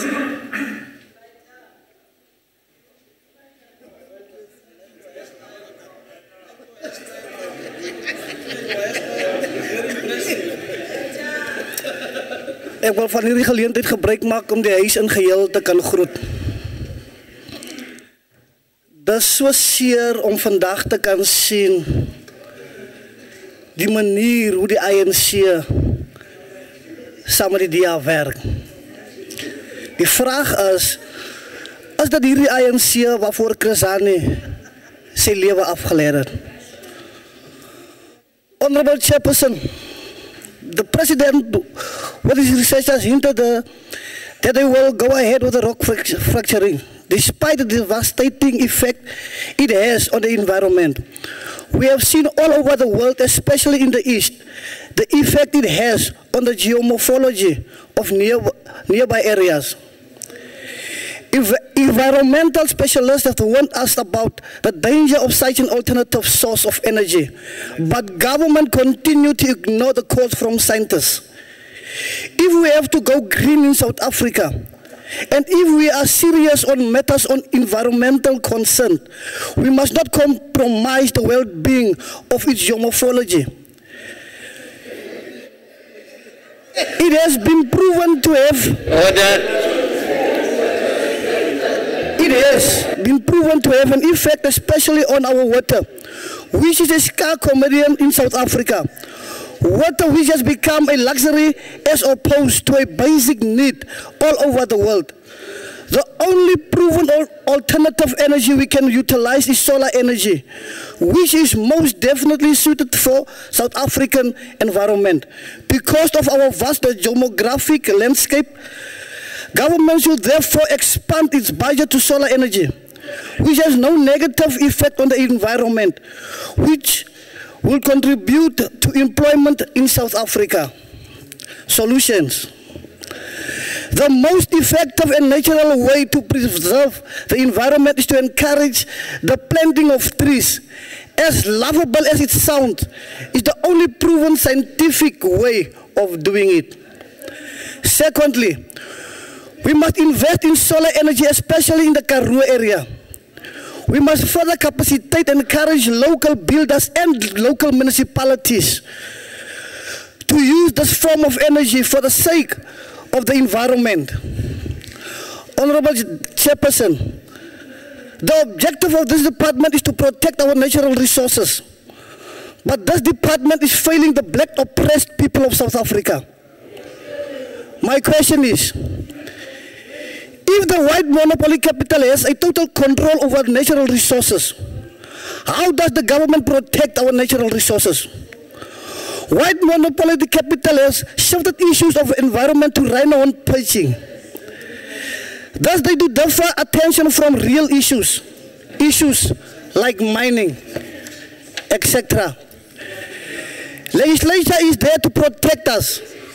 But because the leaders of the leading party of the ANC is in the pockets of the monopoly and they look the other way around,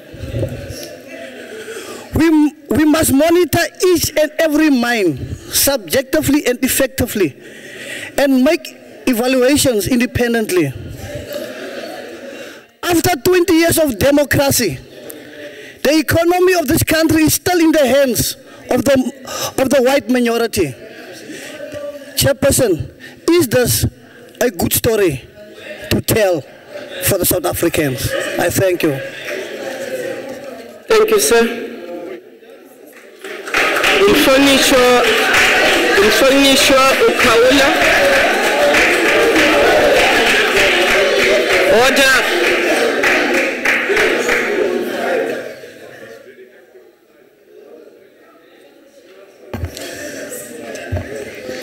Honorable Chairperson,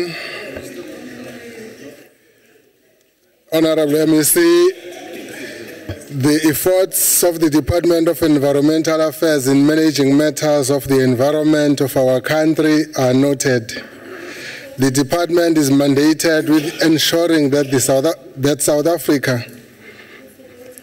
South Africa environment is protected and that natural resources are conserved. The Constitution of South Africa states that, quote, all South Africans have a constitutional right to an environment that is not harmful to their health or well-being and to have the environment protected for the benefit of the present and future generations, unquote. Honorable Minister, the monitoring of air quality hotspots in the country needs to be maximized in the background of this mandate. This calls for a balancing act between the need to fast-track industrialization in order to create jobs in the country, against the need to comply with the constitutional mandate of ensuring an environment that is not harmful to the health and well-being of our citizens. Communities around Merebank in Durban, for example, have been suffering this plight for years. The emissions from the oil refinery in Spingo are disastrous to the asbestos-roofed houses in the area. This has resulted in increased TB infections in the area. This is but one example of a community in our country amongst many that are affected by air pollution caused by industrialization. Industrialization is good, but it must be managed carefully, especially with regard to issues of the environment. The powers and functions of government allocate the task of managing environmental health at local level to district municipalities and other environmental issues to local municipalities. Most municipalities lack the capacity and expertise to perform this function. Hence, the strict enforcement of some legislation gets lost at local level. Capacitating district and local municipalities to be able to manage environmental matters effectively is of utmost importance. The work of the South African national parks in preserving our wildlife population for future generations is an important one. Actually, the KZN Ezemvelo is the legacy of the president of the IFP, Prince Buthelezi. Therefore, this is the kind of matter that is very dear to the IFP. It is a matter of grave concern that rhino poaching has been increasing in substantial numbers in our country. Rhino poaching figures in our country reflect that in 2010 we lost 333 rhinos, 2011 448, 2012 668, 2013 1004. In 2014, we are already at 558, even before the end of the year. Honorable Minister, we dare not lose the battle against rhino poachers. It is also important that communities around the areas where game parks are situated be recognized through beneficiation programs. The Hluhluwa Game Park is one of the few examples of proper beneficiation and proper social responsibility programs. Some of these communities were relocated and resettled in order for these game parks to exist. Our communities must reap the fruits of the natural resources that exist in their areas. Full implementation of the Integrated Coastal Management Act 24 of 2008 is important. It is unacceptable that 20 years in our democracy, we still have an economy based on segregation because of failure to fully implement existing legislation. Incidents of shark attacks on the beach users, especially at Port St. John's coastline, are a cause for concern. The Eastern Cape government can learn a lot from the KZN Sharks Board on the protection of beach users from shark attacks through shark nets. However, there also needs to be a reasonable balance between protecting beach users through the installation of shark nets on the one hand and protecting sharks from getting killed through being caught on shark nets on the other hand. Sharks are another species that need to be protected and sustained in our oceans for a long future ahead of us. I thank you. The Honorable Nyambi.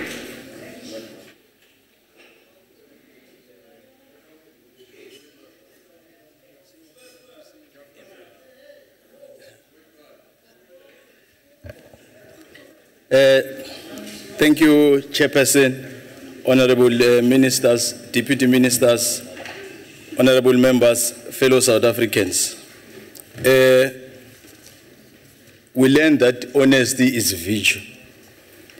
You selectively even quote the Freedom Charter, Honorable Labuskagan, while failing to acknowledge that it's the ANC government that decided to have this stand-alone Department of Environmental Affairs. That is a confirmation that is prioritizing issues of environment.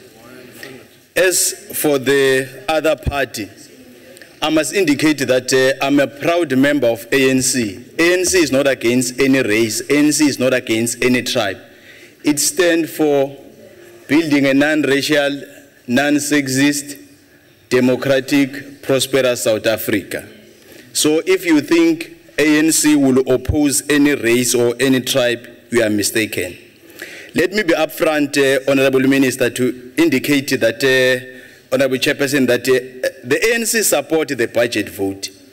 We are not supporting it because it has become fashionable when an MSc minister from our organization is presenting, but it's simply because the budget is trying to address the triple challenge of poverty, unemployment, and inequality. And it's the very same budget that is dealing with Operation Phakisa. And if you oppose Operation Phakisa, it means you are opposing what was said way back in 1966. Maybe you'll understand it better. The reason why inequality matters was expressed by Dr. Anton Rupert, one of South Africa's entrepreneurs and a citizen of this country. I quote, "As your Birmani yetni, kanieni rasta slapni." Close quote. If your neighbor does not eat, you cannot sleep peacefully. Uma makhelwane wakho alala ngendlala angakadli, ngeke ube nako kuthula nawe ulale ngekuthula. Inequality undermines our safety and stability. Inequality undermines our growth and development. Inequality undermines the society we would like to become. We can assure you, Minister, and your department that to be successful, you must not do extraordinary things, but do ordinary things extraordinary. And we have experienced that from the team that was led by the DG. As the ANC, we don't view a half-full glass.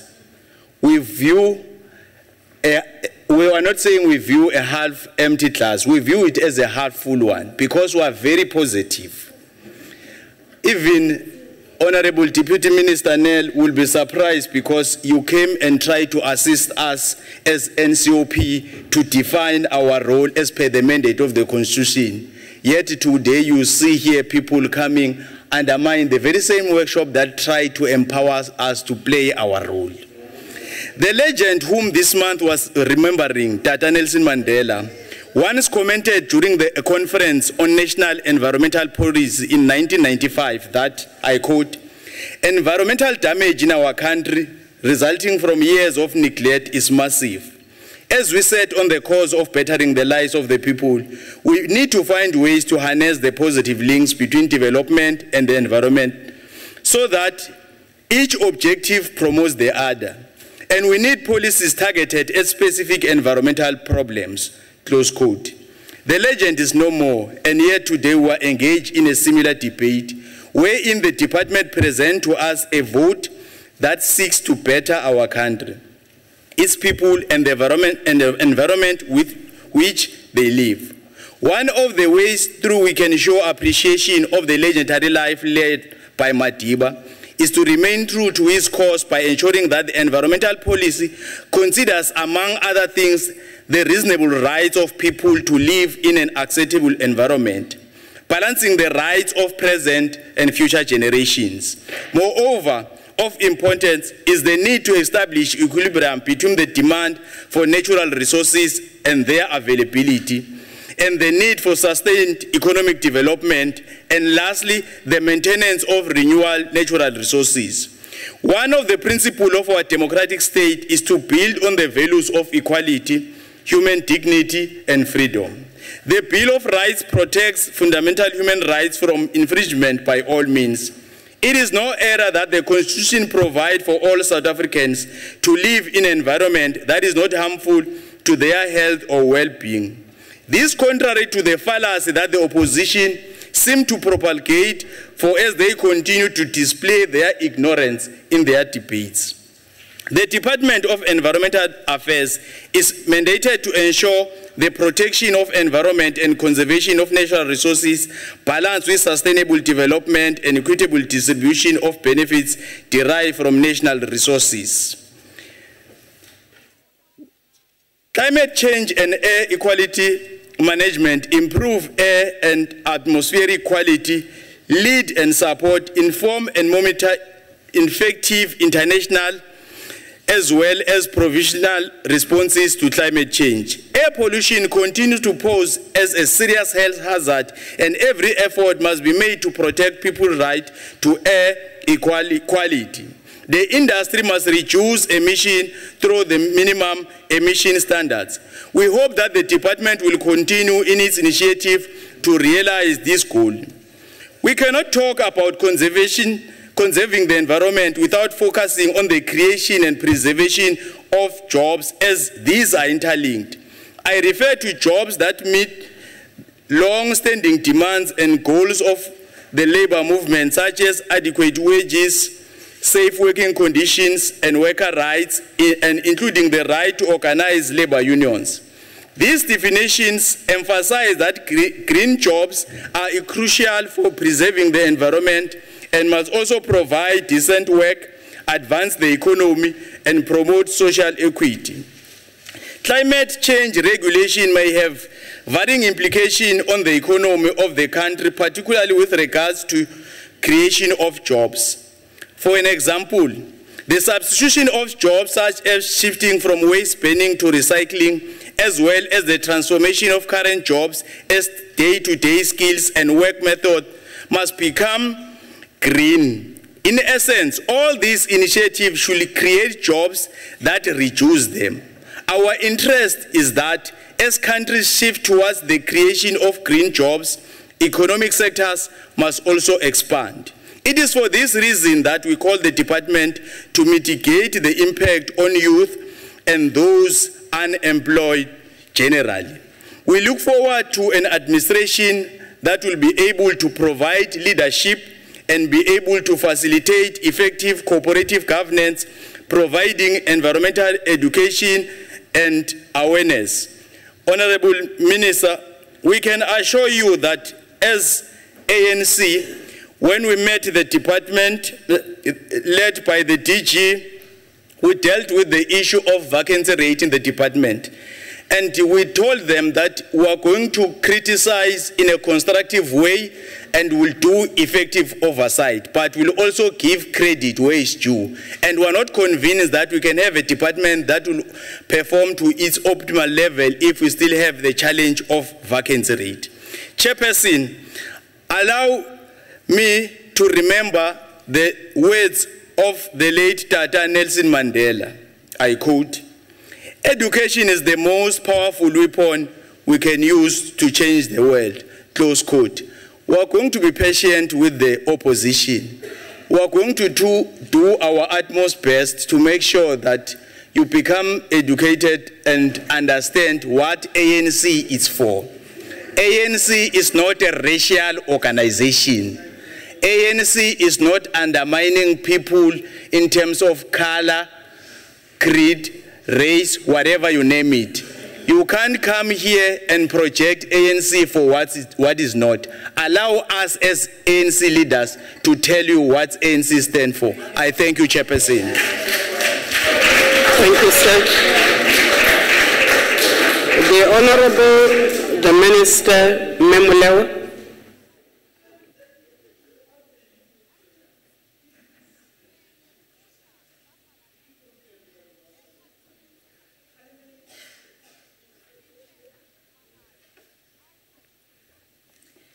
Thank you very much, Honorable Chair. Let me start by appreciating all the inputs made, particularly those from the ANC. If I don't talk specifically about matters you raise, please do understand that I know that you are here to educate others, as you were doing. Thank you very much indeed for all your inputs, from the chairperson to our sweeper. Thank you very much. I think you raised very important points. I just want to talk firstly about the issue of this thing of the budget. Chairperson, I was in the National Assembly delivering the speech. I heard the following words. Will South Africa be able to build adaptive capacities? Will we be able to fight with the same word for word? If the budget has been cut, it does look like it's a speech that was crafted to be recited all over. I did say that, in fact, we'll talk about those issues in depth. But what I want to say in two ways, two sentences. I think we shouldn't forget that, Honorable Member Lavaskachne, we shouldn't forget that this budget was crafted during a year which we were experiencing difficulties, very serious economic problems and challenges that faces us as South Africans and the world. So for us, we do understand that indeed there were certain cuts, that's a context. But we also appreciate the fact that there are programs that had received increases that are around job creation and so on. And I think we need to look at that. Some of the cuts, areas like, for instance, in local government support, where the budget has been cut, shows a cut in the DIA program. It shows an increase in the COCTA program, because the movement of funds are now going direct to municipalities. And I think we need to recognize those issues. IPPs, for those of us who may not know, there is, Honorable Member Lavaskachne, what is called in South Africa IRP, Integrated Resource Plan, which is an energy mix for EFF member as well, an energy mix plan that starts from shale gas, nuclear, coal, wind, solar, all these alternative energies. South Africa has put this plan together. We'll implement all those energy sources, all of them at the same time. They are a mix that we want. So we cannot pick up one and say the rest should go. However, what is important is to say that coal in its use, now if you can go and look at the station that was set up in 1923 in South Africa of Eskom, and look at Kusile and Midupi, you will see chalk and cheese. Technology has improved, where there's capturing of methane gases. There is what we call the carbon capture and storage, which we are recently now doing, in ensuring that the carbon emission reductions do happen. It's not a way of life like in the past.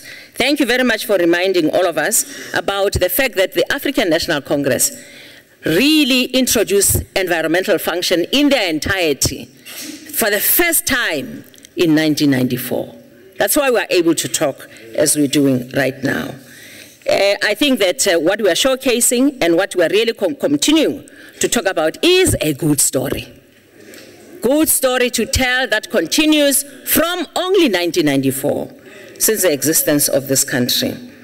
Yes, indeed, there are some of the issues I think we need to take into cognizance the issue of capacity as raised of local government structures, particularly within the environment. We will work with COGTA to ensure that the environmental functions capacity are dealt with, particularly those that our SALGA member raised here. Honorable Member Salga, do remember that we have a SALGA membership representation at our MINMEC, where we begin discussions on every regulatory aspect, and indeed, we will take SALGA on board in as far as that is concerned. Honorable Chair, I don't have much time, but I just want to touch on a few issues. The green economy issue, I think honorable member from Western Cape, what I can say really is that we appreciate the fact that you are following the leader. The leader who has actually developed the National Development Plan, the leader who has started the green economy strategy. It's important that as the leader say, this is what the country must do, when you are at the little corner of a province here in Western Cape that doesn't look like all other provinces probably do as the leaders do. We really appreciate that. But what we also know is that, as you rightfully said, some of the funds that you are using to implement here do get contributed from national level, as you rightfully spoke about, the catchment funds that are there. So yes, we'll always listen. And indeed, you need to acknowledge that this is provision of leadership by the African National Congress, the fact that you are able to do what you are doing. The other issues, I think, about the mines, will you be able to take your rightful place and deal with the mining houses? I think it's important that we listen, and listen very carefully. There was a reason why we did the regulations and amended the regulations, NEMA, DMR, the acts, to allow a single system of ensuring that we do regulatory framework and deal with the impacts of mining. There was a reason. It was us who started that, and that outfit that we have right now will actually be able to help us. It doesn't require Edna Moleva to take the rightful place. It is inherently in the amended act, and which will actually implement. Honorable Deputy Chairperson, I do think that we really should appreciate, without taking much time, all other matters that I may not be able to cover here, because I see the time is 0 now, I'll be able to deal with. I think as we interact in the portfolio, in the select committees as well, including the vacancy rate, we do take a point, Honorable Member, that we'll be able to deal with that. Again, it's also as a result of the fact that we understand the budget cuts as a result of the impact of our economy and the serious nature of the crisis that we're all facing. It will improve. We are very certain that it will improve, and we are looking forward to South Africa also getting improvement in terms of economic development. Thank you very much. Thank you very much, Honourable Minister. Members, that concludes the debate on vote 30. Will the Secretary read the next order, please? Policy debate on budget vote number 3, Cooperative Governance and Traditional Affairs, Appropriation Bill B4 of 2014. Thank you, ma'am. We welcome the Minister for Cooperative Governance and Traditional Affairs, the Honourable Gordon.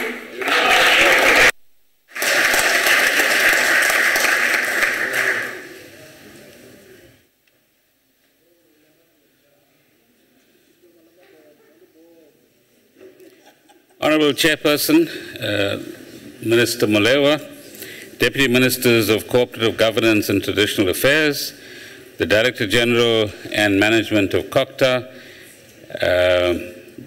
representatives of SALGA, our traditional leaders, Chairperson of the Select Committee, Mr. Mohapi, and members of the Select Committee, honourable delegates, ladies and gentlemen, I promise to keep you awake until midnight. I have the honour to present the budget vote of the Departments of Cooperative Governance and Traditional Affairs to the National Council of Provinces. Municipalities play a critical role in creating the appropriate working, living, and social conditions for South Africans. However, national and provincial governments play an equally important role in supporting, monitoring, and ensuring the performance of municipalities. The following are some of the issues that require, we believe, our collective attention.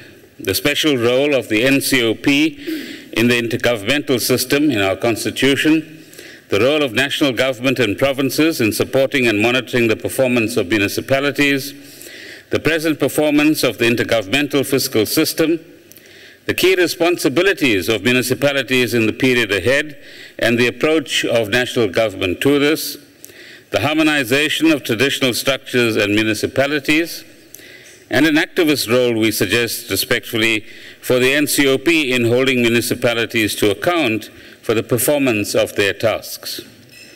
The NCOP chairperson plays a special role within our constitutional dispensation. It is the Chamber of Parliament that enables the provinces and local government spheres to actively participate in and contribute to the national policy and legislative process. In creating the architecture and role of this House of Parliament, our constitution drafters were mindful of the special kind of what one might call unitary state with federal features that South Africa needed to overcome the apartheid legacy of fragmentation territorially, politically, economically, socially, and functionally. So although, and I quote, government is constituted as national, provincial, and local spheres of government, which are distinctive, interdependent, and interrelated, end of quote, each sphere is required to observe the injunctions of cooperative governance outlined in Section 41 of the Constitution. And I quote parts of Section 41, Chairperson.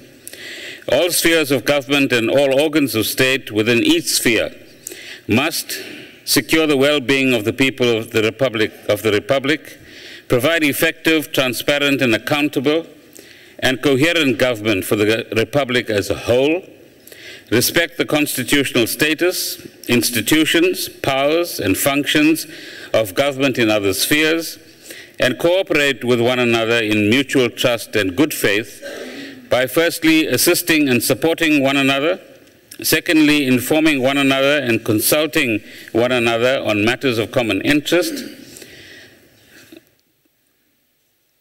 and then in addition coordinating their actions and legislation with one another and avoiding legal proceedings against one another. Our aim, therefore, must be to create functional municipalities operating within a highly collaborative intergovernmental system. I heard earlier on the word autonomous being used. Within this system of intergovernmental relationships defined in our Constitution, I'm afraid none of us is really autonomous. Therefore, there must be much more provincial and NCOP focus, we suggest, on the content, the budgets, the outcomes of provincial and local integrated planning.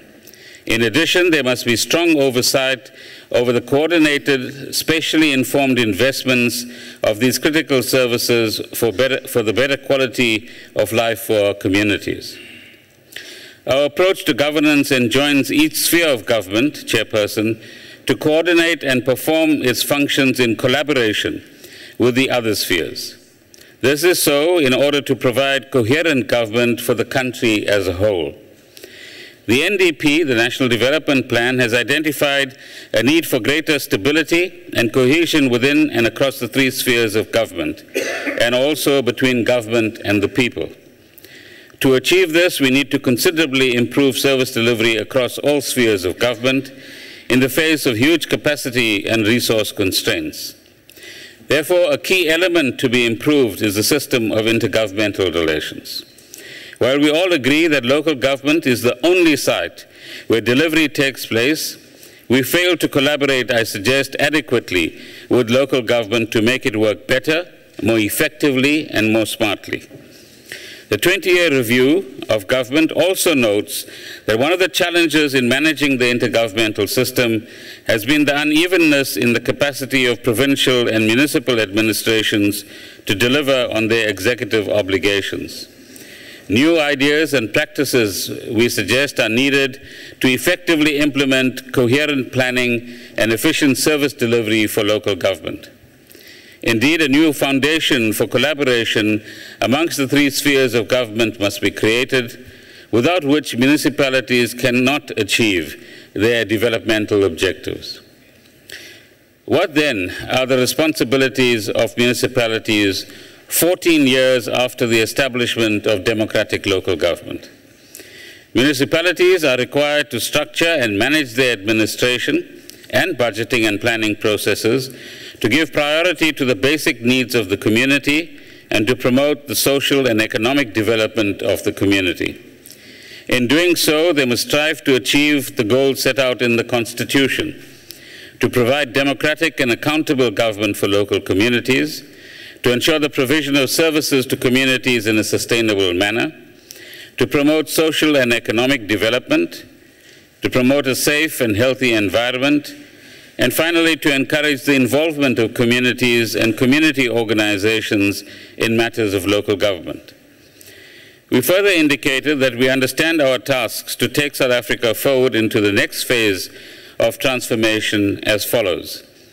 Firstly, what we call back to basics, setting clear benchmarks of performance in our efforts to ensure that all municipalities perform their basic responsibilities every day without fail. Secondly, responding vigorously to the immediate crises that might occur.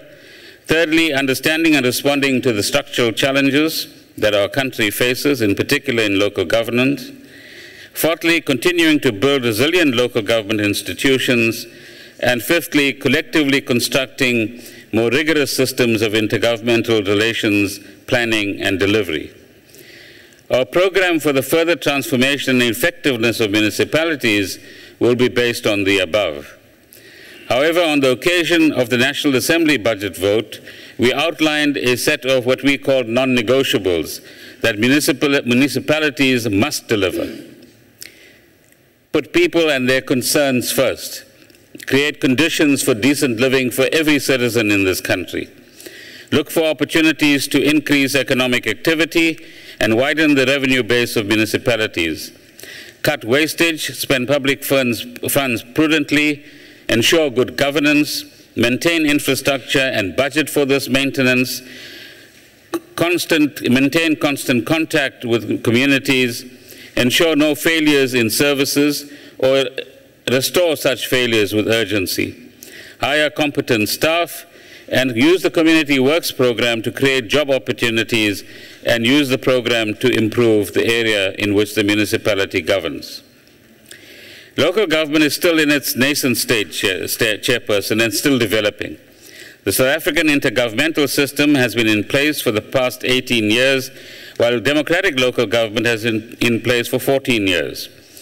It is useful to occasionally remind ourselves that the construction of a new local government sphere and the operationalization of new constitutional structures will take time. It was recognized that this change would require a transition process and a firm resolve to transform the old order of some 1,100 structures to the current 278 municipalities. Equally, this process would entail both support from provincial and national government for municipalities and careful monitoring of the performance of municipalities, which is, by the way, required by Section 156, subsection 7 of the Constitution. The Constitution obliges national government and provincial governments by legislative and other measures to support and strengthen the capacity of municipalities to manage their own affairs, to exercise their powers, and to perform their functions. National and provincial government are required to firstly provide for the monitoring and support of local government in the province, and secondly, have the legislative and executive authority to regulate the exercise by municipalities of their executive authority. In the next year, Chairperson, we will review the present system of support, monitoring, and regulation of performance of municipalities with a view to strengthening it significantly.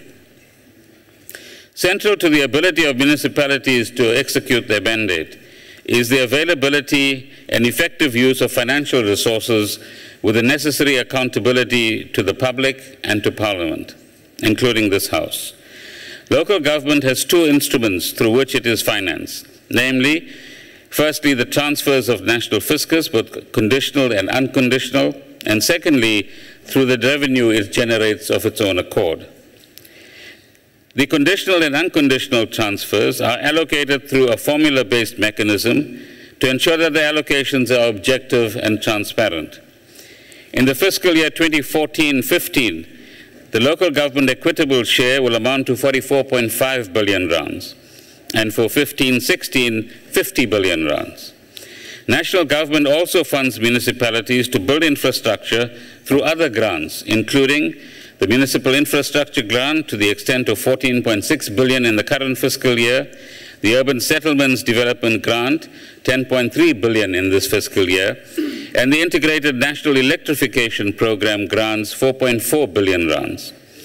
The total investments of the conditional grants that will flow to the local government space in the next 2 years will be 84 billion rands. This effectively means that in the next 2 years, municipalities will receive a total of 179 billion rands from the national fiscus. What about its own revenue? Municipalities raise revenue through billing for property rates and trading services like electricity, water, refuse removal, and other services. The projected revenue that will be generated in this way will total 211 billion rands for 14-15 and 228 billion rands for 15-16.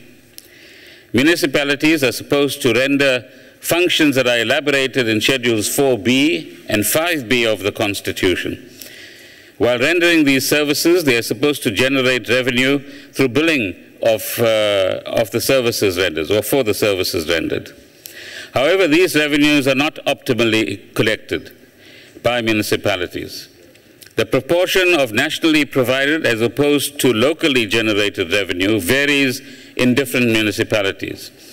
For example, looking at the 2012-13 budgets, rural municipalities and districts have continued to receive around 70% of their income from national government as transfers, against 30% of revenue raised by themselves, and even less in some cases. These revenues collectively should be providing for sufficient or near sufficient funding to optimally deliver on basic services for all. However, many households still do not have access to the infrastructure necessary to provide them with water, sanitation, electricity, and refuse removal. So what does back to basics mean in the financial context of municipalities? It will mean, amongst other things, the issuing of accurate bills, which is a major concern of citizens and residents within municipalities. Secondly, credible credit control policies and bylaws. Thirdly, credible indigent registers so that the free basic services are rendered on a correct basis. Fourthly, the stopping of illegal connections and the theft of copper wires and infrastructure. The daily reconciliation of books and the cash-backed budgets, amongst others. Every municipality must perform these functions diligently for there to be proper financial management. We are also increasingly concerned about the value for money for investments in the local government sphere. In other words, what do citizens get back for these billions of rands that are spent? That is why we are calling for the collaboration with provinces, the NCOP, SALGA, and civil society to collectively monitor these investments through actively holding municipalities to account for the objectives that have been set in the integrated development plans. To illustrate a point in respect of the inadequacy of revenue collection and the problems therein, let me choose three areas. The first is the implementation of the Municipal Rates Act. In line with Section 154 of the Constitution, the successful implementation of the Rates Act is incumbent upon national and provincial government, or is dependent on national and provincial government supporting municipalities to exercise their powers.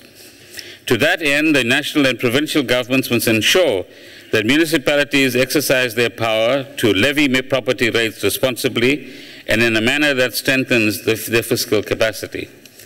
There are 234 municipalities that have the power to levy rates on property. 160 of these, approximately, seem to have collected their property rates revenue.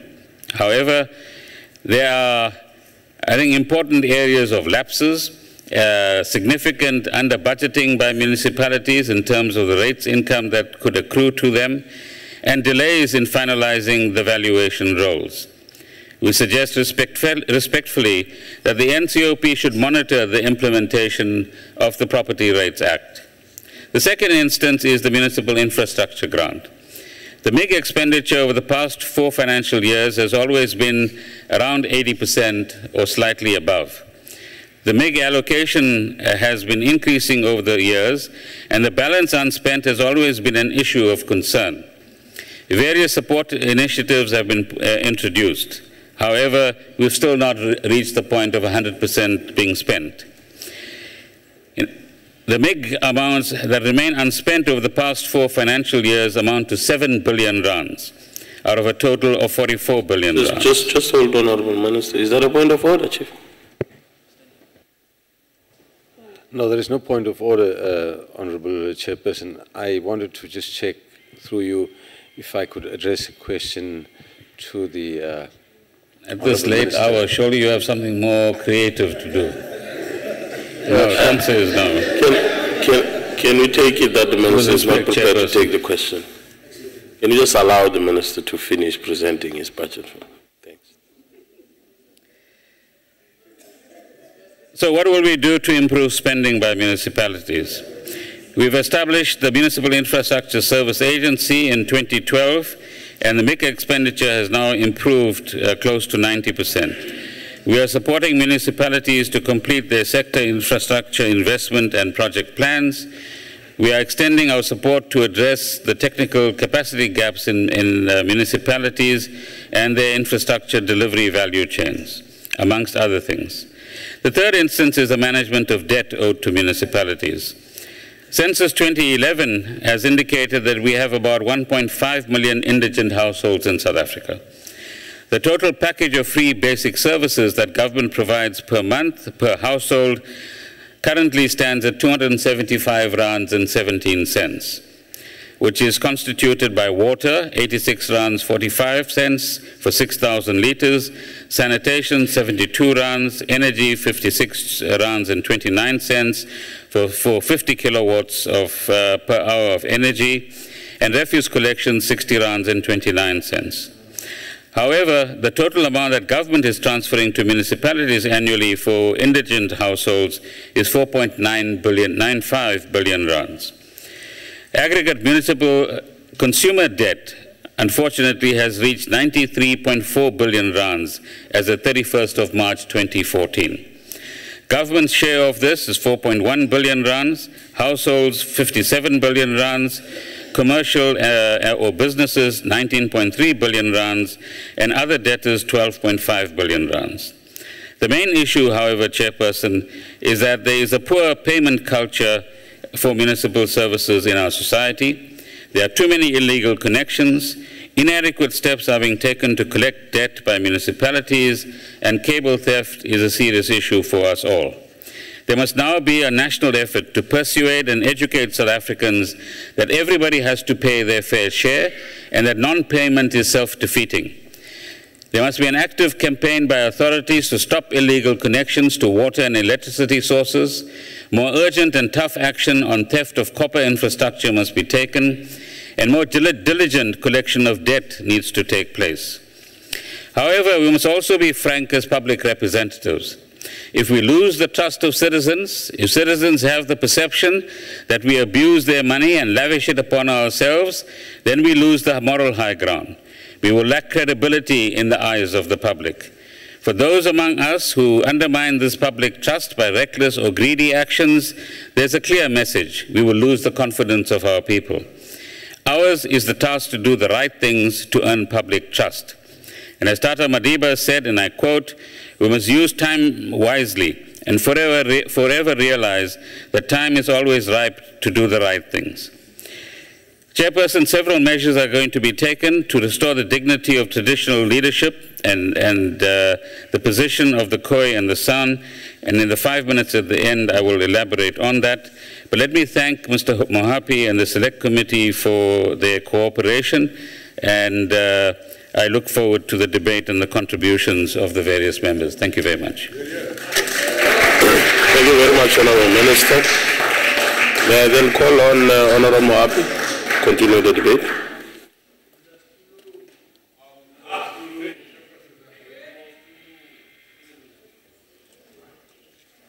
Thank you very much, Chair of the session, Honourable Chairperson of the National Council of Provinces, the Honourable Deputy Chairperson of the National Council of Provinces who is chairing today, Honourable Chief Whip of the National Council of Provinces, Minister of Department of Cooperative Governance and Traditional Affairs, Deputy Ministers present here today, members of the MEC Mama Bolo, who's present here from Gauteng, members of the National Council of Provinces. Allow me, Honourable Chair, to take this opportunity, belated as it may be, to congratulate the Honourable Minister and Deputy Ministers as appointed political cadres to the Department of Cooperative Governance and Traditional Affairs.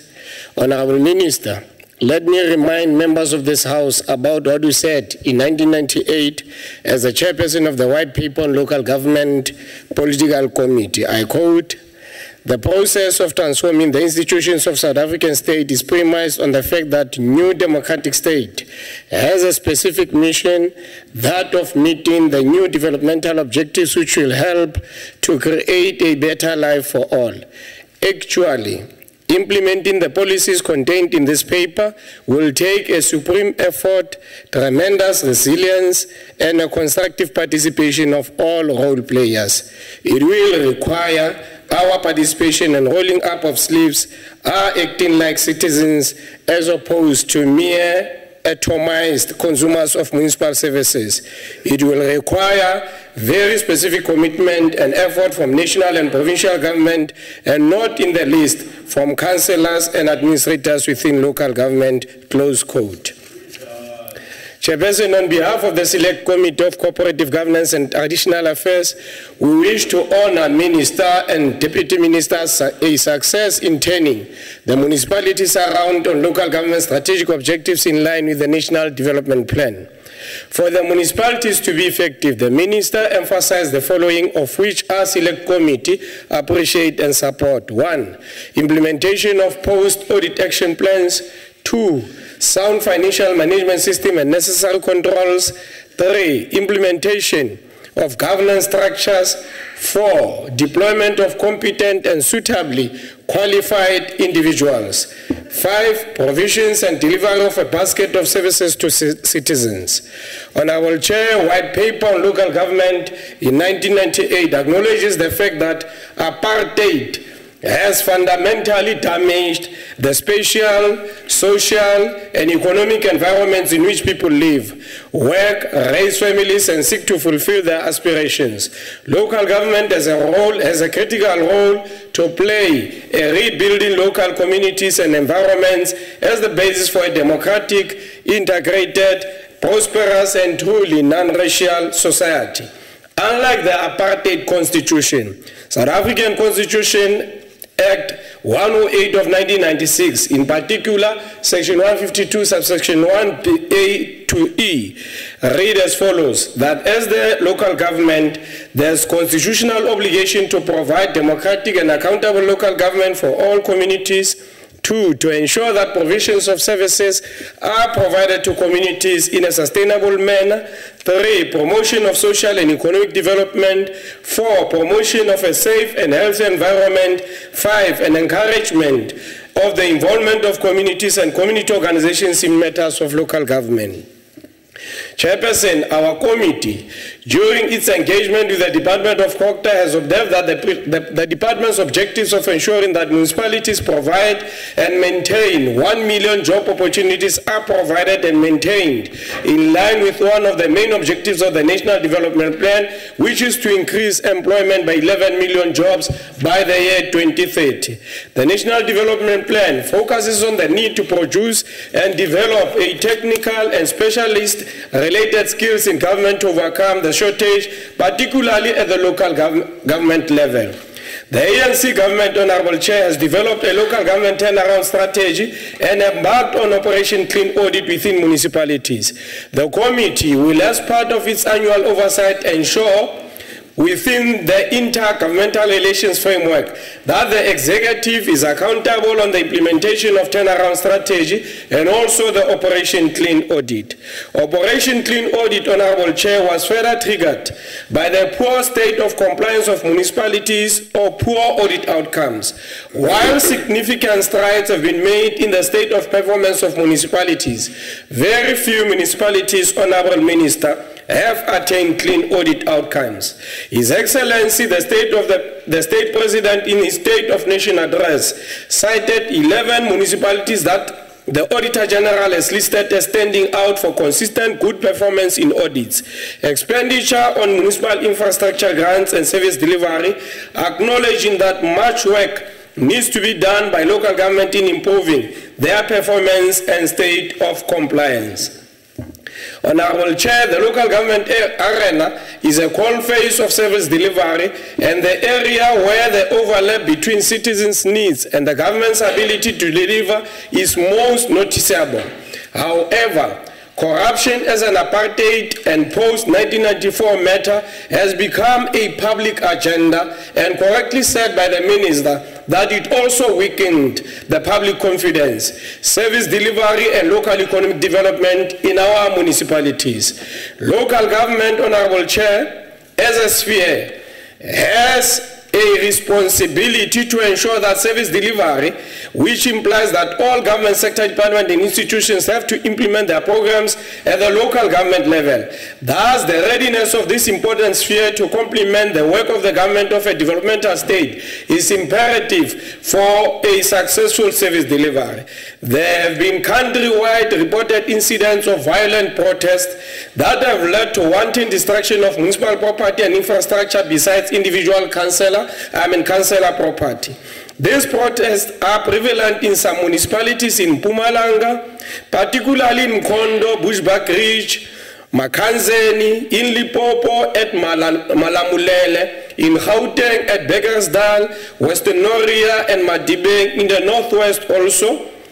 Also prevalent in Western Cape, especially in Cape Town. In the Eastern Cape, Makana Local Municipality, Nelson Mandela Metropolitan Municipality, just to quote the few. Chairperson, in line with these service delivery challenges, the department has established a municipal infrastructure support agency to provide immediate support to municipalities that are struggling with infrastructure delivery by facilitating the deployment of engineers, scientists and technicians to municipalities and oversee them. The long-term strategy is to create a pool of skilled professionals who can play a critical role in infrastructure development within local government. Chairperson, the establishment of the Municipal Infrastructure Support Agency is a matter that should be welcomed by all members of this House, irrespective of their political affiliation and ideological stance.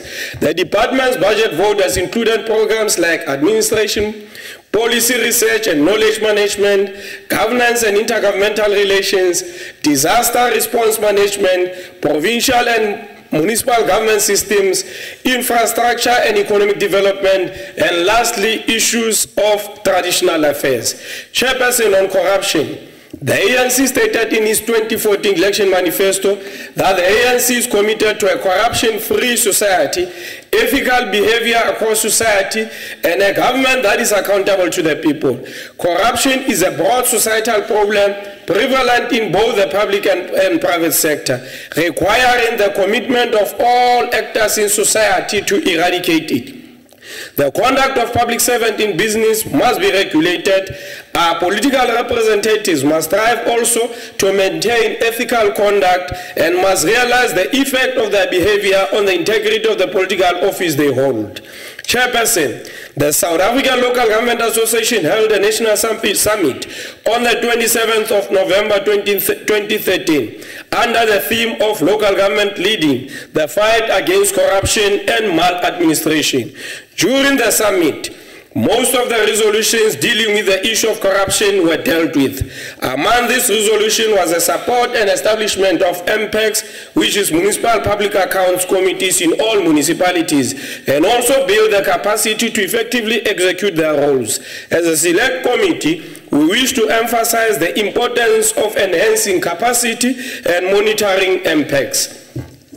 Chair, some of the critical proposed outcomes of the summit included proposals of the review of local government corruption strategy and the program of support for municipalities on how to detect, investigate, and conclude cases of corruption.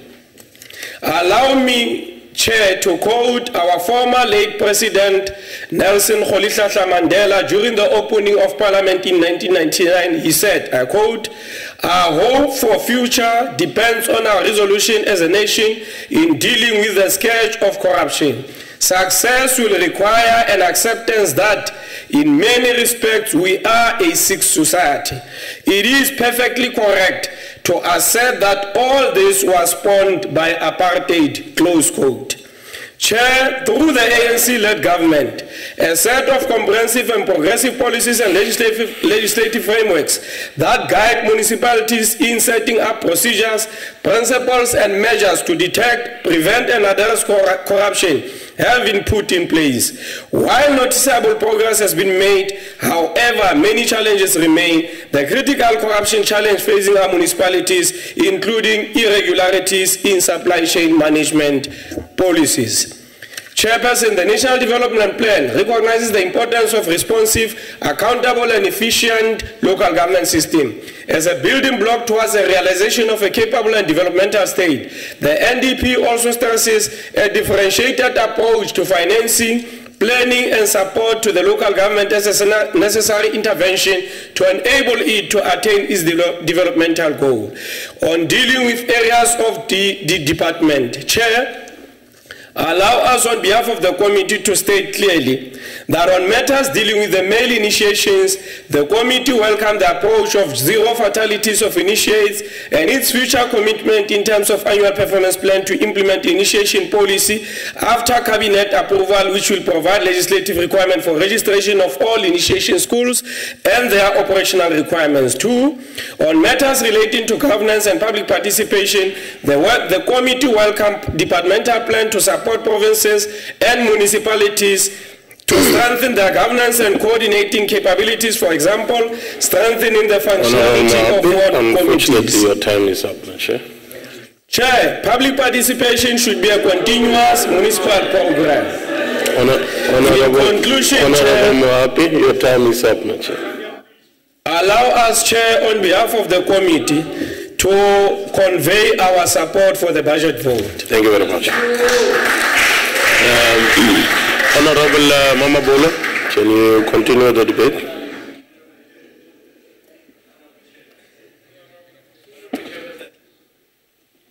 Yes, Honorable Nyambe.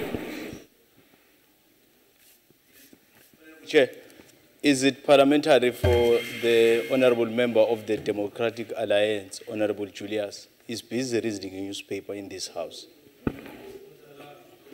It is not parliamentary. May we please resist from reading newspapers in the House, Honorable Julius? Because it may send a different message that you undermine the person that is speaking, and therefore...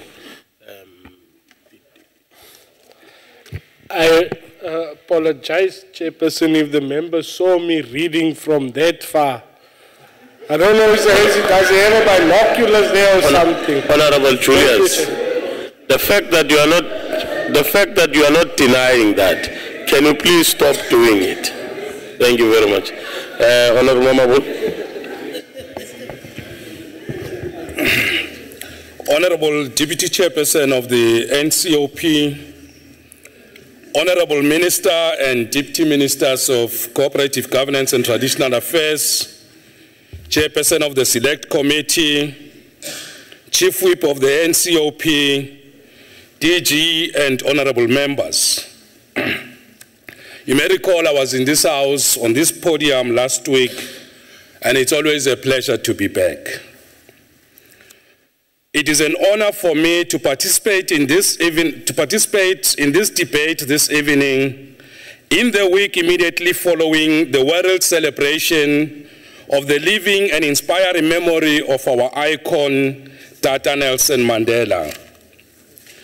Let me inform honorable members that last week Friday, we spent 67 minutes of our time, led by the Premier of Gauteng, Honorable David Makura, cleaning the township of Beggastal.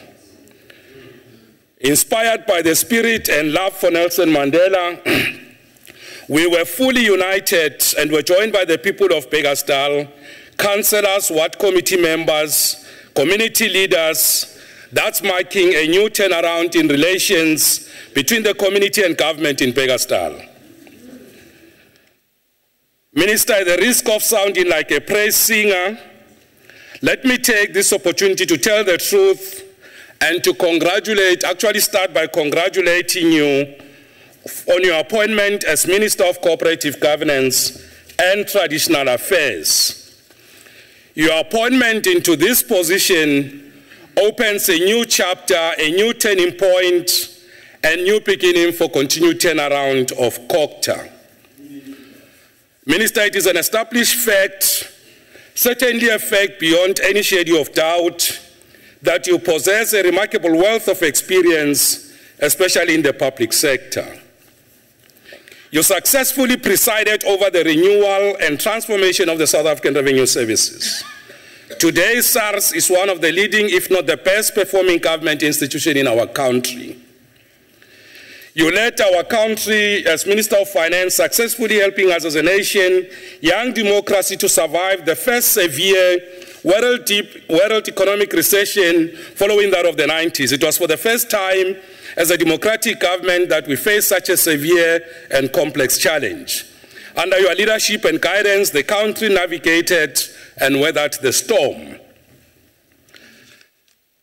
Our country's most world-renowned democratic constitution makes provision for 3 spheres of government, and part of your new responsibility include leading the local sphere of government. Minister, your profound and qualitative intervention in COGTA will surely advance and deepen the national democratic revolution as the most strategic and unifying perspective of the ANC-led alliance. I'm sure that the ideals for which Nelson Mandela and many others lived and died for, the ideals of the Historic Freedom Charter, the ideals of our Bill of Rights, of a non-racial, non-sexist, united and democratic society, can only find concrete expression in the sphere you lead, Minister, and that is local government. When you were delivering your excellent speech, Minister, in the last week, some of the members of the opposition parties were making sounds and noises from the back benches where our people deployed them, complaining that Minister still misses his previous portfolio. The truth is, because local government inefficiencies have been keeping them going, feeding and sustaining their political existence, your appointment and capacity to enhance efficiency and improve effectiveness of local government could deliver them certainly to the terrain they fear most, and that of political spaces fast facing their political extinction. Let me place before this House the fact that for us in Gauteng, the strategic task and area where we definitely need financial and other forms of support relate to the reconfiguration and reordering of Gauteng municipalities on the basis of a metro system of local government. At the moment, as honorable members may be aware, the Demarcation Board has pronounced that local municipalities of Infulen and Midvaal in Sidibeng District will be merged to form a single metro system for the 2016 local government elections. The local municipality of Liseding will be integrated into Ekurhuleni Metro. The Demarcation Board has further announced that the poor and financially depressed local municipalities of Randfontein and Westonaria in the Western District will be merged to form a single local municipality. This decision of the Demarcation Board leaves out of the process those local municipalities of Mohali and Mirafong in the same district of West Rand. Minister and honorable members, let me caution that we may match two poor local municipalities and therefore have one big poor municipality. The most ideal and best solution for us is a metro system. Honorable members, we are still struggling with the challenges left by the incorrect, full financial costing and implications of the incorporation of Metsweding district into the city of Tshwane. And I think, Honorable Minister, we need to learn from this particular process. We are deliberately and consciously elevating and raising this matter in this House today. We firmly believe that the metro system of local government in Gauteng will resolve many of the challenges and problems that you have already identified in your excellent speech, Minister, and we do not need to repeat that. These matters relate to the deep and severe legacy of colonialism of a special type, of apartheid and oppression, and the recent effects of the world economic recession on our people, households, and local government. Honorable members, another challenge facing municipalities in Gauteng province relate to the massive municipal debt. In this amount, the culprits are households and businesses, with each minister accounting for 56% and 33% respectively of the total municipal debt. At least government only account for 2%, but I think we should ask government to play its part. And of course the rest, and as you said, Minister, arises from many of the problems that we have, such as poor infrastructure, illegal electricity connections, and of course leaking infrastructure for water.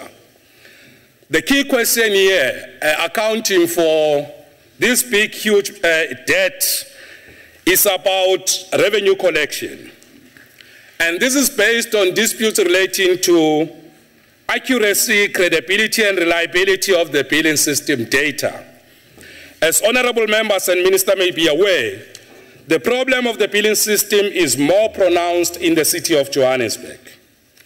Given your expertise and experience in turnaround processes, Minister, I hope you'll agree with me that anything that leads to poor quality of service and product, data inaccuracies, corrupt and manipulated data by syndicates, unexpected outcomes, are essentially about inefficiencies of core business processes. And therefore, any attempt and use of technology and software systems, that it happens in many places, without first solving the problems relating to core businesses, will merely serve to automate and mirror in technology such deficiencies of the core business process. We therefore need a correct and scientific diagnosis, a correct baseline of the problems in the city of Johannesburg and many of our municipalities relating to the billing system. This is a matter we'll have to attend to, Minister, under your leadership and guidance. As the biggest economy in our country, Gauteng requires your wealth of experience and perspective, as already laid down, to improve local economic development. Premier David Makura eloquently talks about an activist developmental state capable of driving and leading the building of a township economy. Honorable members, failure by Gauteng to grow the local economy and empower our people may have severe impact on our national economy and continent. Lastly, we will urgently attend to the question of popular participation and democratic engagement with the people of our province. Our objective in this regard is to hear the voice of the ward councillor. We are trying to place the ward councillor at the center and treat as a pillar of local participatory democracy. Many ward councillors, ministers, you know, are victims of violence. Their houses have been burnt down. Their families have been victimized. And recently we experienced this problem in Mohali City, where an IFP ward councillor was killed. Let me convey our sincere condolences to the IFP and the family. May the soul of this ward councillor rest in peace. Let me also announce that Can you summarize, Honorable MEC? Let me announce that we will, as a province, convene a conference on the ward committee system. This conference will help us to identify key challenges, strategies, and way forward in this area. Let me conclude by saying, Minister, and urge honorable members that it will be very good to definitely welcome and support the budget speech you have presented. And I think it's an honor to work under your leadership. Many of the honorable members, particularly opposition parties, will get free basic education from you about how to work better and efficiently. Thank you very much. Thank you very much, MEC. I call on Councillor Tingan.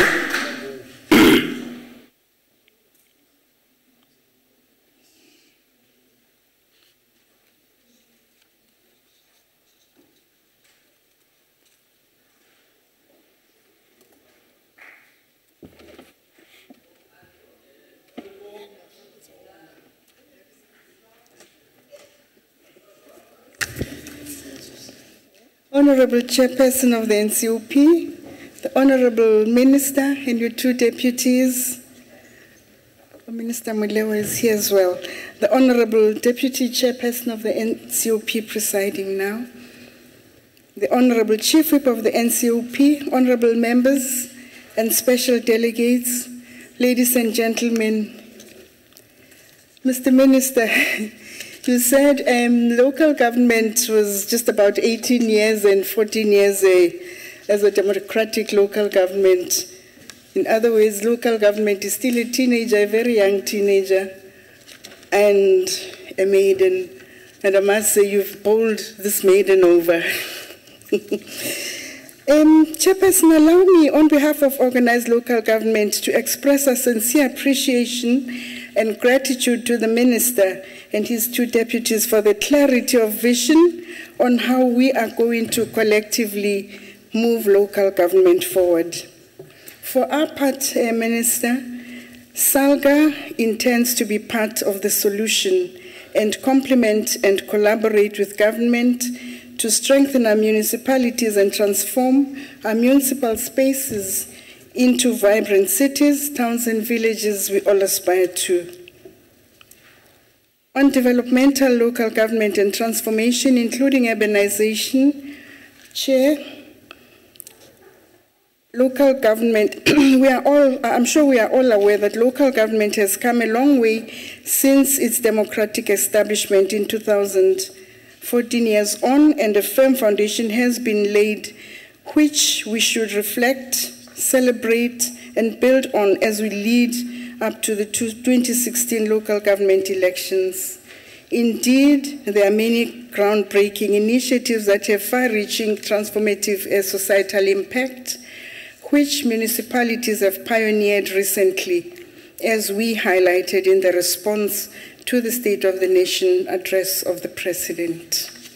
However, sir, we are the first ones to acknowledge that much more still needs to be done to ensure that we bring about greater coherence in the planning and execution between the various players in the municipal space, including between its rural and urban constituent parts, as highlighted by Deputy Minister Babela. We welcome the Minister's commitment to ensure coherent and integrated government-wide support for local government and reiterate our view that IDPs must be the cornerstone of all development planning in the country. Indeed, no one lives outside of municipal spaces. The plans of the country, the plans of national and provincial government must, and I stress must and not may, be integrated into IDPs as an all-of-government development plan for any municipal area. Chair, we believe successful cities are the vital cogs to the economic objectives of our developmental and capable state, including our goals of overcoming poverty, inequality, and unemployment. The integrated urban development framework must indeed provide a new deal for South African cities and towns, which are the engines of our economic growth and spatial transformation, and lead to greater policy and legislative competence for local government, following on from Spluma to transform our spaces.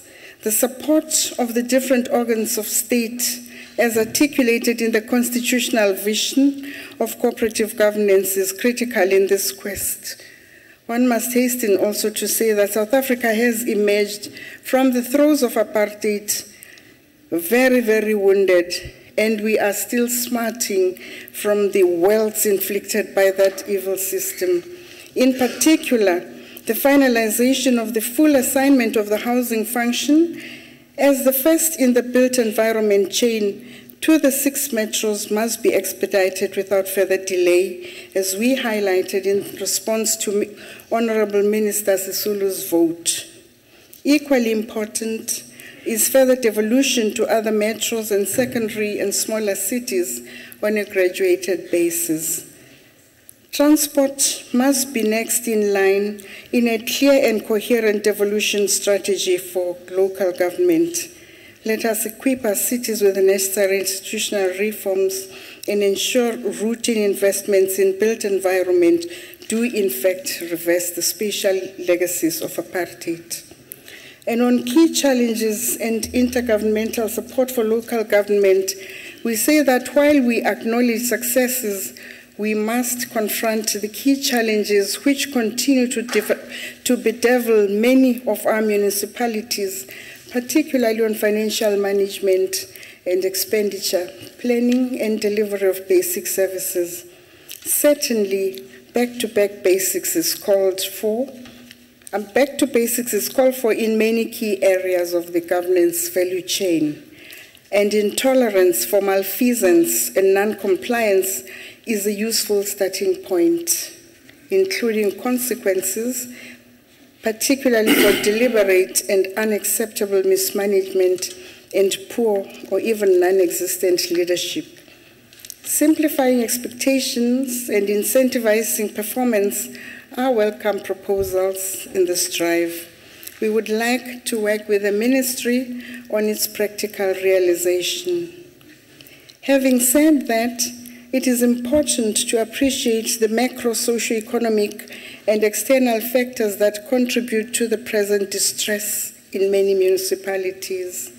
In many cases, the real impact of the 2009 global financial crisis is now being felt, with a depression on citizens and business putting greater strain on already limited financial and human resources, with many residents unable to pay for services and the ripple effects thereof on municipal capability. This is a reality in many instances to which we must provide intergovernmental support. In this context, the greater hands-on support approach which national government will lead on through the introduction of the Interministerial Task Team on Service Delivery under the stewardship of Minister Gordon is welcomed. On inclusive governance and community participation, Deputy Minister Nel would be pleased to know that SALGA will be hosting several roundtables, the first in a couple of weeks. The aim is to stimulate dialogue and action in bringing people closer to their elected representatives and ensuring people-centered municipalities and governance. In particular, we are partnering with civil society and other stakeholders in exploring ways in which we can build active citizenry, including civic academies as called for by the NDP. And on improving the interface and meaningful participation of traditional leaders in local government, we wish to state unequivocally that local government is committed to improving the interface between and lack of understanding among traditional leaders and councillors alike of the developmental role which the institution of traditional leadership is meant to play in the socio-economic development of communities living in these spaces. In our view, the lack of common understanding of this objective has contributed to some of the tensions experienced in practice. As Deputy Minister Babela highlighted, SALGA is partnering with the Department of Traditional Affairs in trying to ensure the meaningful participation of traditional leaders in municipalities.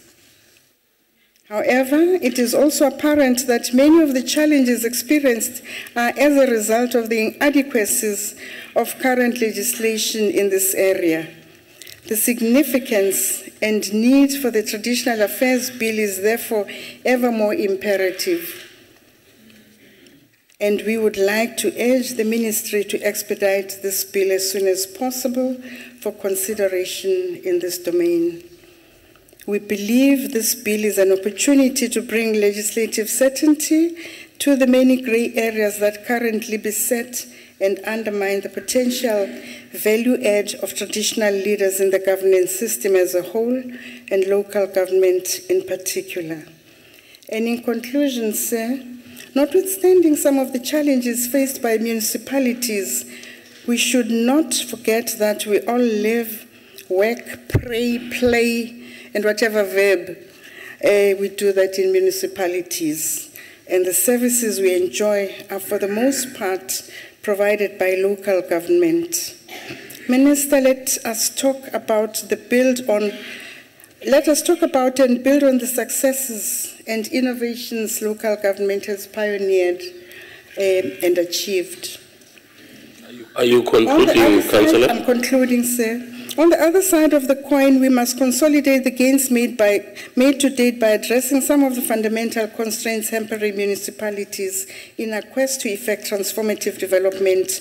Intergovernmental strategies must center on municipalities as key players and implementers of government's program of action and build the confidence in local government through collective action.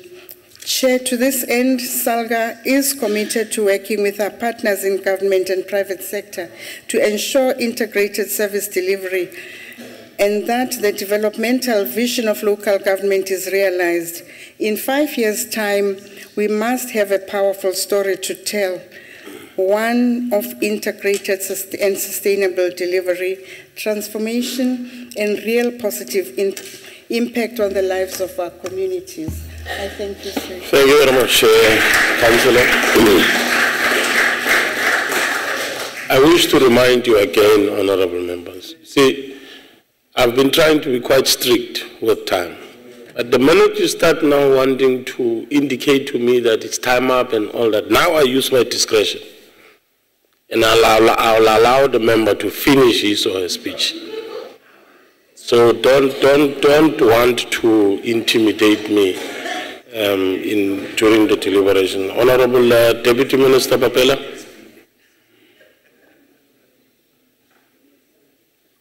Oh, are you off? What? Can we reconcile this?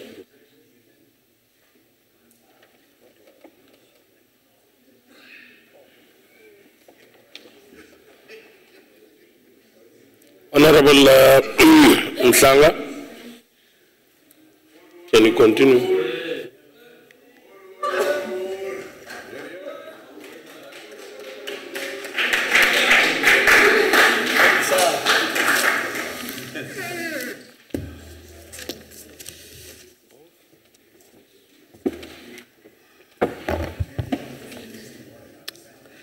Honorable members of this august House, special delegates, honorable ministers, Chief Whip of the NCOP, Madam Chairperson, Deputy Chairperson, and all protocol as observed. Chair,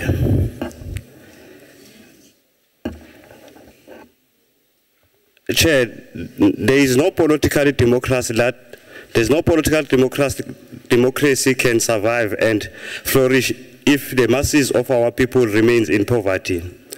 Without land, without tangible prospect of a better life, attacking poverty and deprivation must therefore be the first priority of a democratic government.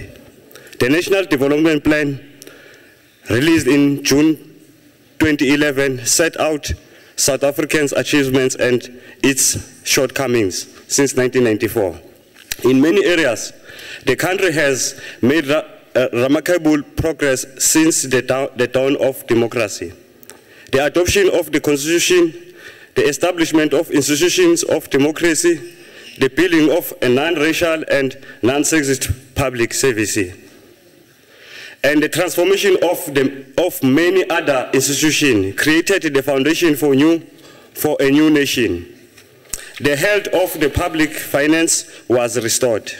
Democracy has not just restored dignity of all South Africans, it has also translated into improved access to education, health services, water, housing, and electricity, including social security. A significant proportion of schools, suburbs, and workplace are integrated. While we have made progress in reducing poverty, poverty is still persists. It is important to understand why those problems persist and to fix them.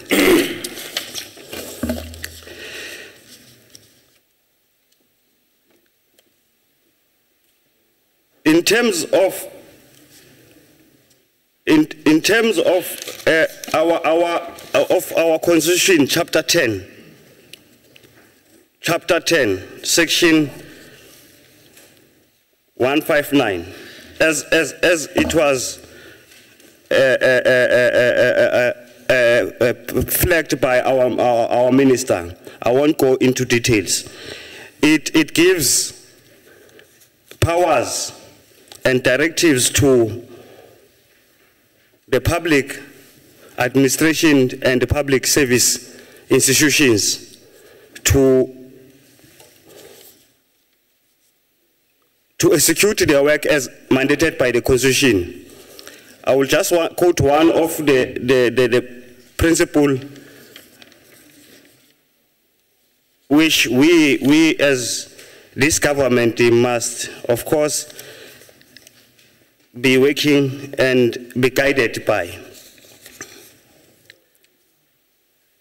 The National Development Plan will play a key role in creating a society in which all South Africans will be truly regarded as equally. It is possible to eliminate poverty and to sharply reduce inequality by 2030.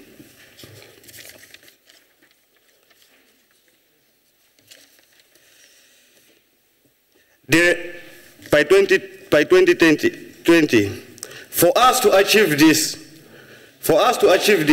the following need to be considered: the active efforts and participation of all South Africans in their development, redressing the injustice of the past effectively, faster economic growth, and higher investment and employment.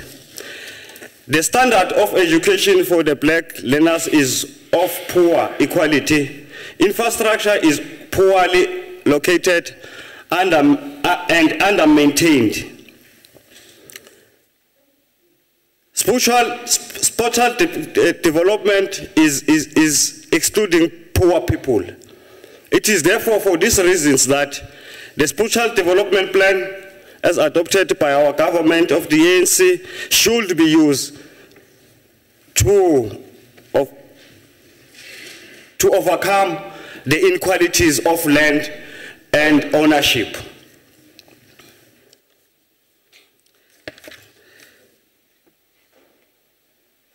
Madam Chairperson, our people are still faced with the challenges of land ownership, title deed. The land ownership in South Africa is it has been a source of conflict. Our history of disposition of forced removal and a racial skewed distribution of land resource has left us with complex and difficult legacy to address the consequences of this legacy. The drafters of the South African Constitution included the following clause: the Land Redistribution Act, Land for Settlements Act 126 of 1993, the Land the Reinstitution of Land Rights Act 22 of 1994. The Land Reform Act, Labor Tenures Act of number 3 of 1996. The Interim Protection of Informal Land Rights Act number 31 of 1996, and the Communal Property Association Act number 28 of 1996. All of the above legislations give effect to those who work on it shall share the land. We need to make this the reality, Madam Chair. In Mpumalanga, at Emalahleni local municipality, residents residing there in that area are having almost 2 decades each year. They do not have title deeds for the past 2 decades while they reside in RTP houses. Others, they are still living in swamp areas. While 60 meters away from them, land is reserved for mining and industrial purposes. This should be corrected in terms of our Land Special Development Act. Madam Chairperson, we have a lot to be proud of. We have provided clean, drinkable water, electricity, houses, access to healthcare and education, but more still needs to be done. Government, business, and labor should work together, grow the economy at the rates above 5%. Our achievements under the leadership guidance by Comrade Jacob Zuma, the South African president, we were able to achieve the following. Some of these projects, Madam Chairperson, they were highlighted by the Minister of Economic and Tourism. I will just go to projects that are of importance. Our president has currently opened the Mudupe Dam. They have opened. He has currently opened the Hope Dam, which will help address water problems in Limpopo. 3 billion was spent to create that dam. The other project that I want to make reference on is the 300 billion, which it is expected to be spent by Transnet infrastructure project by the coming 5 years. The Gauteng project is now completed, fully functional, and carries over 1.2 million passengers a month.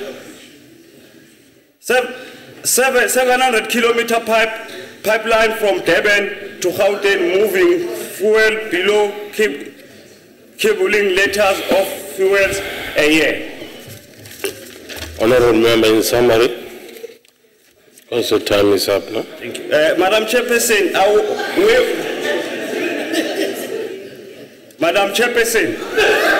in conclusion, we support the budget vote number 3, believing that this budget will help the municipalities to speed up their own development. Thank you.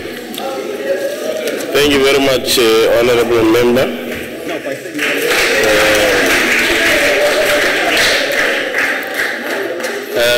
Honorable Chatti, can you continue with the debate? Don't worry. Is there, what point is that? Honorable Chairperson, I just want to hear if I can also refer to you as Madam Chairperson.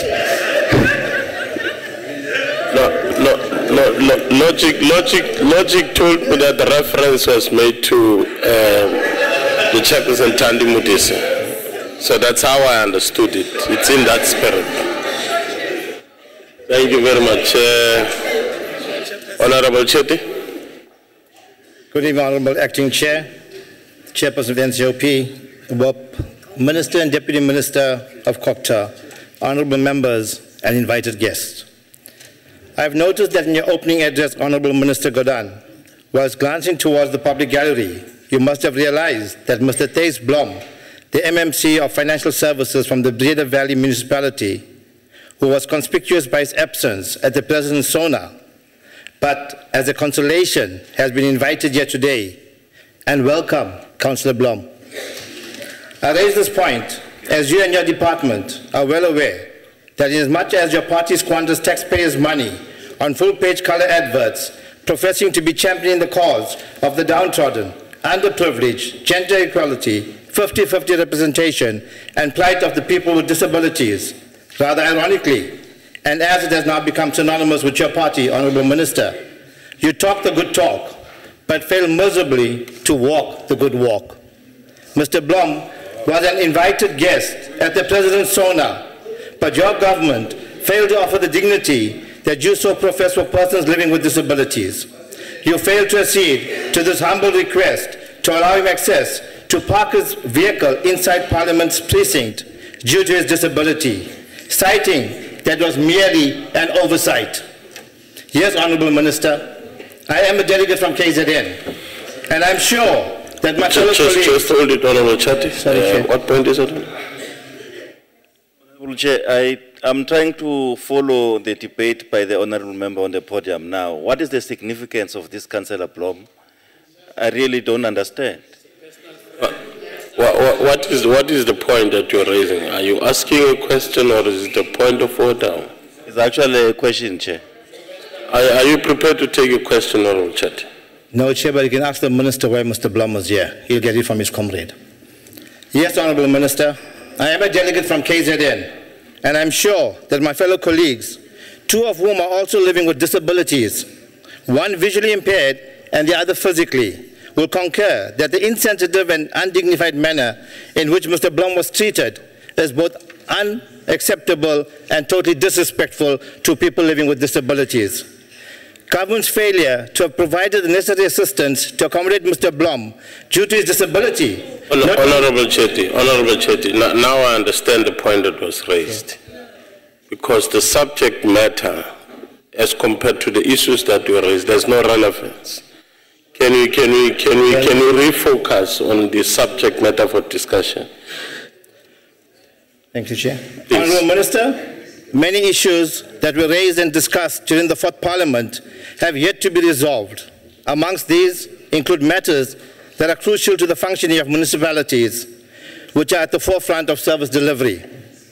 With regards to the chairperson, the Honourable Mohapi, his reference to Operation Clean Audit, may I add the following. Operation Clean Audit, embarked by this department with the over-ambitious goal to have all 283 municipalities and provincial departments with the 9 provinces achieve clean audits by 2014, has not only failed, but failed dismally. I quote from the media releases, the Age's latest report... There's a point been raised, Honourable Mayor. Chair, don't know whether it's an order. I need to be assisted. I can't understand a word, not because of the language, but the member is too fast. I need to be assisted. No. That's how he speaks. That's how he speaks. Can I advise members, if you can't follow the member, can you use these gadgets? He's too fast and he's swallowing words. No, can you allow the member to continue with this debate? Honourable Member, can you continue with your debate? Thank you, Chair. With regards to the chairperson of the Select Committee, Honourable Mohapi's reference to Operation Clean Audit, may I add the following.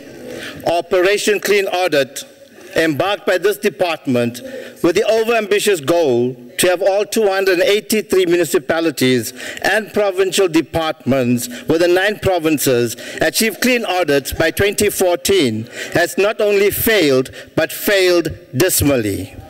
I quote from the media release, the AG's latest report shows that the progress towards clean audits has been slow, with the number of clean audits remaining at the same low level of 5% for the past 3 years, and the overall audit outcomes decreased as 41 auditees improved, but 50 auditees regressed.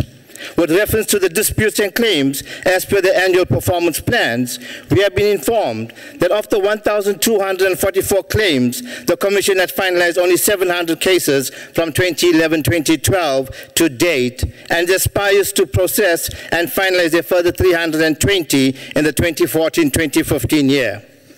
The Director General accordingly informed us at the joint briefing that the termination date is December 2015. Are either you, Honourable Minister, or your department in a position to inform this House what the predicament of the outstanding 220 claims that this department has failed to give consideration to? Or will they fall through the cracks and find their way to File 13? Honourable Minister, the Select Committee's legacy report to the Fifth Parliament clearly highlights the challenges we face. The terms used in Section 139 of the Constitution have been subjected to different interpretations, which has resulted in inconsistencies and uncertainties.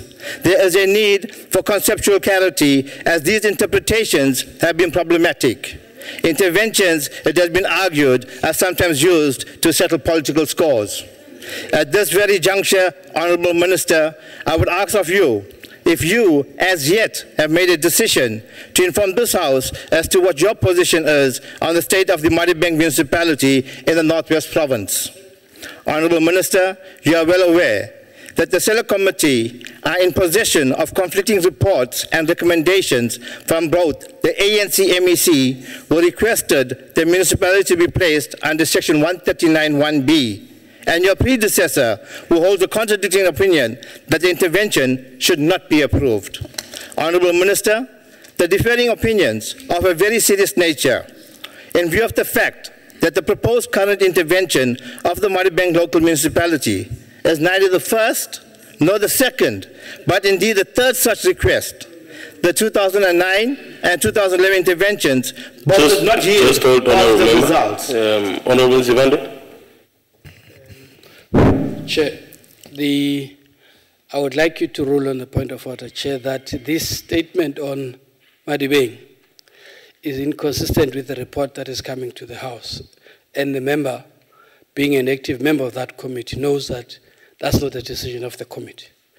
And that this matter be not accepted as a record of the Select Committee.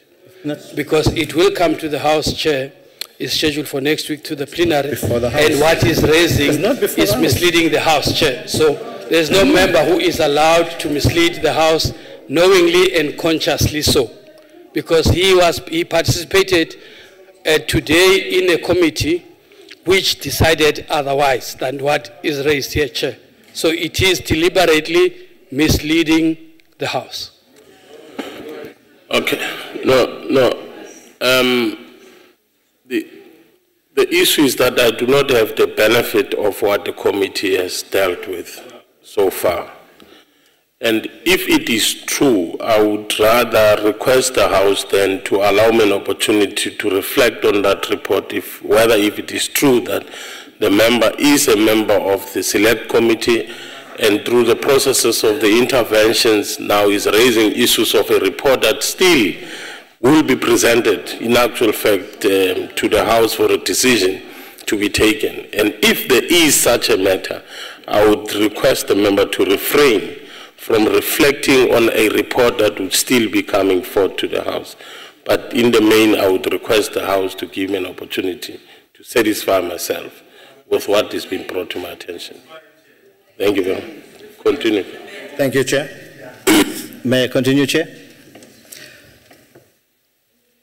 Honourable Minister, the differing opinions are of a very serious nature in view of the fact that the proposed current intervention of Madibeng local municipality is neither the first nor the second, but indeed the third such request. The 2009 and 2011 interventions both did not yield positive results. The allegations in Madibeng range from the failure to implement recommendations against senior managers, allegations of misconduct, maladministration, fraud, and misappropriation of municipal funds. Of further concern is that the service delivery protests triggered by the current state of local governance resulted in the deaths of 4 members of the local community. The financial implications are in excess of 300 million. Again, Honourable Minister, as indicated in the report from the 4th Parliament, I quote, Interventions are usually made far too late. When a municipality is about to collapse, it takes concerted effort to put the municipality on a stable footing. Yet if the intervention had been made early, when the first signs of a failure emerged, it could have reduced the harm to service delivery, be less costly, and be more effective. Honourable Minister, I implore you to heed this caution before you finally make your decision regarding the intervention of the Madibeng local municipality. And as both you and the Honourable Mohapi have been critical of corruption, it is now time for you to act and act decisively on corruption. For here, in Honourable Minister, lies the albatross around the ANC's neck. Lutuli House uses the organs of state to settle scores with those factions who were not successful at either the Mangawang Conference or the Polokwane Conference, instead of punishing incompetent and inexperienced cadres deployed to senior management positions for poor performances that lead to municipalities performing badly. Honourable Simande, just hold. Honourable Simande. Chair, you've made a ruling that the member must refrain to this. And Chair, from the under oath, I'm saying to you, the member is contradicting the decision of the committee. And I will be proved next week, Chair. And the member is now gone on paragraphs on misleading the House. Chair, I'm not comfortable with this thing. And I'm saying, Chair, you've ruled that the member must refrain. And if the member is honest and knowing that he's under oath, he must not continue to mislead the House deliberately, Chair.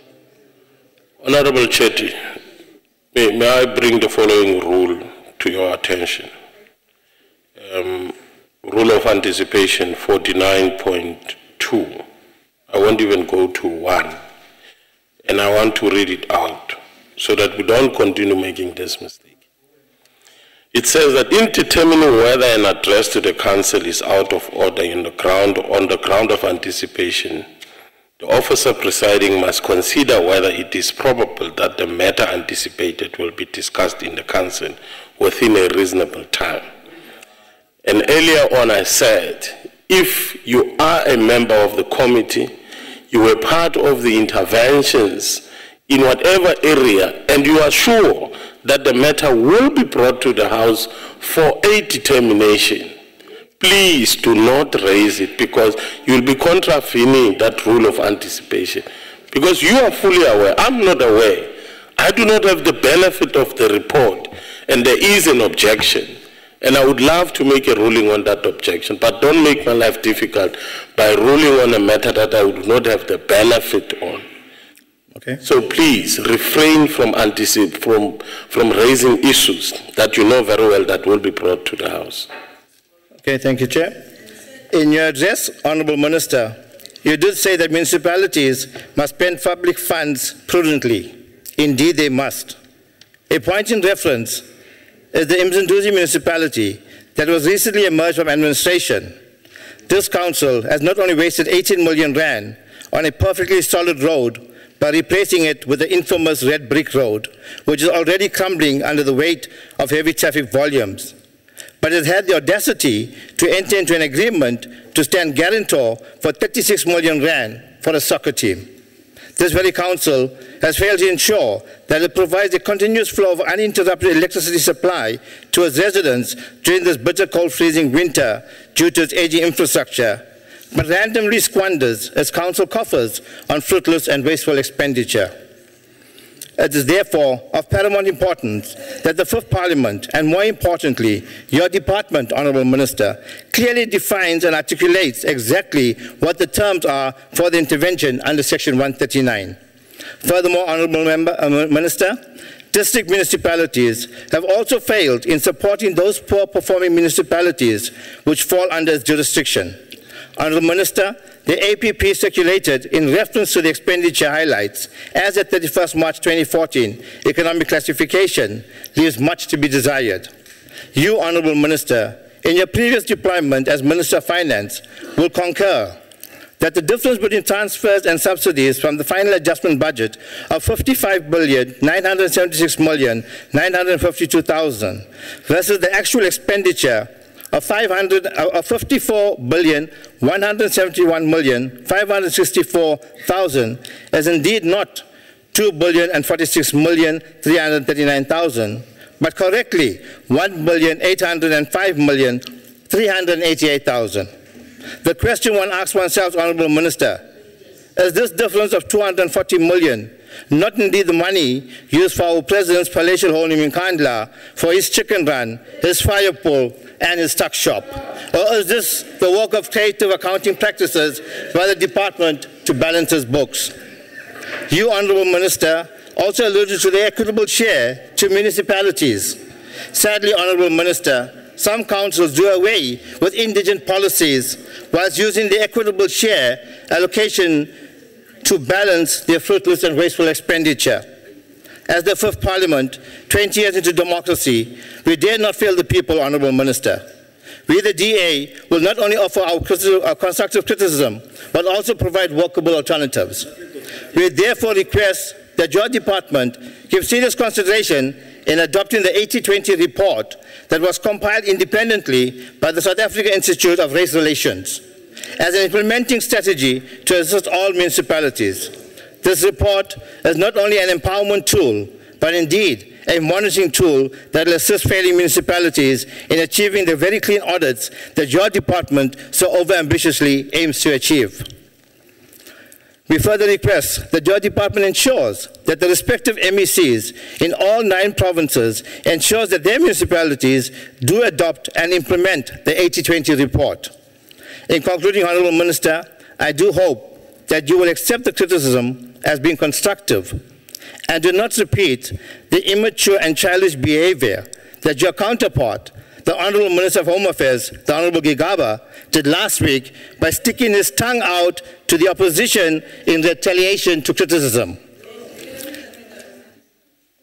Further noting, Honorable Minister, that if the, in concluding, Honorable Minister, my request that you take a message from this House. Chief Whip, just hold Honorable Chet. Yeah. Chairperson, is it parliamentary to allude to an honorable member as being immature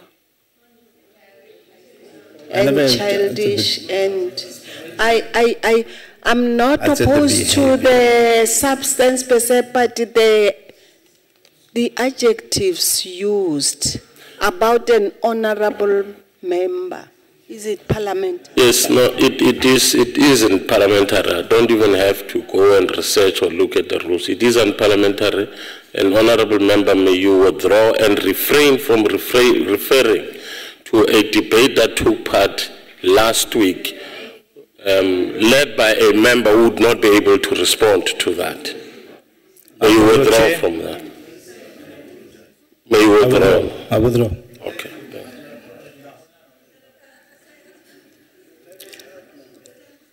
Honorable Minister, let us hope that the age-old saying that the more things change, the more they stay the same, is not apt during your tenure as the Minister of Culture. I thank you.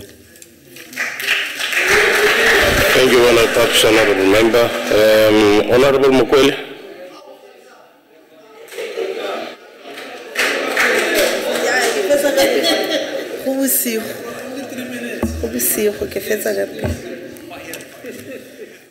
Honorable Chairperson, the purpose of the budget is for the Minister to be able to assist the local sphere of government in order to perform its objective, which is service delivery, especially for those who are underprivileged.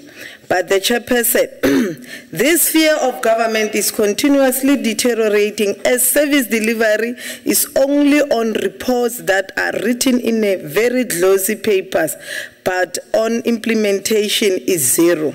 As the EFF, we regret to inform this House that we reject the budget for the simple reason that it is based on NDP, of which we don't support, as it is an ideology that underpins the right-wing policies. Honorable Chairperson, out of 278 municipalities in our country, only 11 got clean audit report in 2013-2014 audit report. About total of 9.8 billion was irregular spent and 508 million was from fruitless expenditure. Chairperson, this government is failing to conduct real public participation as outlined by the Constitution of the Republic of South Africa. That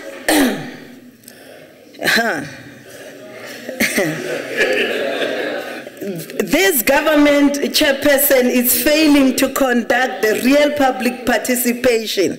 The only thing that they depend on is IDP processes, of which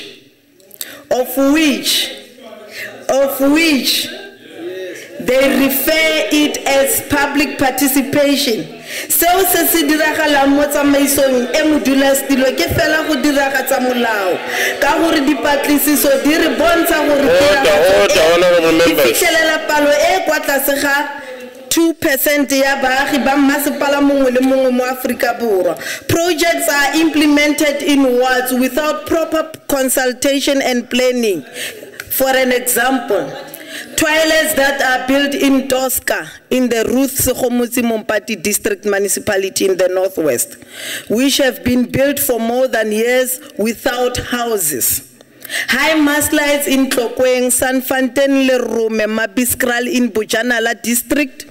These high mast lights are without electricity and they have been there for more than a year. Honorable Chairperson, this is a sign of lack of proper planning and leadership. The housing project in Bujating, Ramokokastad in Moses Kotane local municipality, where beneficiaries are still with building material, yet municipality is unable to finish those houses.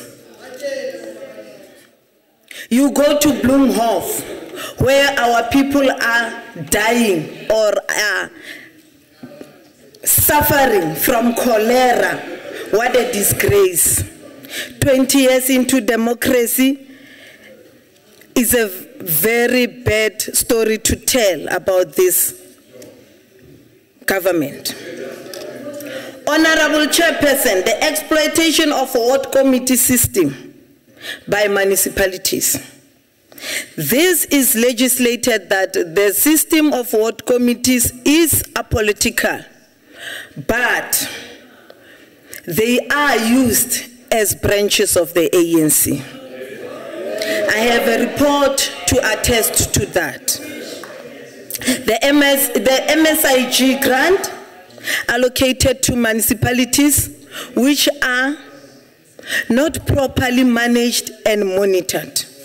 Honorable Chairperson, 20 years into democracy is just a nightmare, especially for officials who are permanently appointed or employed in the municipalities, as they are not assessed nor evaluated on the performances, yet the Section 57 staff that are politically appointed and deployed are the ones that get a fat check for doing nothing. Instead, appoint consultants to do their job and be paid for with taxpayers' money. You'll pardon this for the second time I'm addressing this august house, so I'm still learning.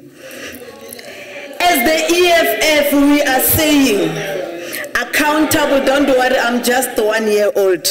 I will grow.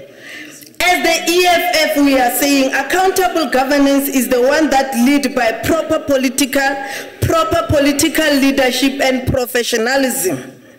That is no cadre deployment that must happen, especially for accountable officials such as municipal managers and chief directors. Politicians that will account, as the EFF we are saying, politicians that will account directly to their constituencies, but not to political mandates. In conclusion, Honorable Chairperson, ke rata go le fa mafoko a ke kgaka kgolo ga ke na mebala e di kgakaneng. Thank you very much, Honorable Member. Your time is up. Okay, unelang African National Congress gore ngwana o tsetswe. Honorable Member. 2013. Honorable Member, your time is up. Chairperson, I'm still having. Thank you. No, your time is up. It's 0. Honorable Kaula. Honorable Kaula, you are taking some seconds from your time.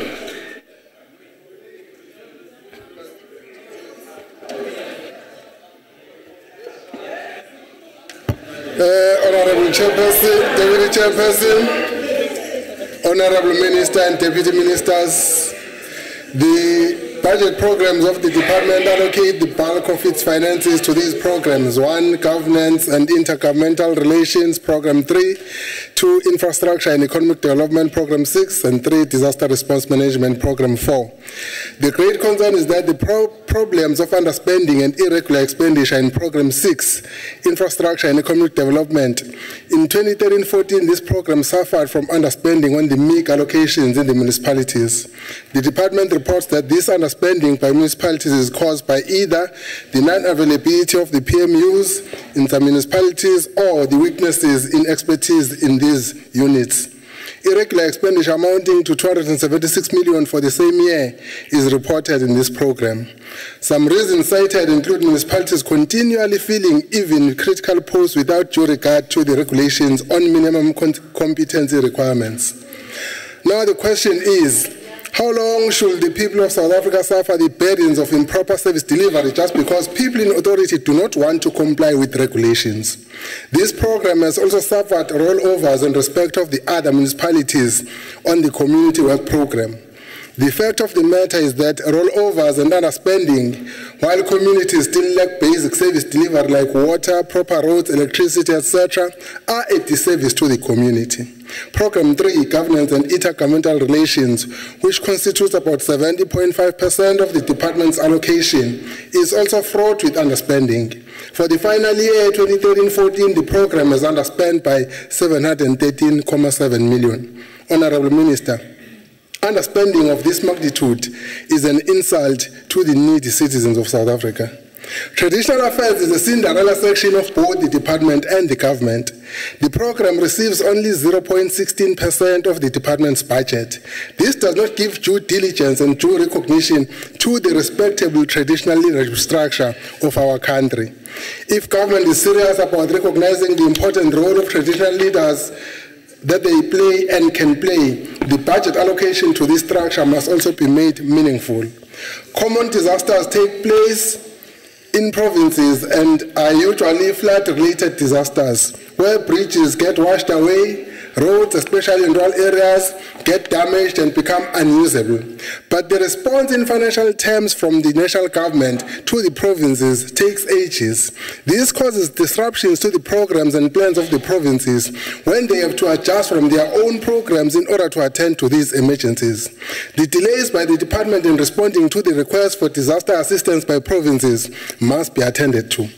In his State of the Nation address in June 2014, the state president directed that this department must deal with corruption and fraud. So when we lament about corruption and fraud in government, it is not an issue that is far-fetched.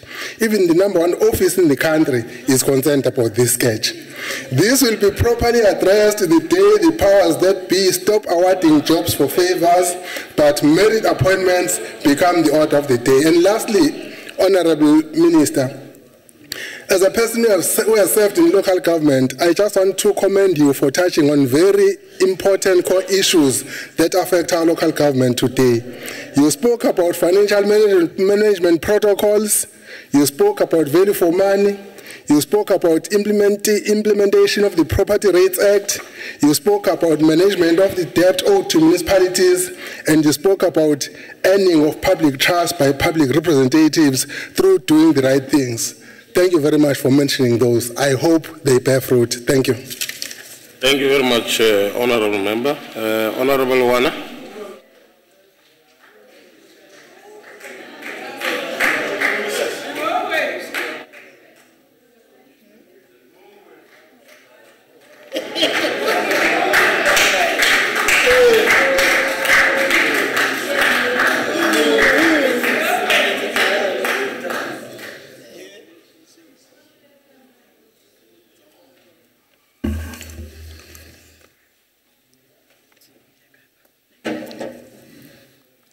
Thank you very much, Deputy Chairperson of the House.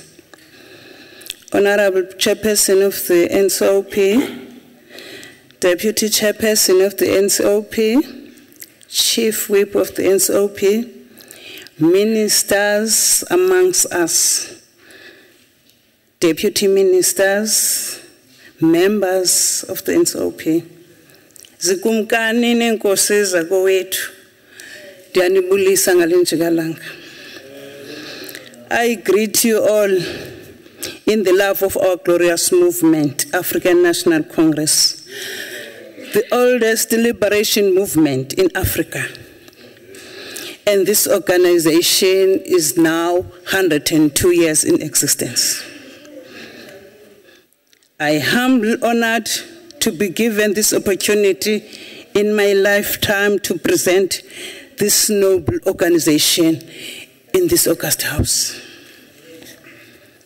Deputy Chairperson,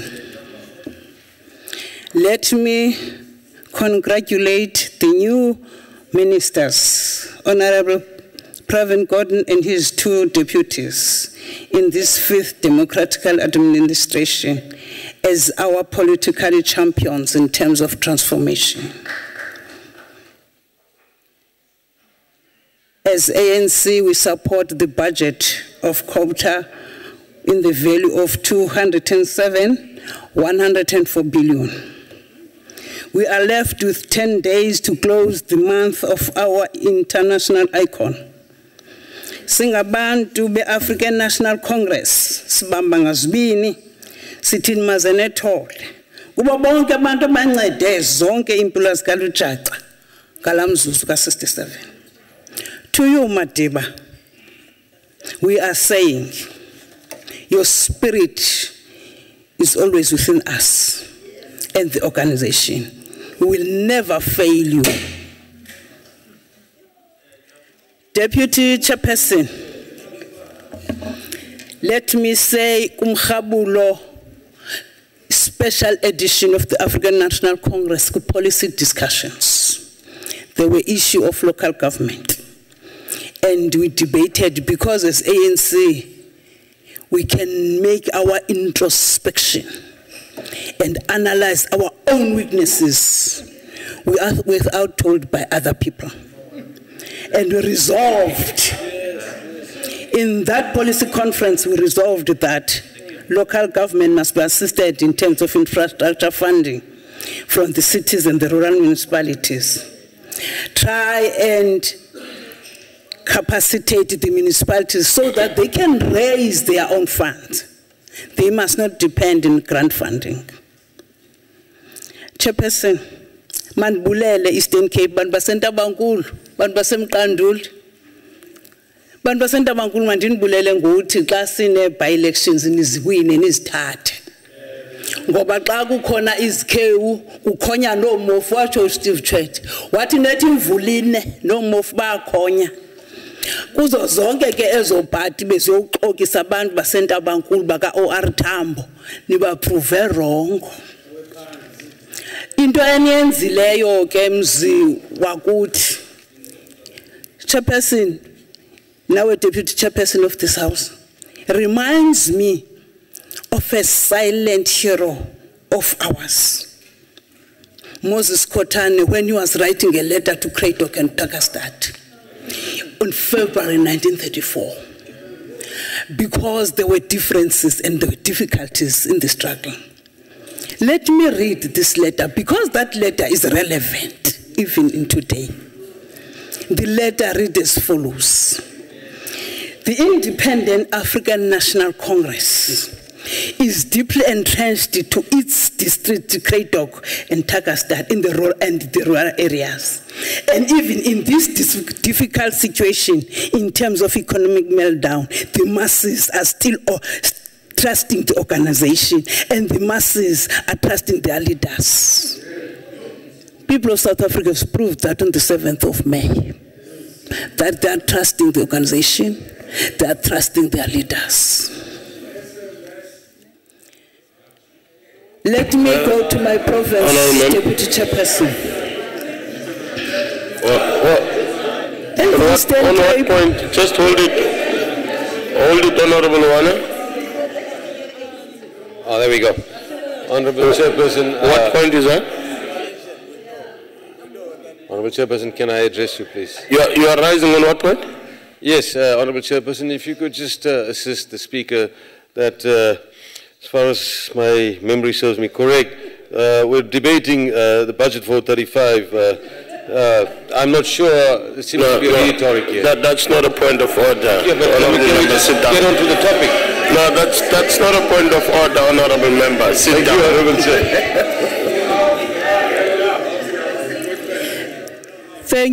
Thank you, Deputy Chairperson of this House. Kaloku bantu bakuthi nina bantu nithwalwa ngoMadam xa kukhankaswayo. Namhlanje I've learned a lesson that apha sineparty ezinamagama ababini ebusuku iNational Party emini democracy. Just hold it, Honorable Mayor.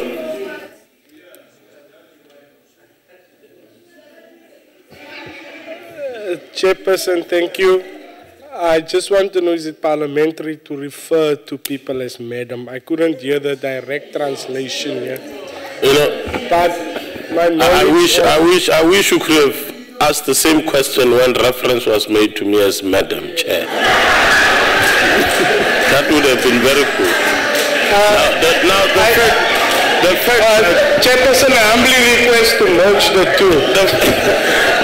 The fact that the House was quite amenable to that, then I don't see it unparliamentary for a member to make reference to another member's matter. May you continue. Thank you, Deputy Chairperson. Let me say, in Eastern Cape, we've got 45 municipalities. Within that 45 municipalities, I'm very proud to stand here saying Taktadu is among the 11 that was identified with the consistency of a clean audit. And secondly, I would like to say this government of the African National Congress created a space in Section 81 of Municipality Structures Act where traditional leaders have given a space to sit and discuss in the municipalities. During the era of the apartheid, that was never done. The only thing that was done by the apartheid, they were using our traditional leaders. Because as Africans, we've got wounds. In the Far East, in Nyandeni, in 1674, our traditional leaders were negotiated to release 600 men and to leave their children and go and fight. As a result, we were not part of a division on that because our traditional leaders were used by the apartheid. I hate the system. Secondly, let me, Chairperson, just say a good story to tell. I'm very happy to stand here and say our new collective ministers have managed to budget for the traditional leaders 111 million so that they can cater for their needs. Secondly, makandinixelele bantu bakuthi nina balapha emqandulu nasexofimvam nasendenqa beke kwafika umfana one-overall apho esithi ulungiselelo 2016. Niyayazi ke bantu bakuthi thina sixelelwa ngamakhwenkwe uba masenzini. Traditionally ayisilunge lonto senincede ke nenze ngohlobo nenza ngalo komasipala. We are aware. Just hold it, Honorable. There's a point. Ke ne ke botsa gore honorable member a ka tsa potso. Are you prepared to take a question, Honorable Member? No, Chairperson, I've been long. Okay. These members are wasting my time. She's not willing to take the question. Thank you, Chairperson. And bamane besiza kuni ke apho, for instance, ngokwami understand ikhosatu yalwela uba makube kwi-overall to protect impahla zabo. Ngokuba ziprotecta kuni nibavotele, ngokuba banxiba omakalabha banxibe overall baziprotecta kuni ningabangcolisi but bazifuna ivoti zenu. That's it. So, we are dealing in this House chairperson with impressionists. There's a point. Let me just take the point. What point is that? A point of order, and can she withdraw that statement? Insofar, no, I won't sustain. Honorable members,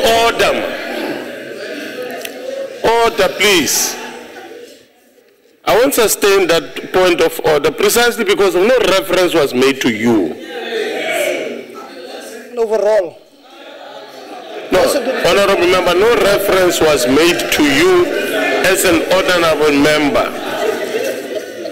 May you continue? Thank you, Chairperson.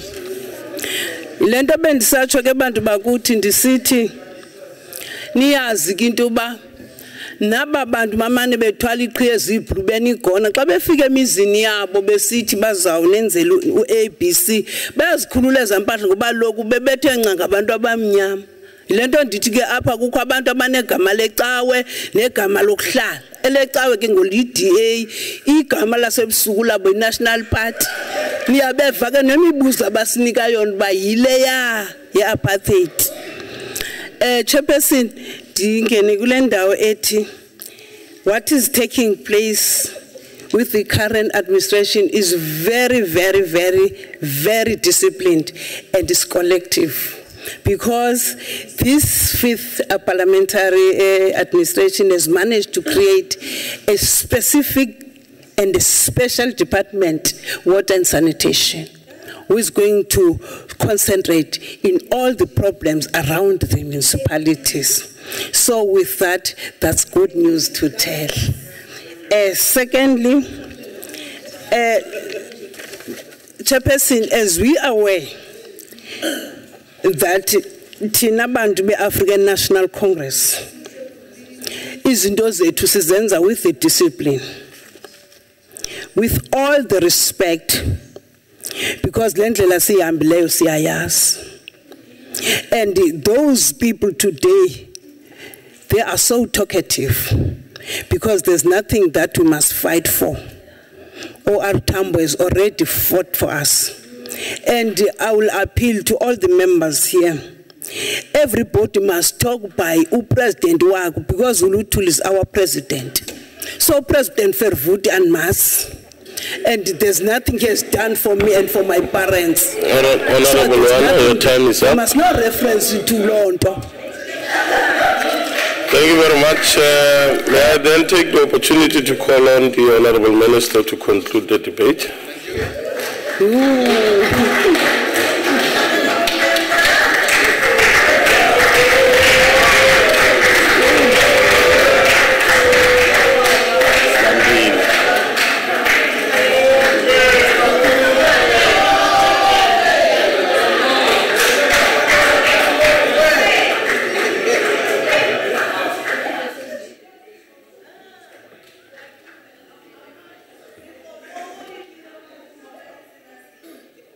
Thank you, Deputy Chairperson, and I hope I can count on your generosity for 1 or 2 extra minutes.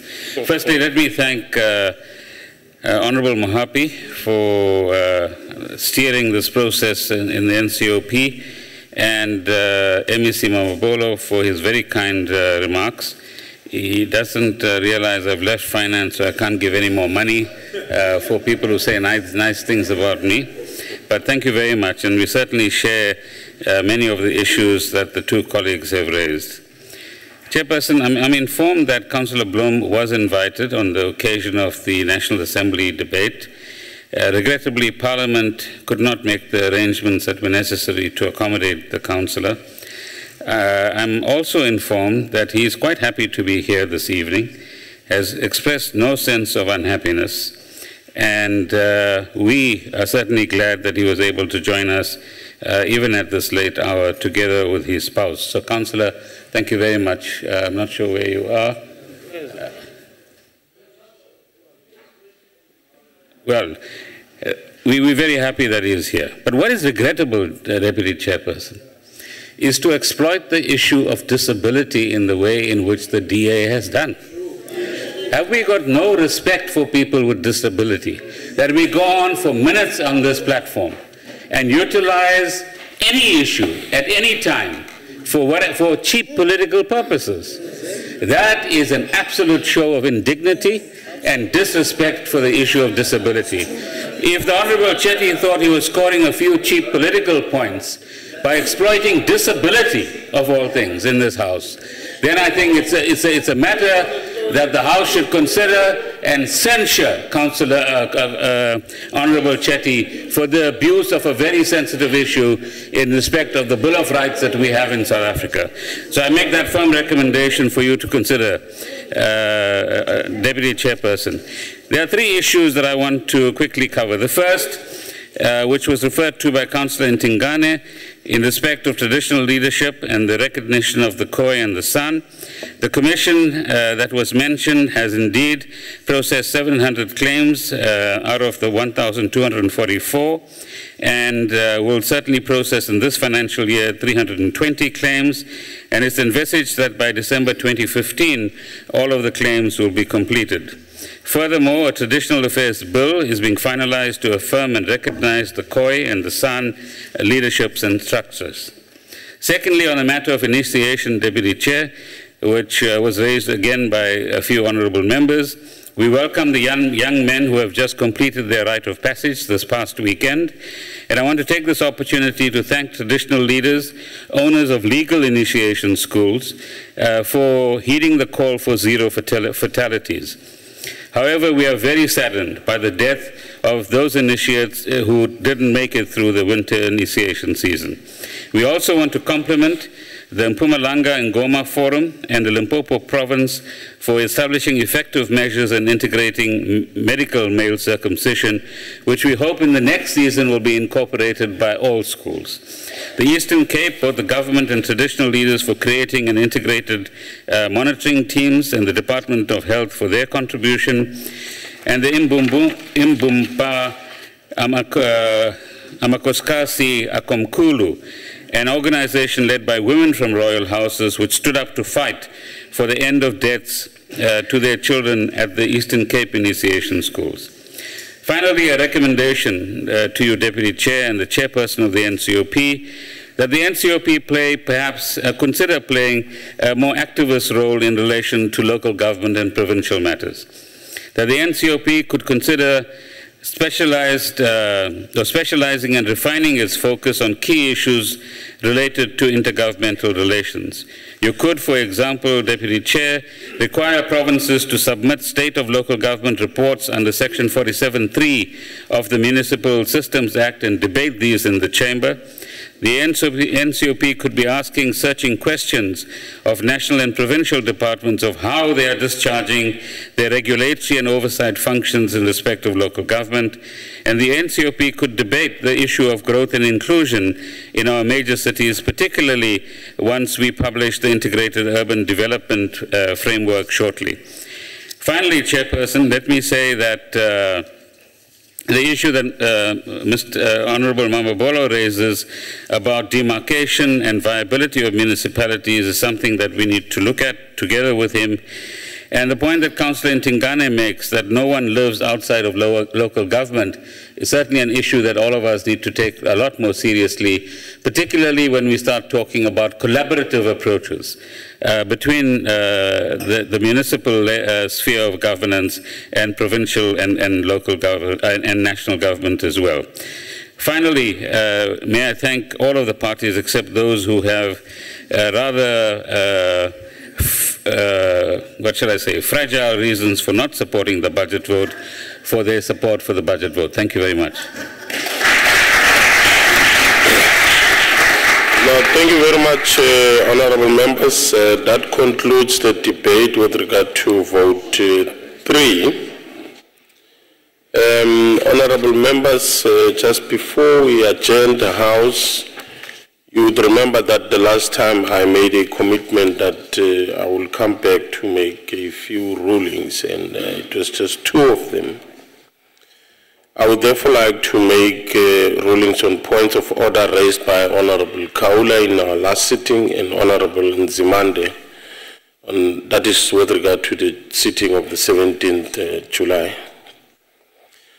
First, let me start with the one raised by Honorable Kaula. The Honorable Member objected to the notice of a motion moved by Honorable E.M. Mlambo on grounds that it contravenes Rule 75 of the Council Rules, which reads as follows. A draft resolution proposed for approval by the Council may not, in substance, be the same as a draft resolution which has been approved or rejected by the Council during the proceedings, during